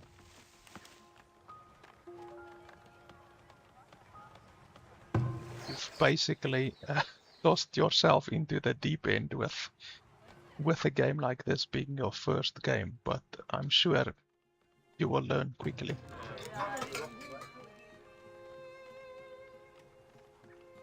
Wow, this thing has a lot of positions. It has, what, 12? Yeah, 12 spaces. That's quite a lot.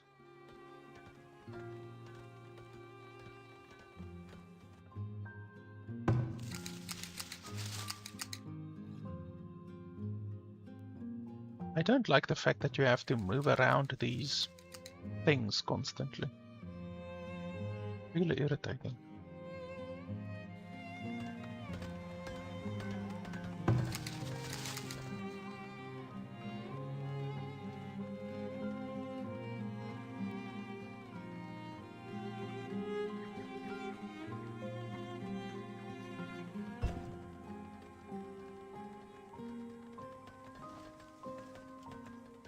At least my wood production has now gone up quite a lot.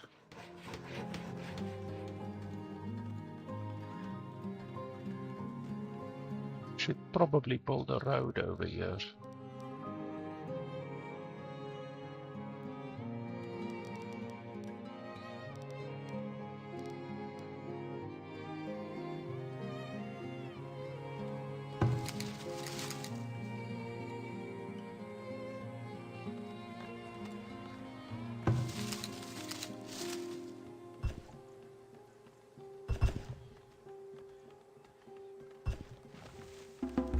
Then the school needs 30 clay.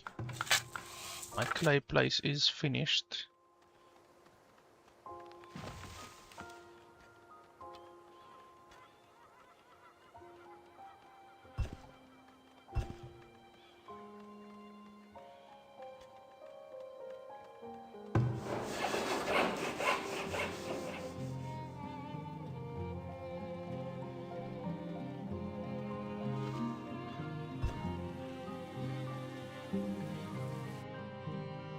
I also wanted to build a, not a weaver, but a clothes maker.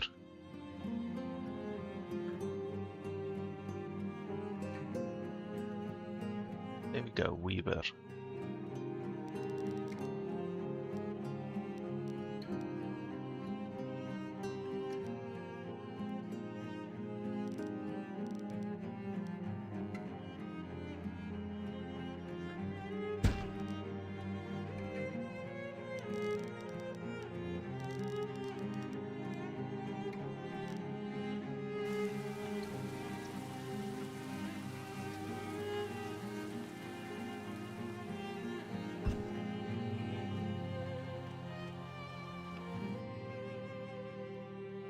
The compost heap.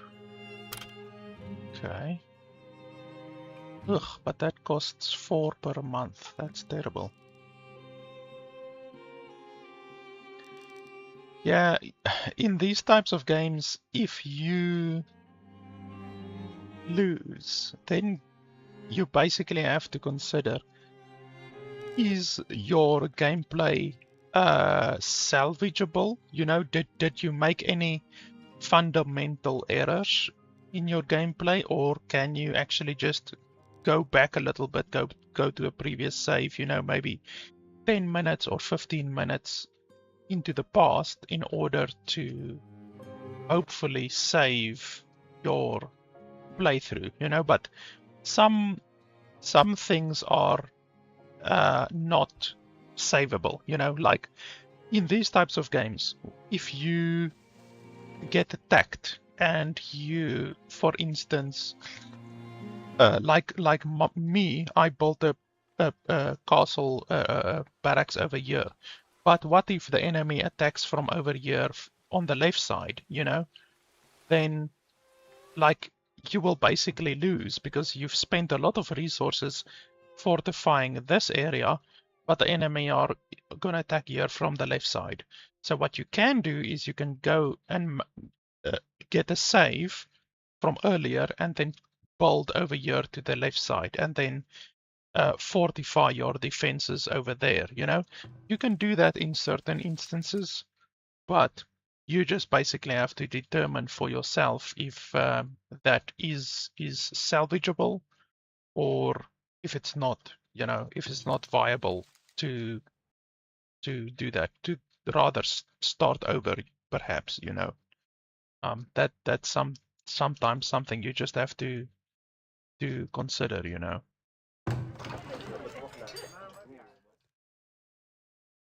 Year 21 is very deep. I mean, I think I'm now in year 5, so you're 4 times deeper into the game than what I am.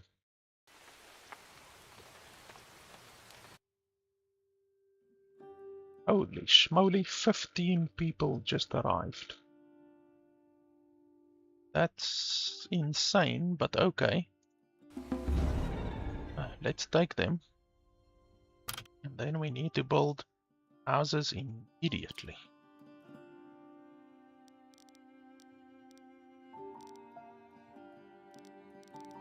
Oh yeah, you're only playing on 1x, then that will... it's not so hectic, definitely, you know, but I prefer playing at a speed that I can handle, basically.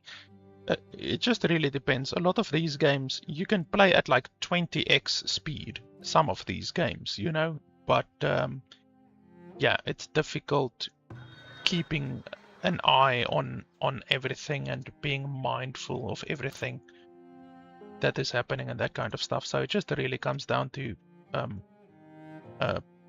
personal preference as well, you know.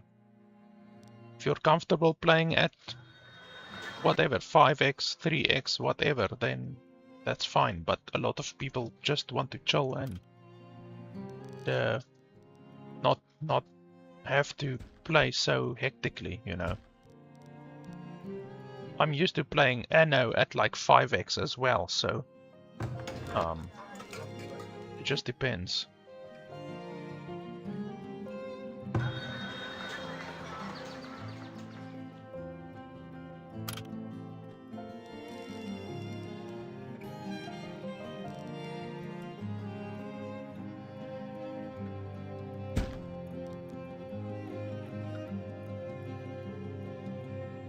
Okay, so I need at least, yeah, 3 houses, I think should be fine.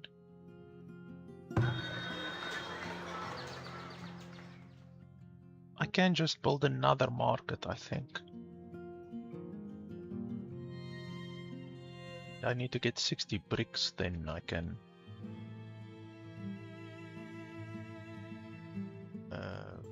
upgrade my place.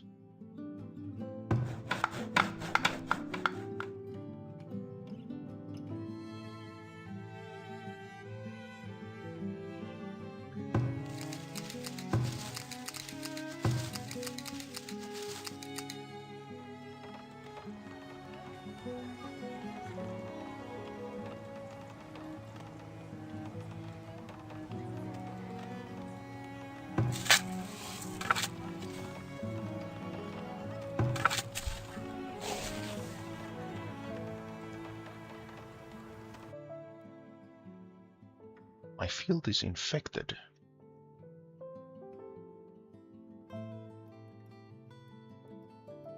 Turnips and cabbages. Okay, so I should stay away from turnips and cabbages.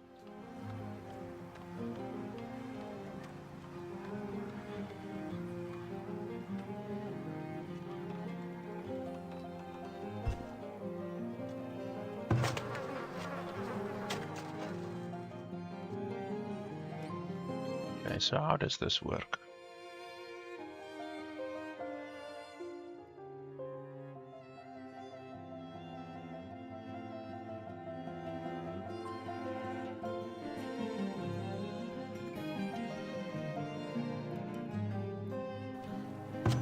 Okay, so they will just do their job, hopefully.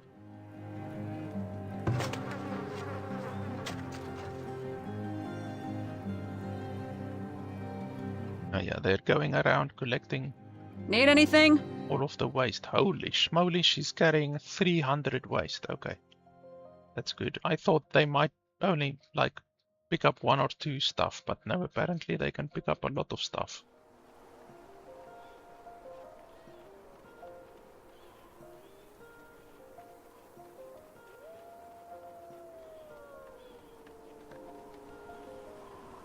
My school is almost done. Yeah, I built the compost yard way down here, away from my houses. If we look at the desirability right now, you can see over here, it's really undesirable over here. So over here it's good, and then over here it's like the stinky place. Oh, a fire. Okay, but that should be fine. I've got wells all over the place. I've got a well literally right next to the place, actually.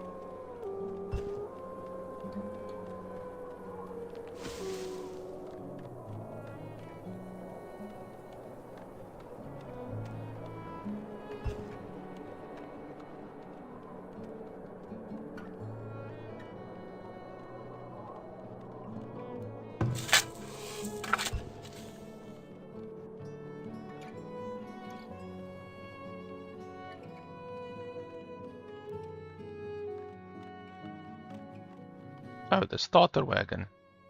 Like the storage cart or what? Because you can Need build something? another wagon. Like over here, you can build another wagon. It costs 20 wood planks. But yeah, if you lose it, I'm not sure.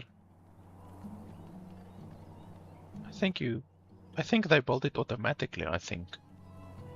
Like the transport wagon, if that's what you're talking about.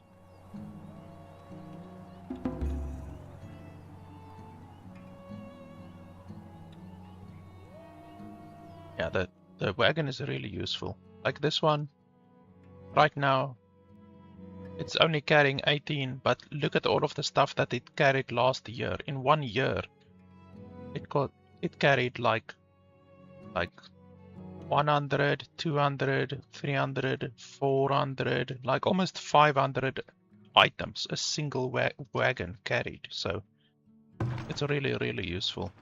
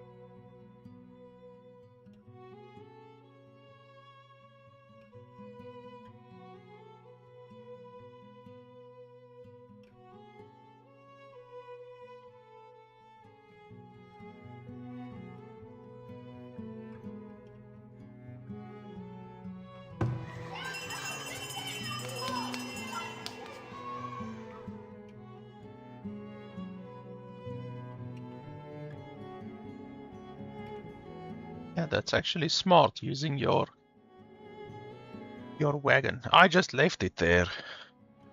I didn't even know you can move it, actually. Okay, select a villager to employ at a school.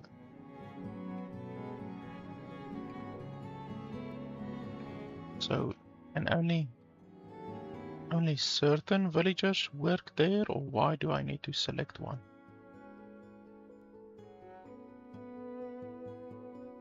Or am I just out of workers? Is that what you're telling me?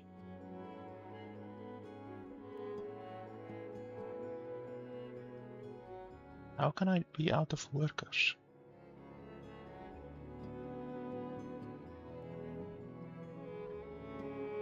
Yeah, I am out of workers.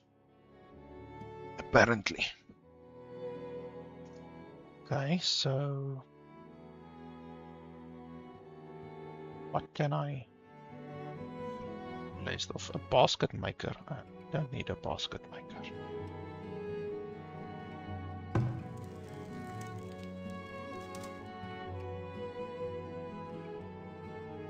So we lose the basket maker and then we use that guy.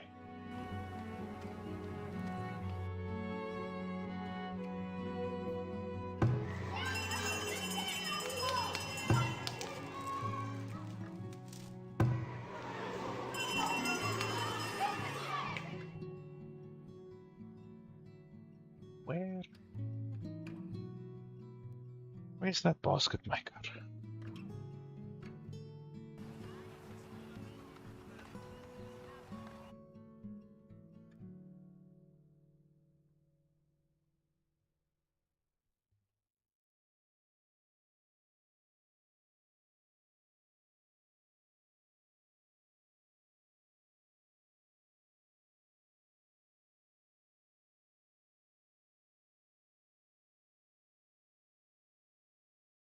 Oh, okay, a basic reading education. Okay, so it's only certain, that's why it's asking for someone. Only certain villagers can fill this post. Okay, well, let's take you.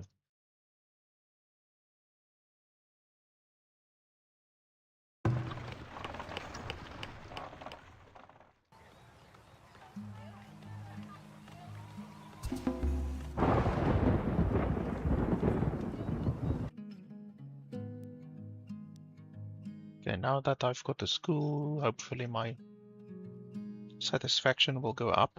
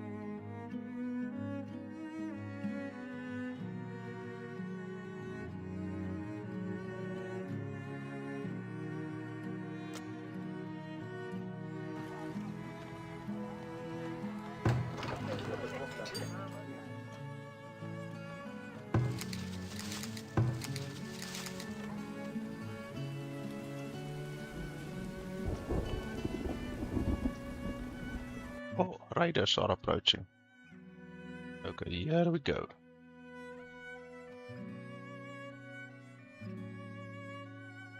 So this is now the time for me to...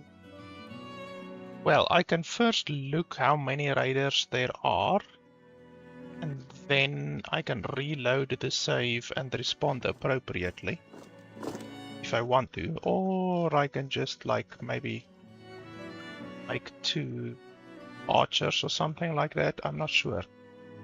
I would like it if they came straight over here to this building, because this building is obviously gonna give me enough protection, hopefully. But let's see. I think maybe one light infantry and one archer, maybe.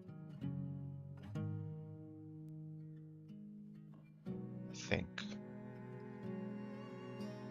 Hopefully. Let's try that. Yeah, I did check earlier. I still don't have the bell.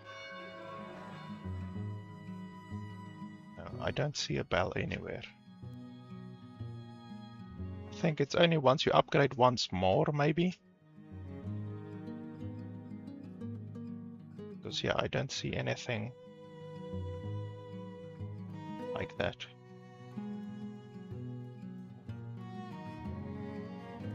I wonder, can you occupy this over here? Capacity. I would have liked it if you could occupy the town center, maybe. That would have been nice. No, if you click on the town center, then it makes a sound. Like that. So every time you click on it, it makes that sound. So it's not like there's no button that I can see for it. Let's like 2 archers, I think. Hopefully they don't have archers and then I can just kite them.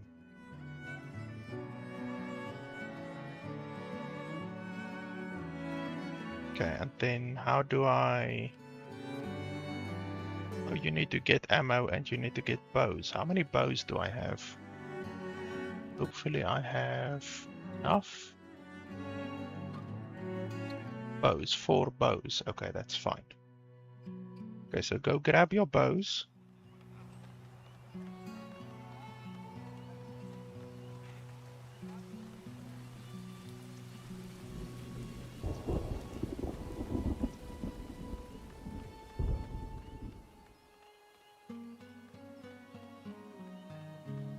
They're going over to the left. That's not good.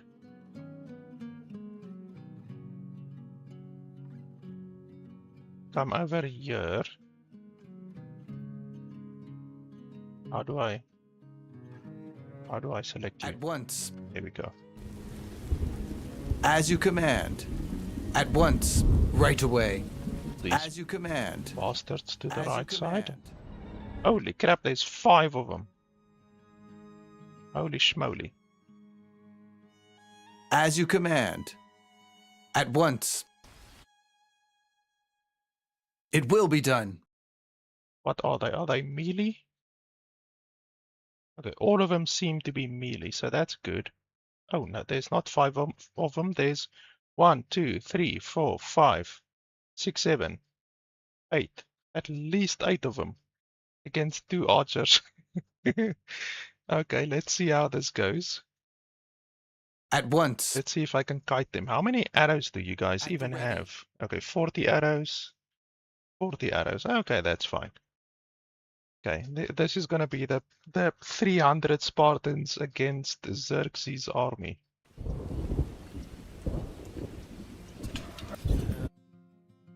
As you command. Oh, they do have an archer. As you command. At once. Okay, well, they had 1 archer. Okay, they've got another archer. Which one is it? Okay, yeah, they've got that one. Right away. It will be done.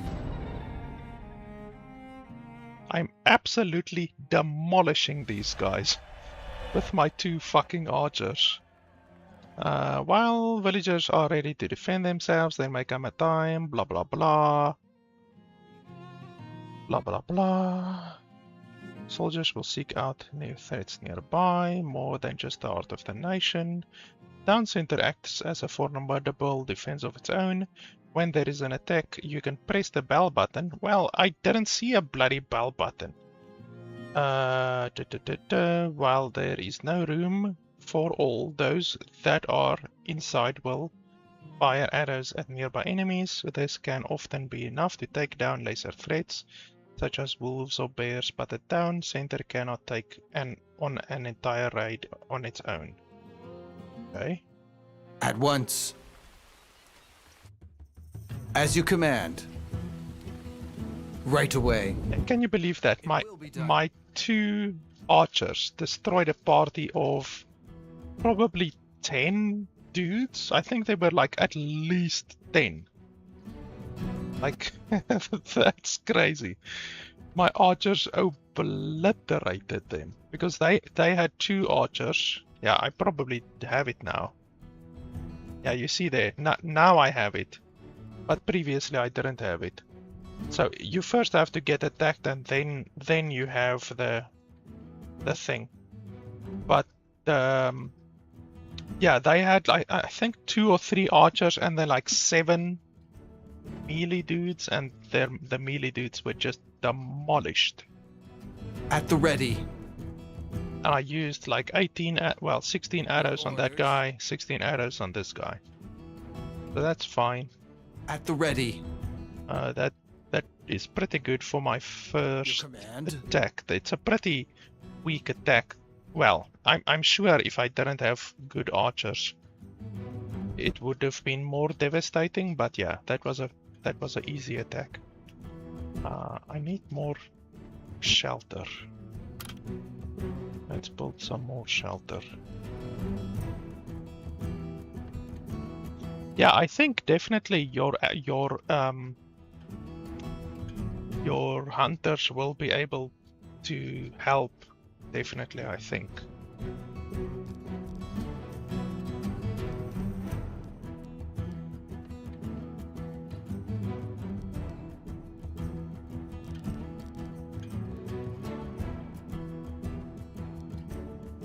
I don't want to destroy this bush over here, but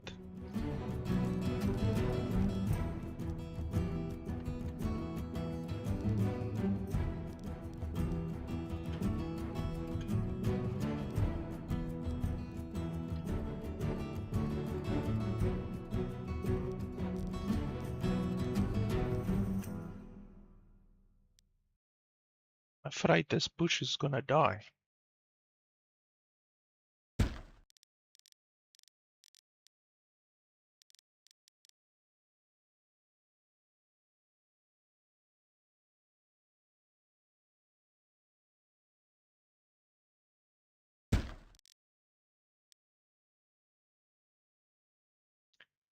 So that's fine.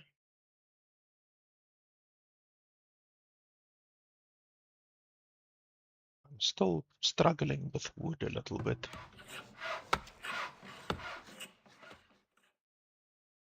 Maybe I should build another work camp, but I don't have enough villagers right now to chill a little bit. Yeah, raid size 8. Okay, so there were 8. I thought there were more, but okay, in any way. At least 8 of them. That's not bad. Right away. It sucks that they don't drop anything. Normally in games like this, you would at least get some kind of a reward or something from enemies. At the ready. You know. And I wonder, do your archers gain experience? Well, do any of your people gain experience or anything like that? Because it says here veterancy. As members of the company gain experience in battle, the veterancy makes them more formidable. Okay, so they do gain a little bit. And then you can, I wonder, can you fire them? Because now they're costing me 6 gold every month. So it's not really useful or necessary to have soldiers while you're not getting attacked, basically. I wonder if you can fire them. I will need to try that because I'm someone who does a lot of min-maxing, so I will fire my people and then rehire them just to save a little bit of gold if I can. I want to try that quickly.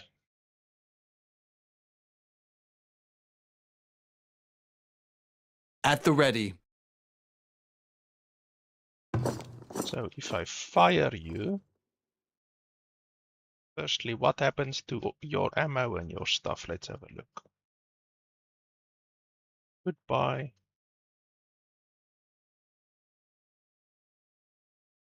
Goodbye. Okay, then the entire company loses the whatchamacallit, the veterancy. Then they walk back. Hmm? And then where's the bow? Like,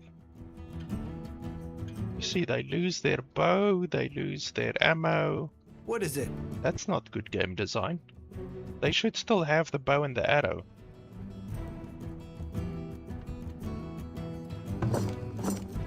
It seems they just lose it. That's not good. And then if I rehire someone,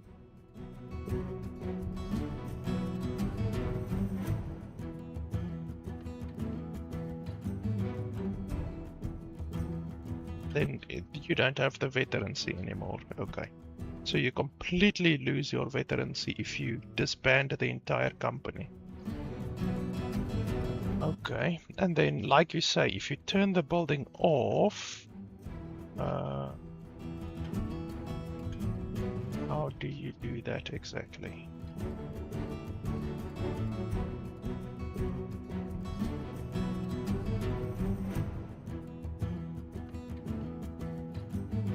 Like, how do you turn a building off? I see a relocate, I see salvage.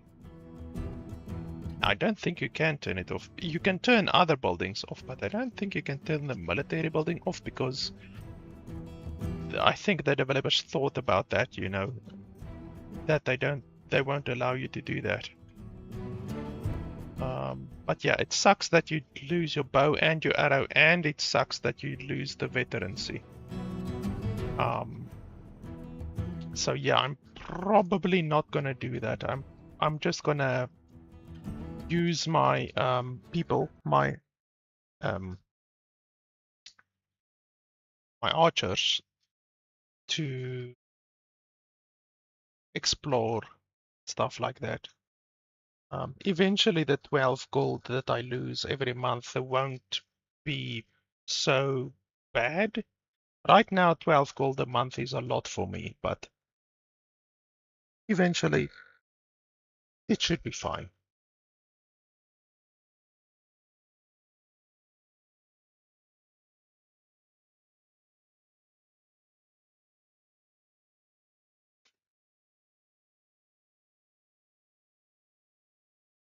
The game's loading times are really brutal.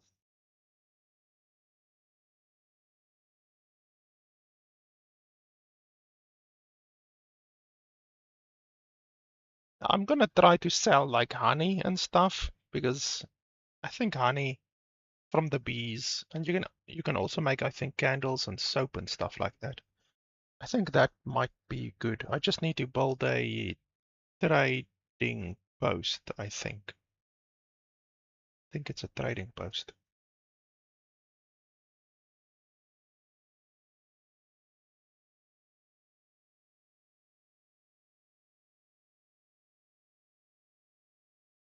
Wow, the loading time is bad in this game. Like really, really. And then we get a black screen for a couple of seconds. So anyway,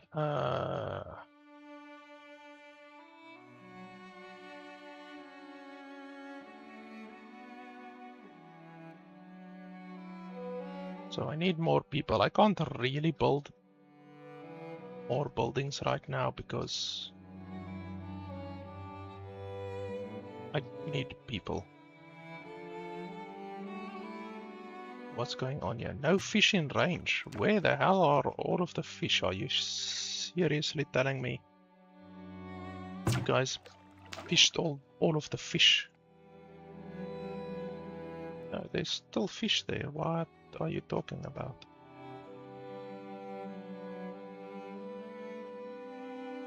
Fish count 1000. What crap are you talking about? The game has some weird interactions. When you load a save, it takes a couple of seconds for the game to actually wake up and say, okay, there are actually fish in the area.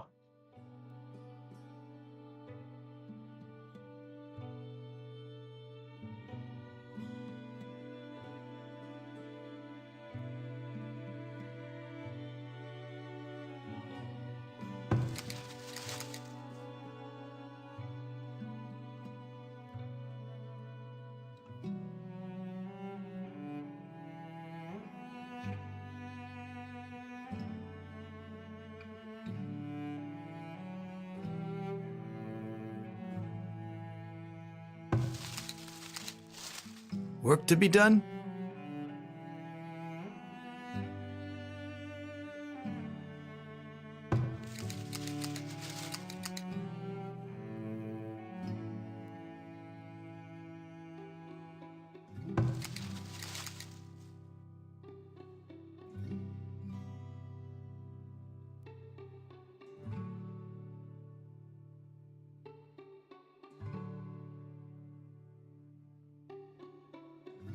As you command.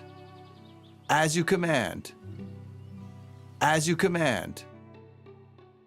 Oh, there's more enemies over here. Okay. Which one of them are archers? So brawler, warrior. Let's see. As long as they're melee, I should be able to tear them apart. It will be done.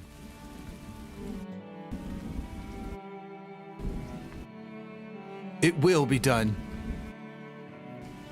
As you command. Run! Right away. It will be done. As you command. Another party of enemies dead. I just shouldn't run out of arrows. 56 arrows, 55 arrows. How the hell did my arrows go up? I had 40 arrows. And now 2 battles later, I have more arrows than what I started with. How the hell does that work? It will be done. This guy is pulling arrows out of his ass, I'm sure of it.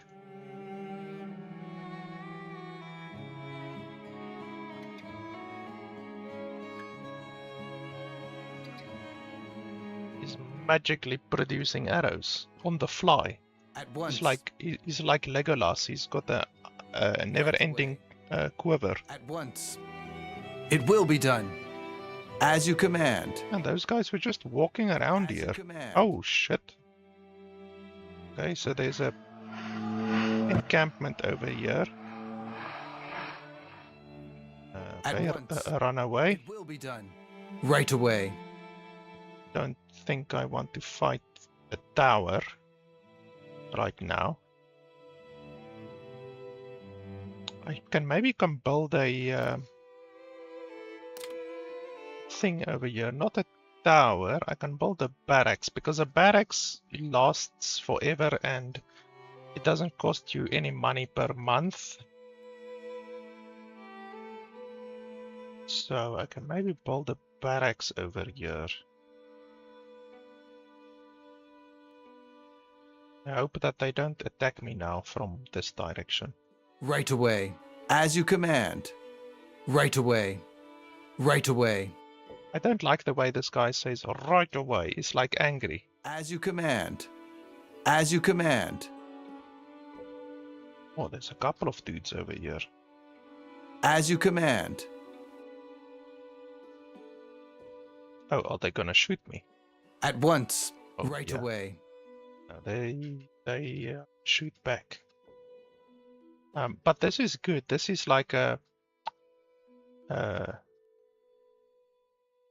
what do you call this? A bottleneck. So I can build a barracks over there probably, and then just keep them there. Like if I build a barracks over here, it should be able to defend pretty efficiently over there.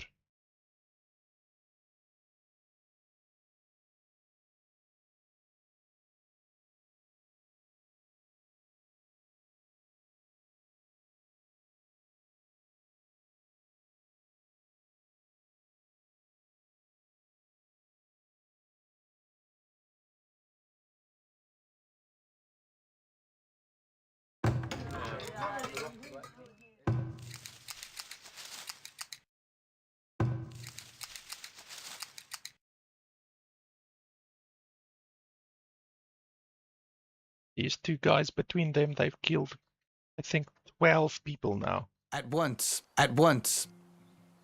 At once.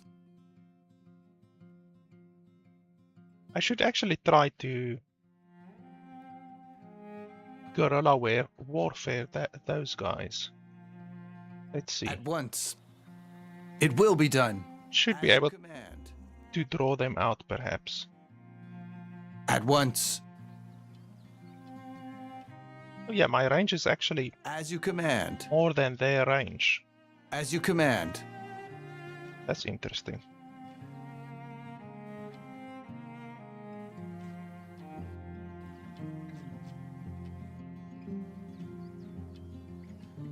Yeah, I can actually attack them.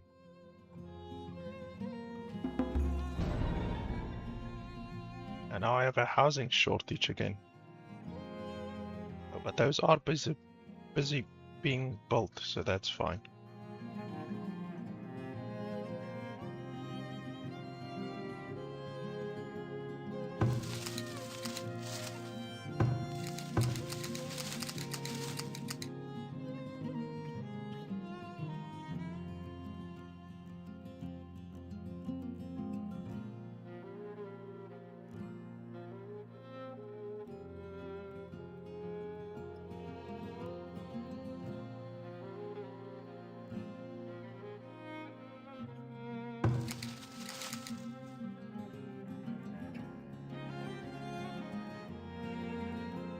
At the ready.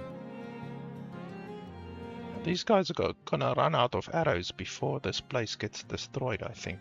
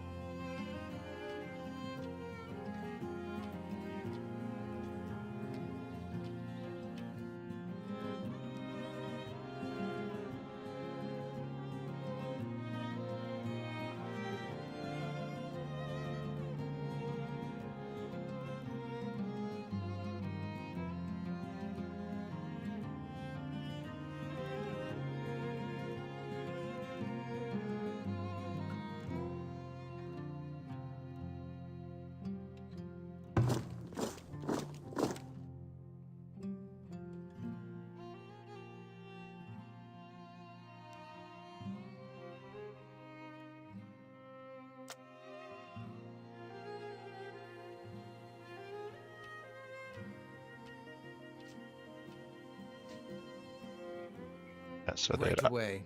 out of... At the ready. Oh, they've got arrows again. Where the hell did they pull arrows Your from? command. Okay. At once. Once As again, you I have command. no idea where they pull As you arrows from. command. At once.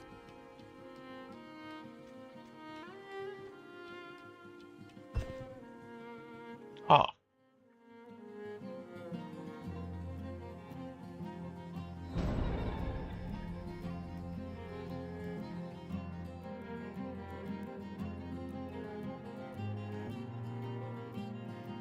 Okay, crossbow, hauberks, shields, weapons, hide coats, gold, nice.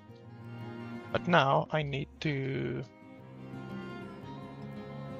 take care of that tower over there.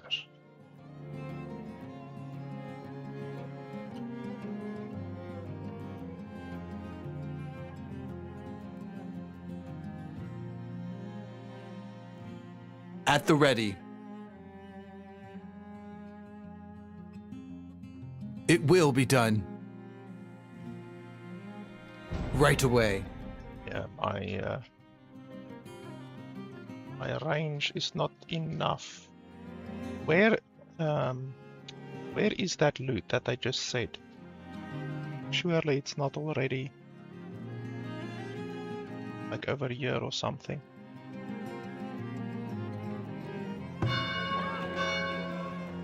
I probably have to go collect it.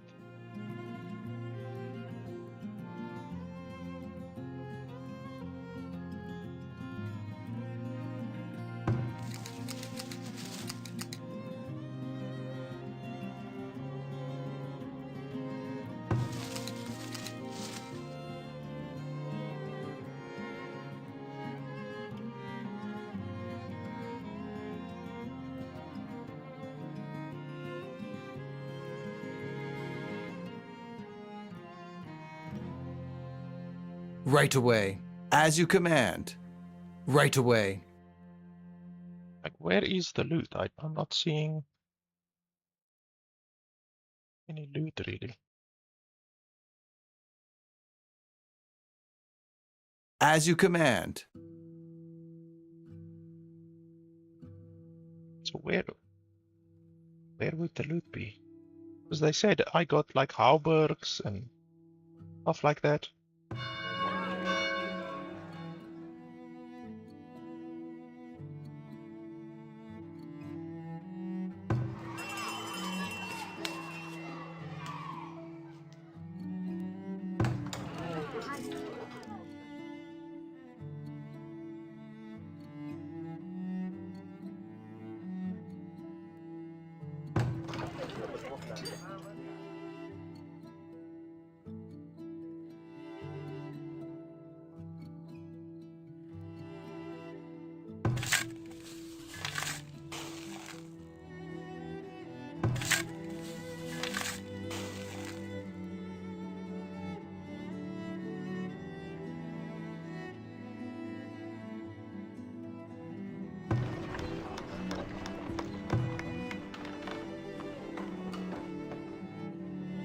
So these guys are making clothes. Maybe I can even sell clothes.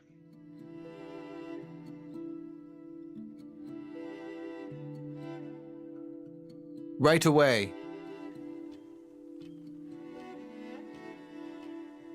Right away. At once. That thing definitely Right away. is gonna need something As bigger. you command. As you command. It will be done. Okay, well, you guys can just go back to normal, I guess.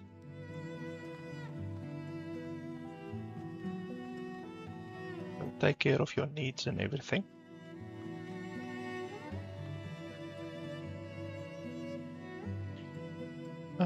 As your settlement grows, you will find that starting number of builders inefficient. Building maintenance, construction. Does the game have maintenance on buildings? I haven't seen that a single time. The profession window is useful. Builders are automatically grabbed from the labor pool, but you can set the number of builders allowed. Note that if the builders is red, then your time may not have a significantly large builder pool to handle future building maintenance and construction. If builders cannot keep up with maintenance, the buildings start to become condemned and cease to function. Oh, I didn't even know the game has a maintenance system. I really didn't know that.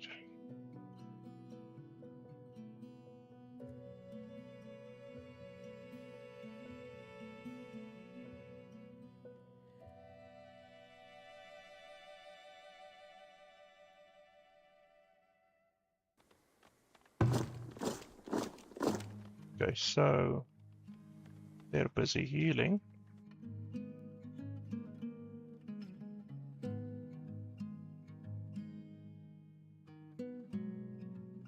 Where's the food? I need food. Here.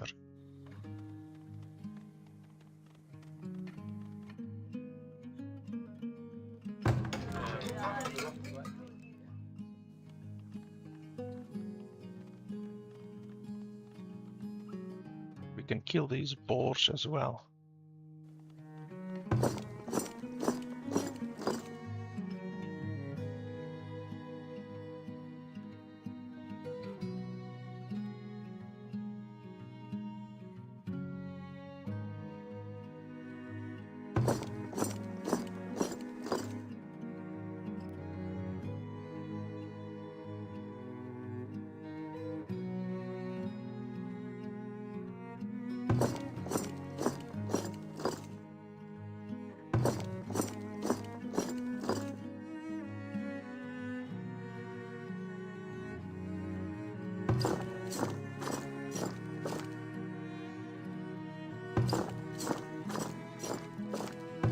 How the hell do you get them out of here?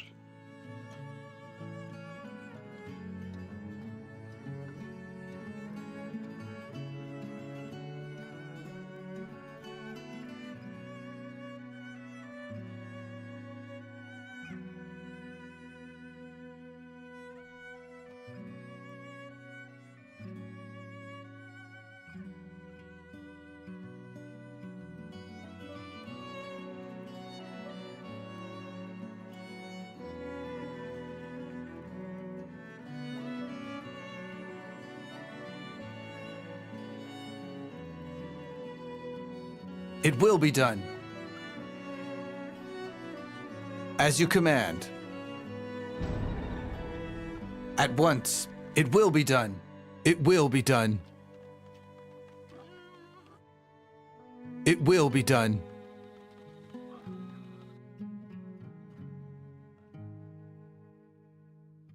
Those boars are very powerful. Right away.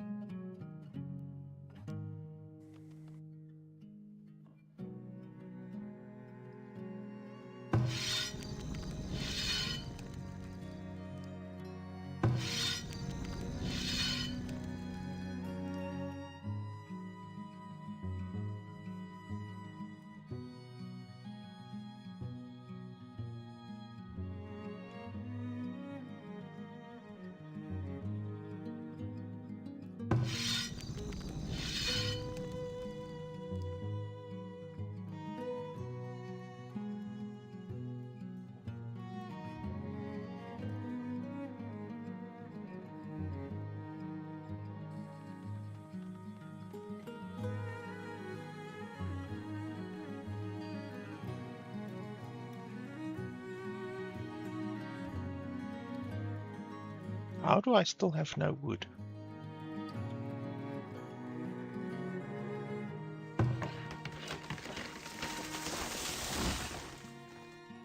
Wood is being consumed so quickly.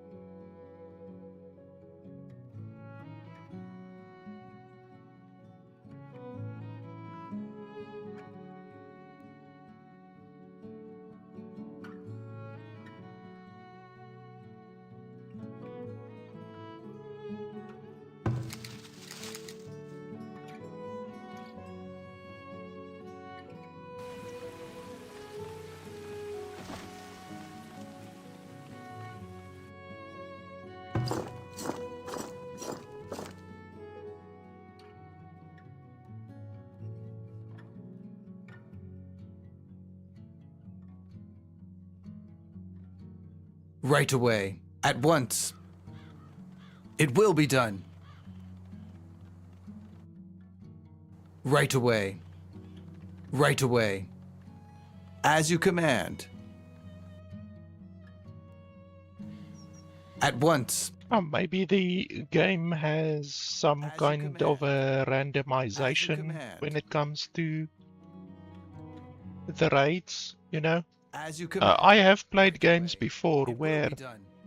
you will save your game and then the enemy will attack from like the east. And then you will load your game and play that exact same game. And then As you when the command. enemies come, At they once. then come from the south or something like that, you know. So that does happen. You do get developers who are very smart with the randomization of the events in the game. At once. As you command. At once. It will be done.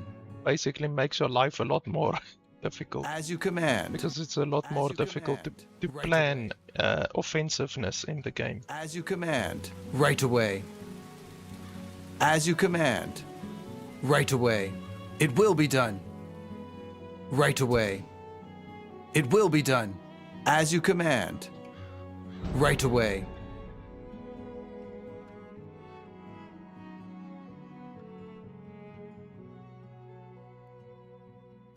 As you command.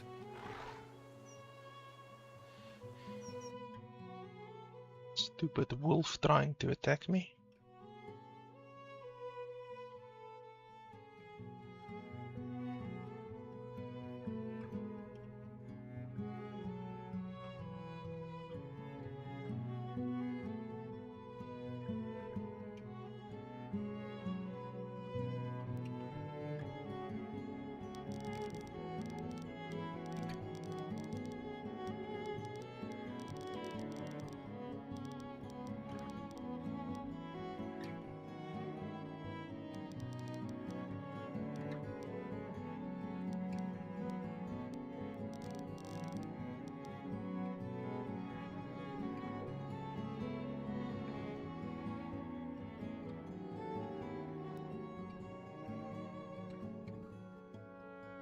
Yeah, so basically what you could try to do is reload the game constantly until you get one where the raids come in exactly the place where you want them to come.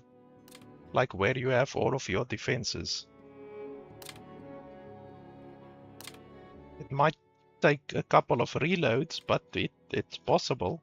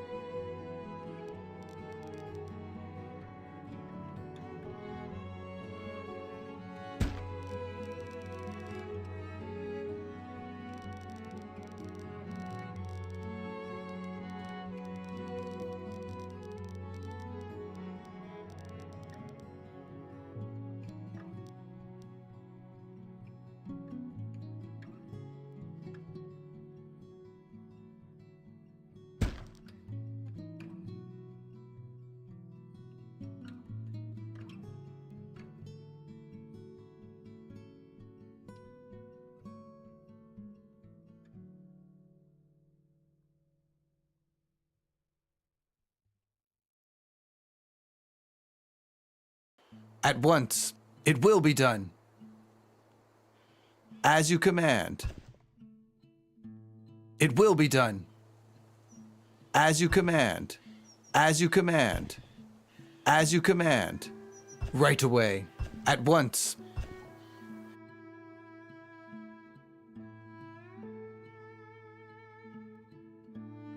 Yeah, that's interesting. So the game does have quite a deep randomization At the ready. system, I guess. Your orders.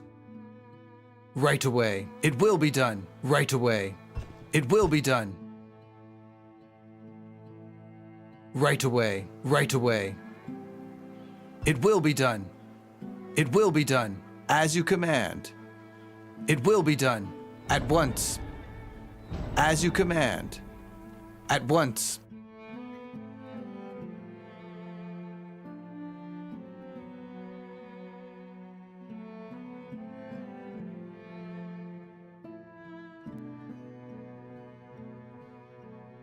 Yeah, it's pretty cool that you can customize it like that. Of course. Okay, my one villager might die here.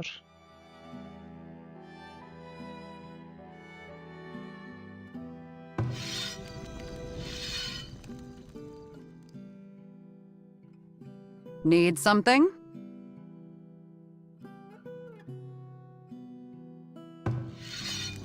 Yes?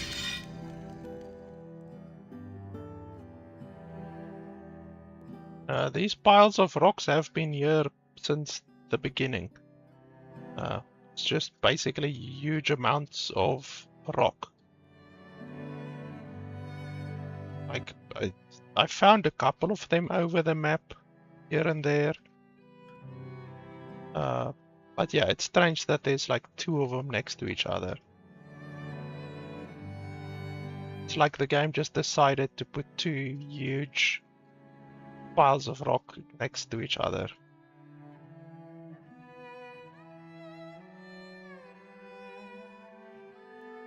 All right. It might depend on what map you are playing on, maybe. Because there's different biomes, so I'm playing on I can't see the map now, but it's this one. It's like it's the idyllic one.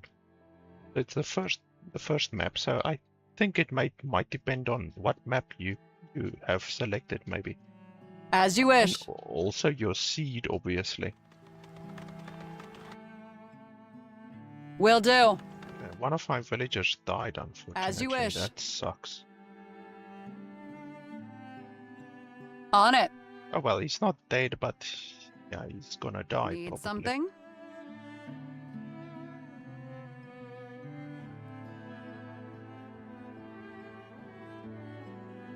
All right. Need a healer. I don't think I have a healer.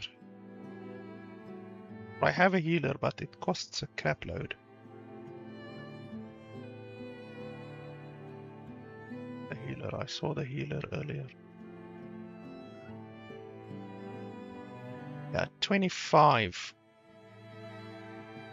per month. That is a stupid amount of money. I'm not gonna pay that.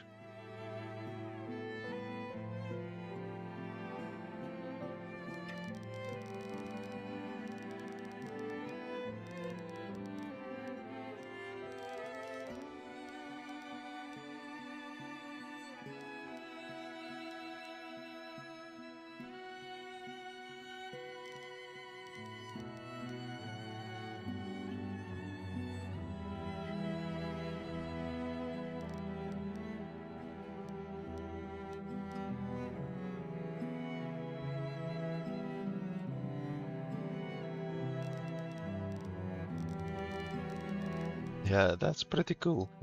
When they are taken to the graveyard and that.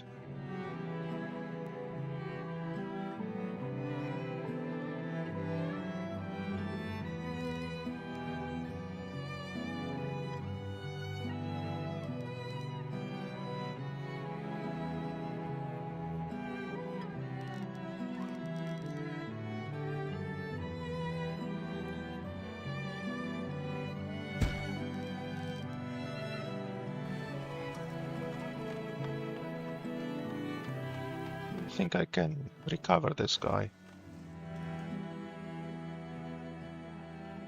I'm not gonna pay 25 gold every month just to save one dude.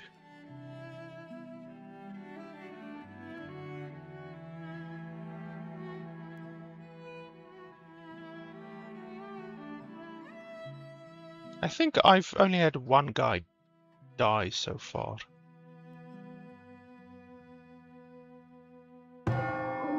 Yeah, I've got one guy dead and I'm on year 6.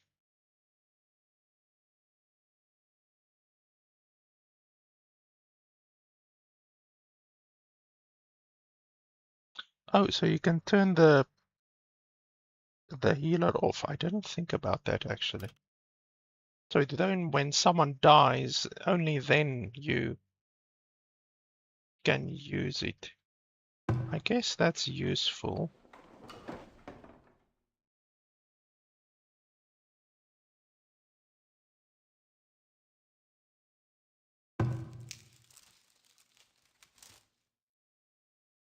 How do you turn a building off exactly?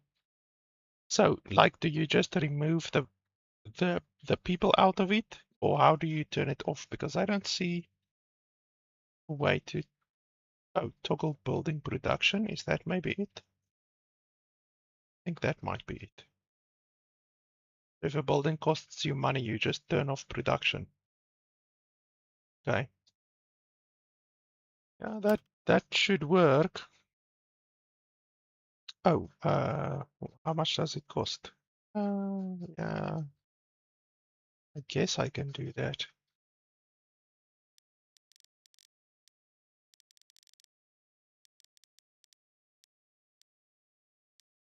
I will have to build this building in anyway eventually, so I guess it's fine.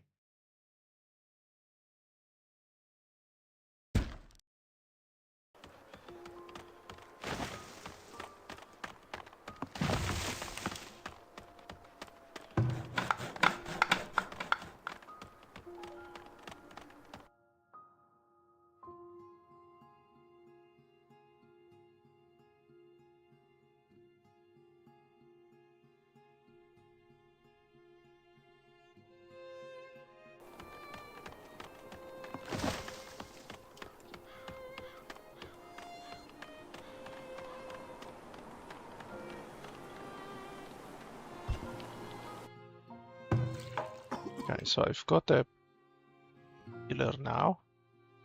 Now they just need to go get this guy. Yes.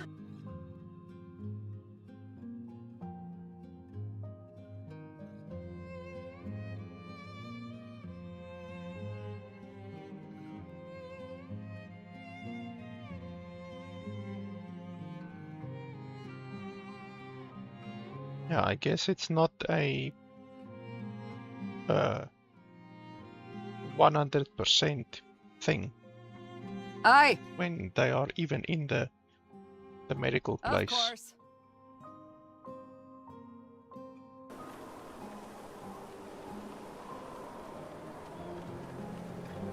I don't think this guy's gonna make it. Oh, when they're being carried, their life doesn't go backwards anymore, it looks like. So he might make it. Let's see. Oh, food. I actually need a lot of food.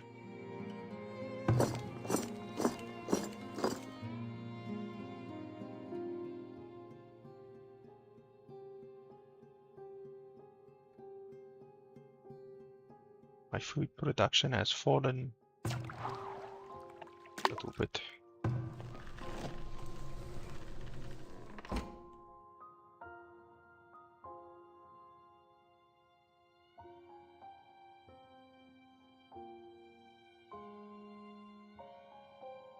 Do I need more fisheries or what do I need?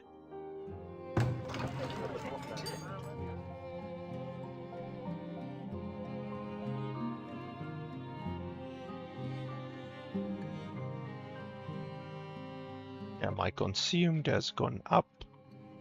My production has not gone up.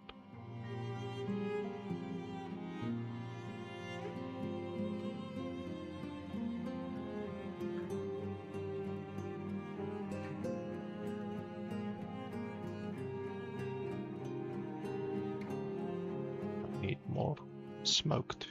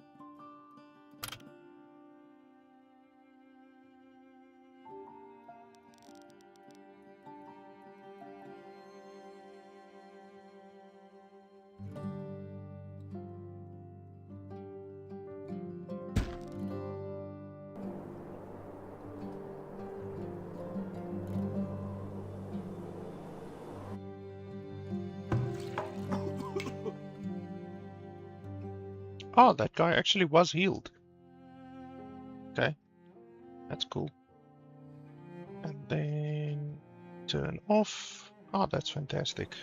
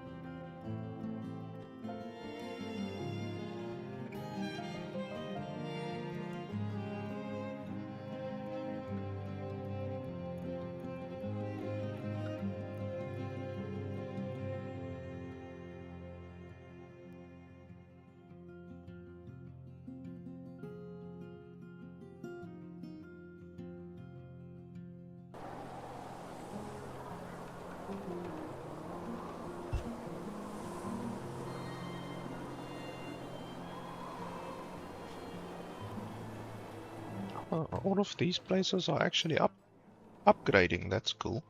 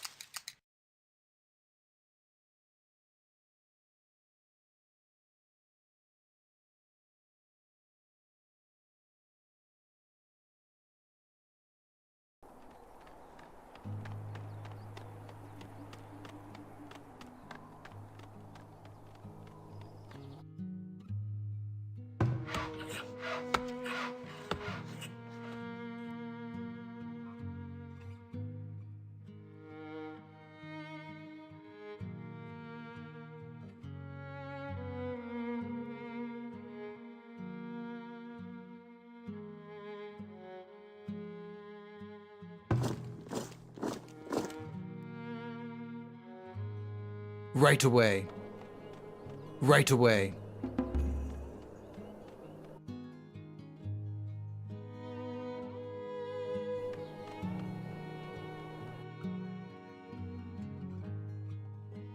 Your orders. Your command. As you command. It will be done. As you command. At once. It will be done. As you command. As you command. It will be done. At once. As you command. It will be done. As you command.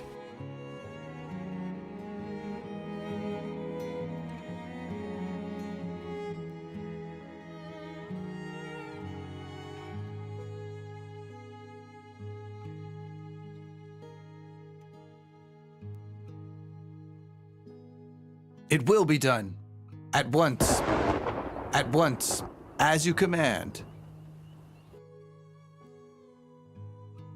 As you command. Right away. At once.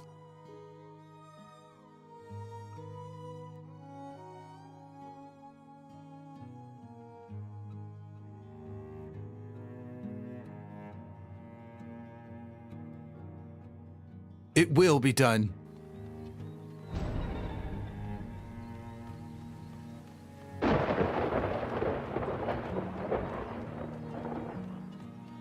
As you command.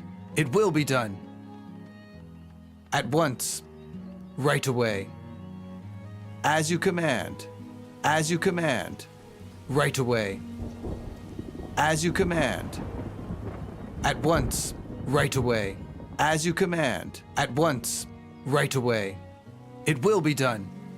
As you command. Right away. At once. Right away. At once. At once. It will be done. Right away. At once. As you command. At once. As you command. At once. It will be done. At once.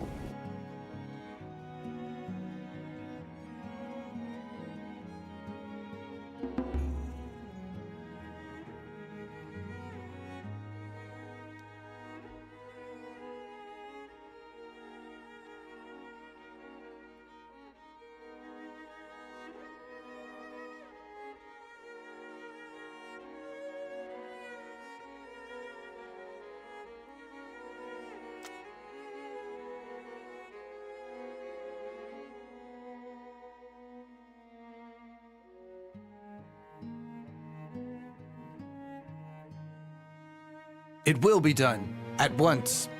As you command. Right away. Right away.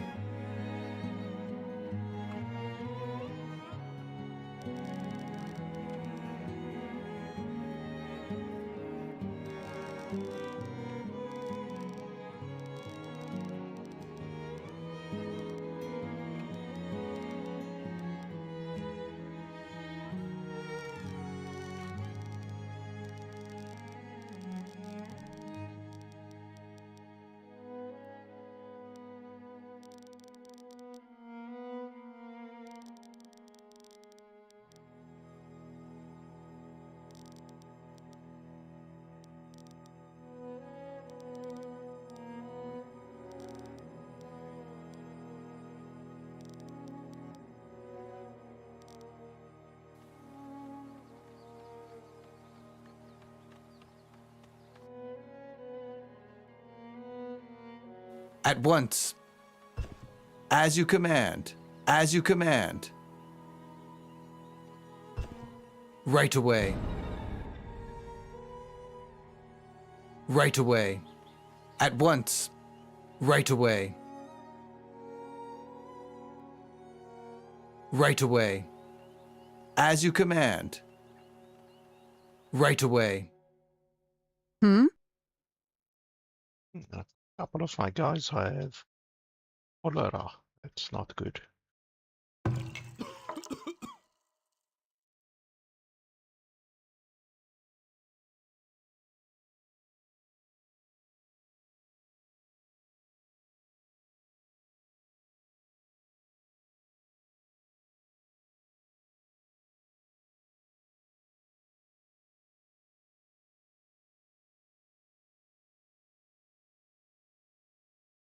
What needs doing?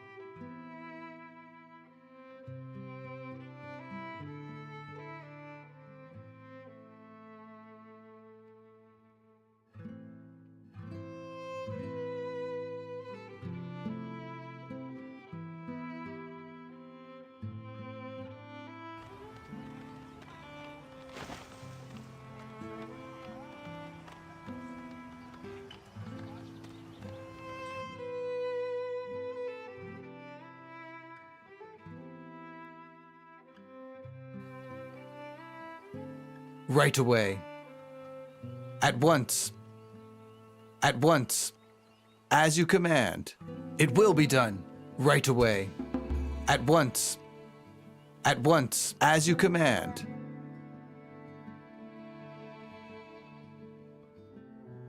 At once. At once. At once. Right away. Right away. Right away. At once. As you command. Right away. Right away. At once. It will be done.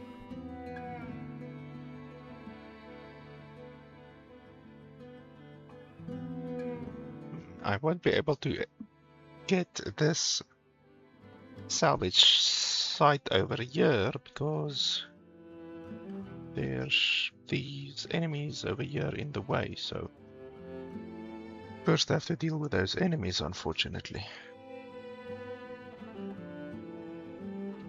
Minus 16, oh yeah, that's the healer's house.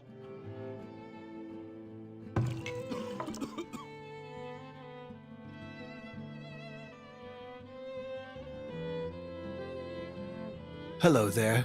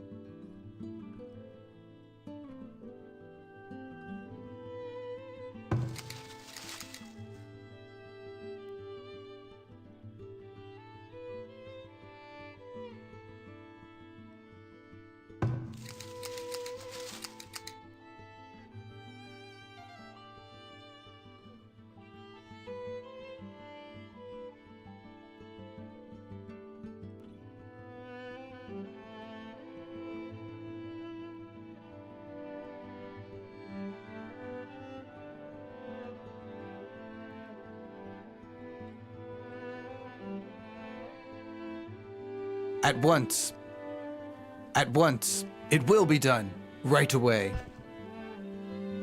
As you command. As you command. Your orders.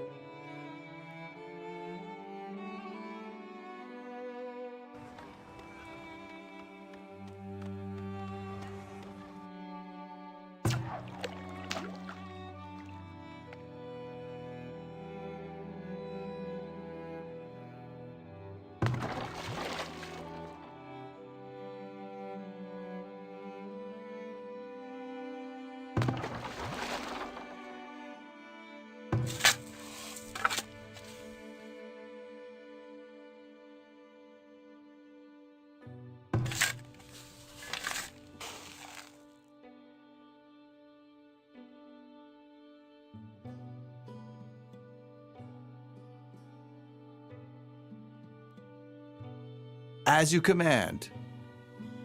As you command. Right away. Right away. As you command. As you command. At once. At once. As you command. Right away. At once. It will be done. It will be done. Right away. Right away.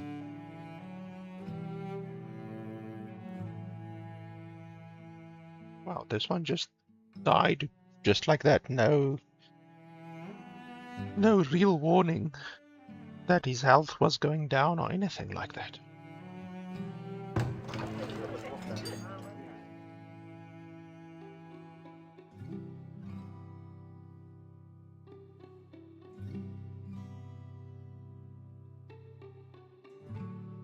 Right away. At once. Right away. At once. As you command. At once. As you command.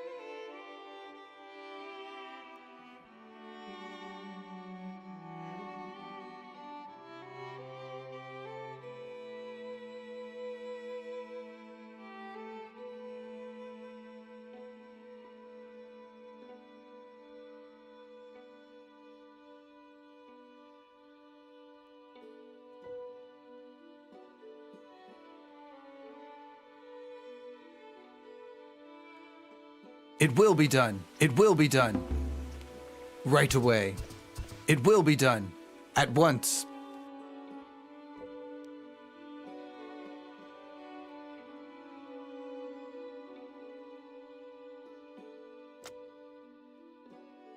At once. As you command. At once. Right away. Right away. As you command. Right away. At once. It will be done. Right away. As you command. As you command. As you command. At once. As you command.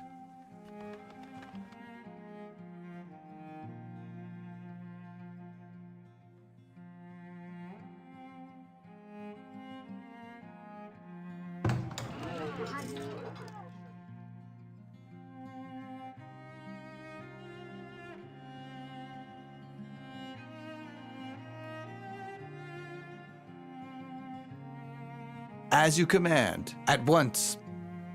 Right away. It will be done. Right away. As you command.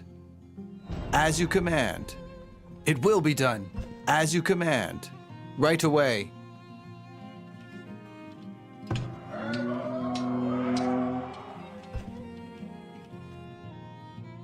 As you command. It will be done.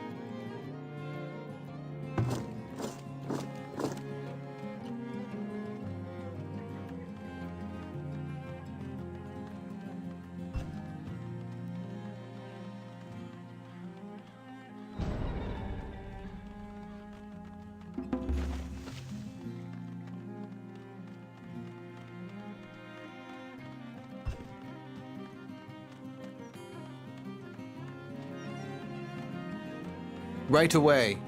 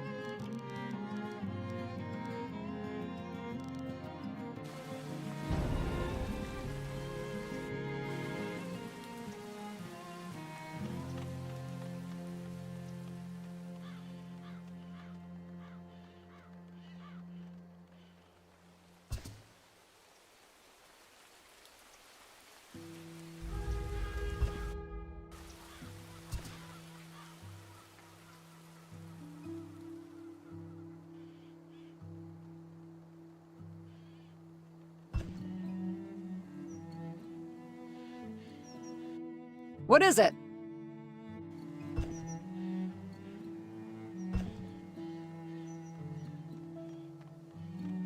It's funny that this villager is walking on a road which is actually still being constructed. Like, the villager is walking as if there's actually a road, but the road hasn't been constructed yet. I wonder if that's a little glitch, you know, you can put down a road and then the villager will follow the road, but like the road isn't actually there, really.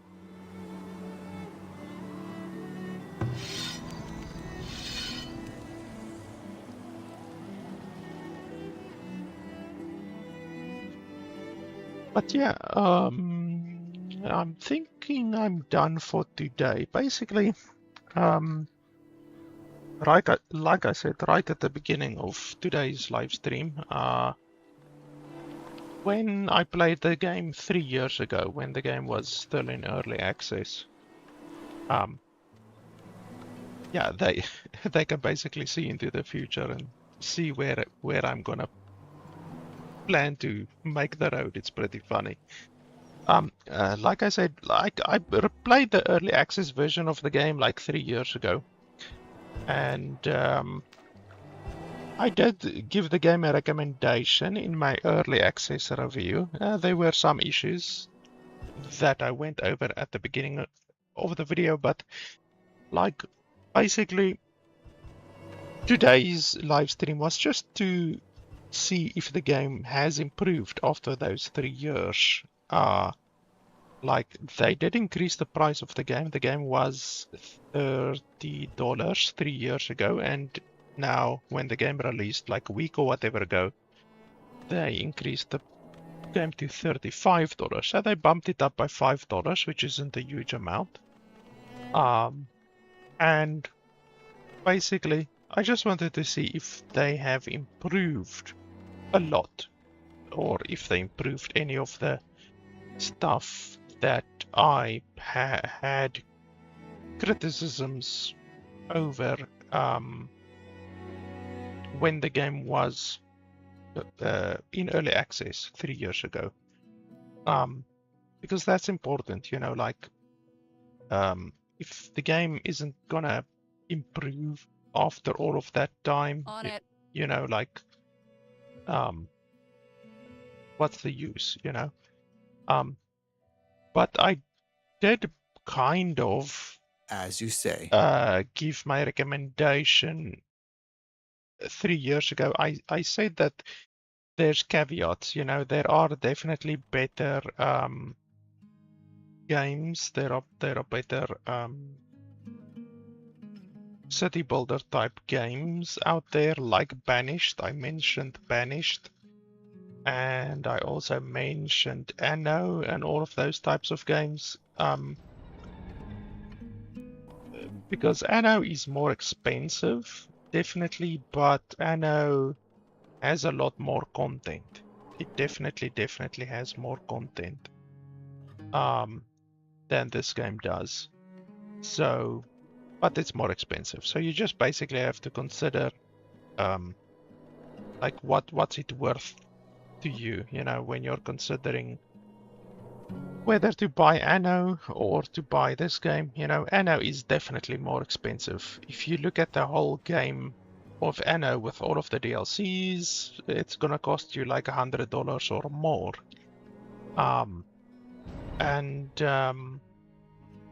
Yeah, like this game is worth the money. Like I even said that 3 years ago. I said this game is worth $30, but there were definitely issues. And unfortunately, there are some of the issues that the developers still haven't fixed. Like if we look over here quickly, if I can pull my OBS up, and then look over here, then this is literally what I typed from my review 3 years ago, and this is still in the game. No map size info. That's still an issue with the game. No difficulty information. That is still an issue in the game.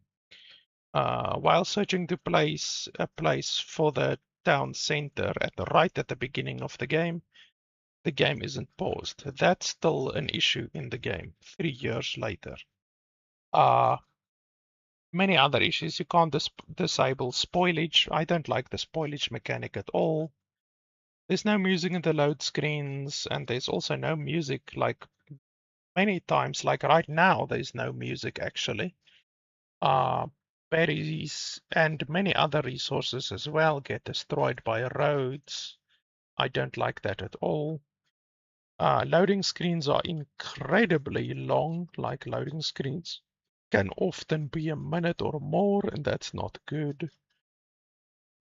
Even if you are in the game and you're loading an autosave that you literally just saved, it still takes like 60 seconds sometimes. So the loading screens are really bad in the game.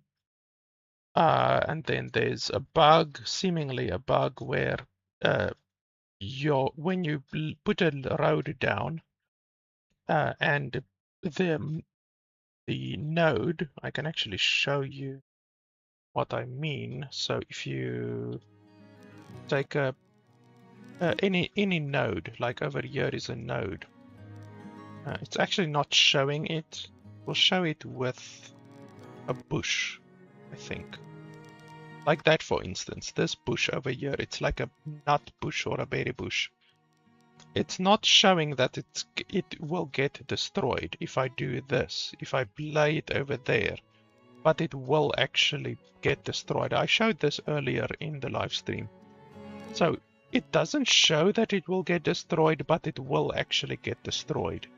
So that's a bug. The developers need to make the indication correctly, you know. And if, in fact, I don't even think it should show a yellow outline. I think it should show a red outline, because red means bad. So the player needs to be 100% aware that the resource is going to get destroyed, you know, if you put a road over there.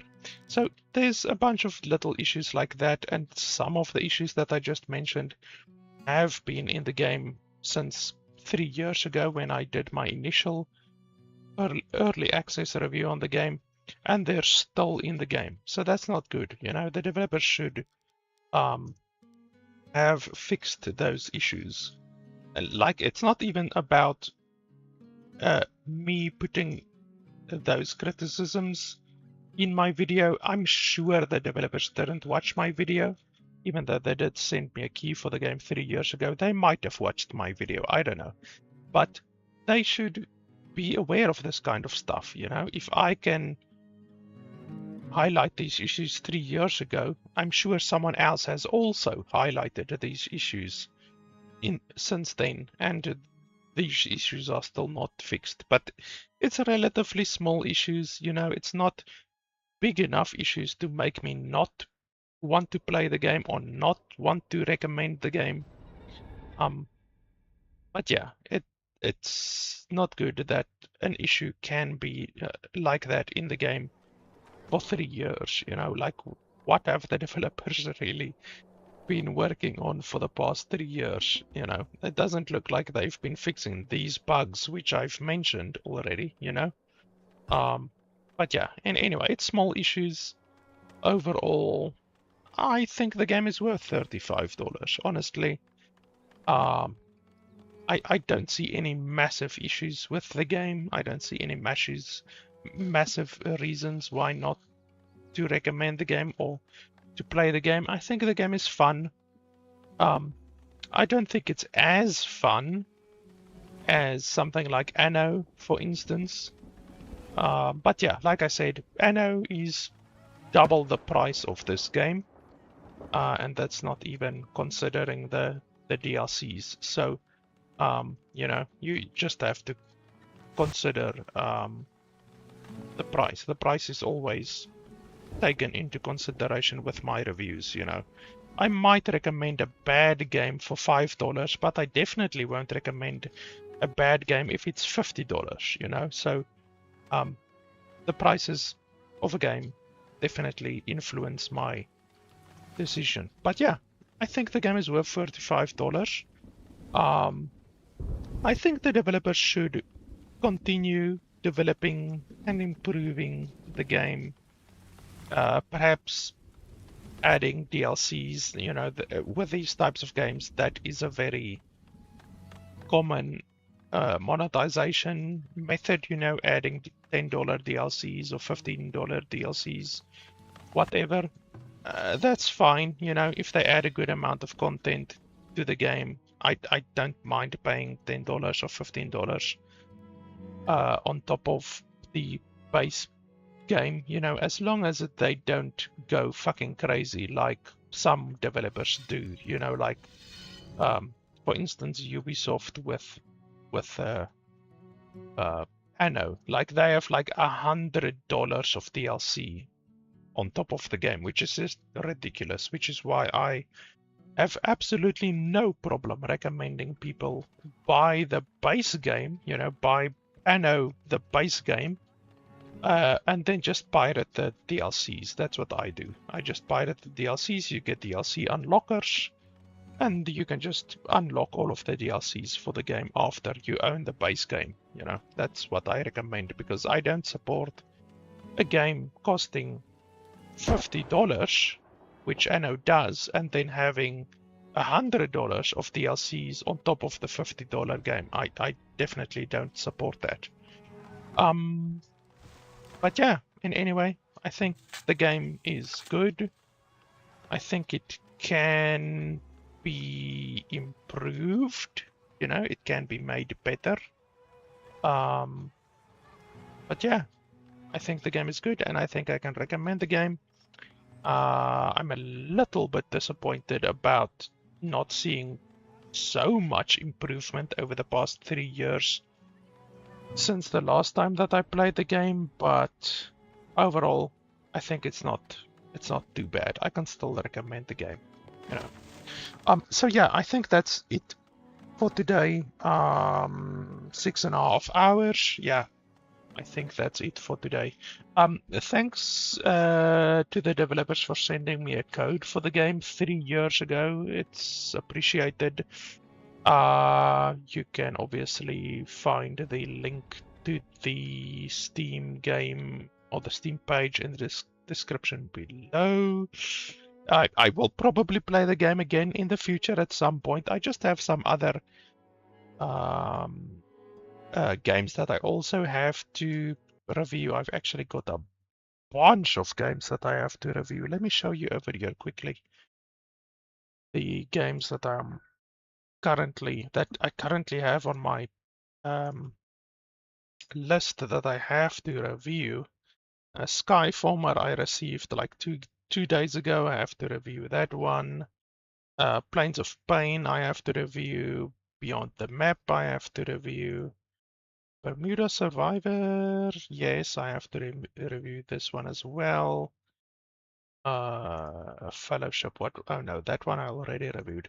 Dawn Apart I have to review. There's another one hiding around here somewhere. Evo Space, I did review that one already.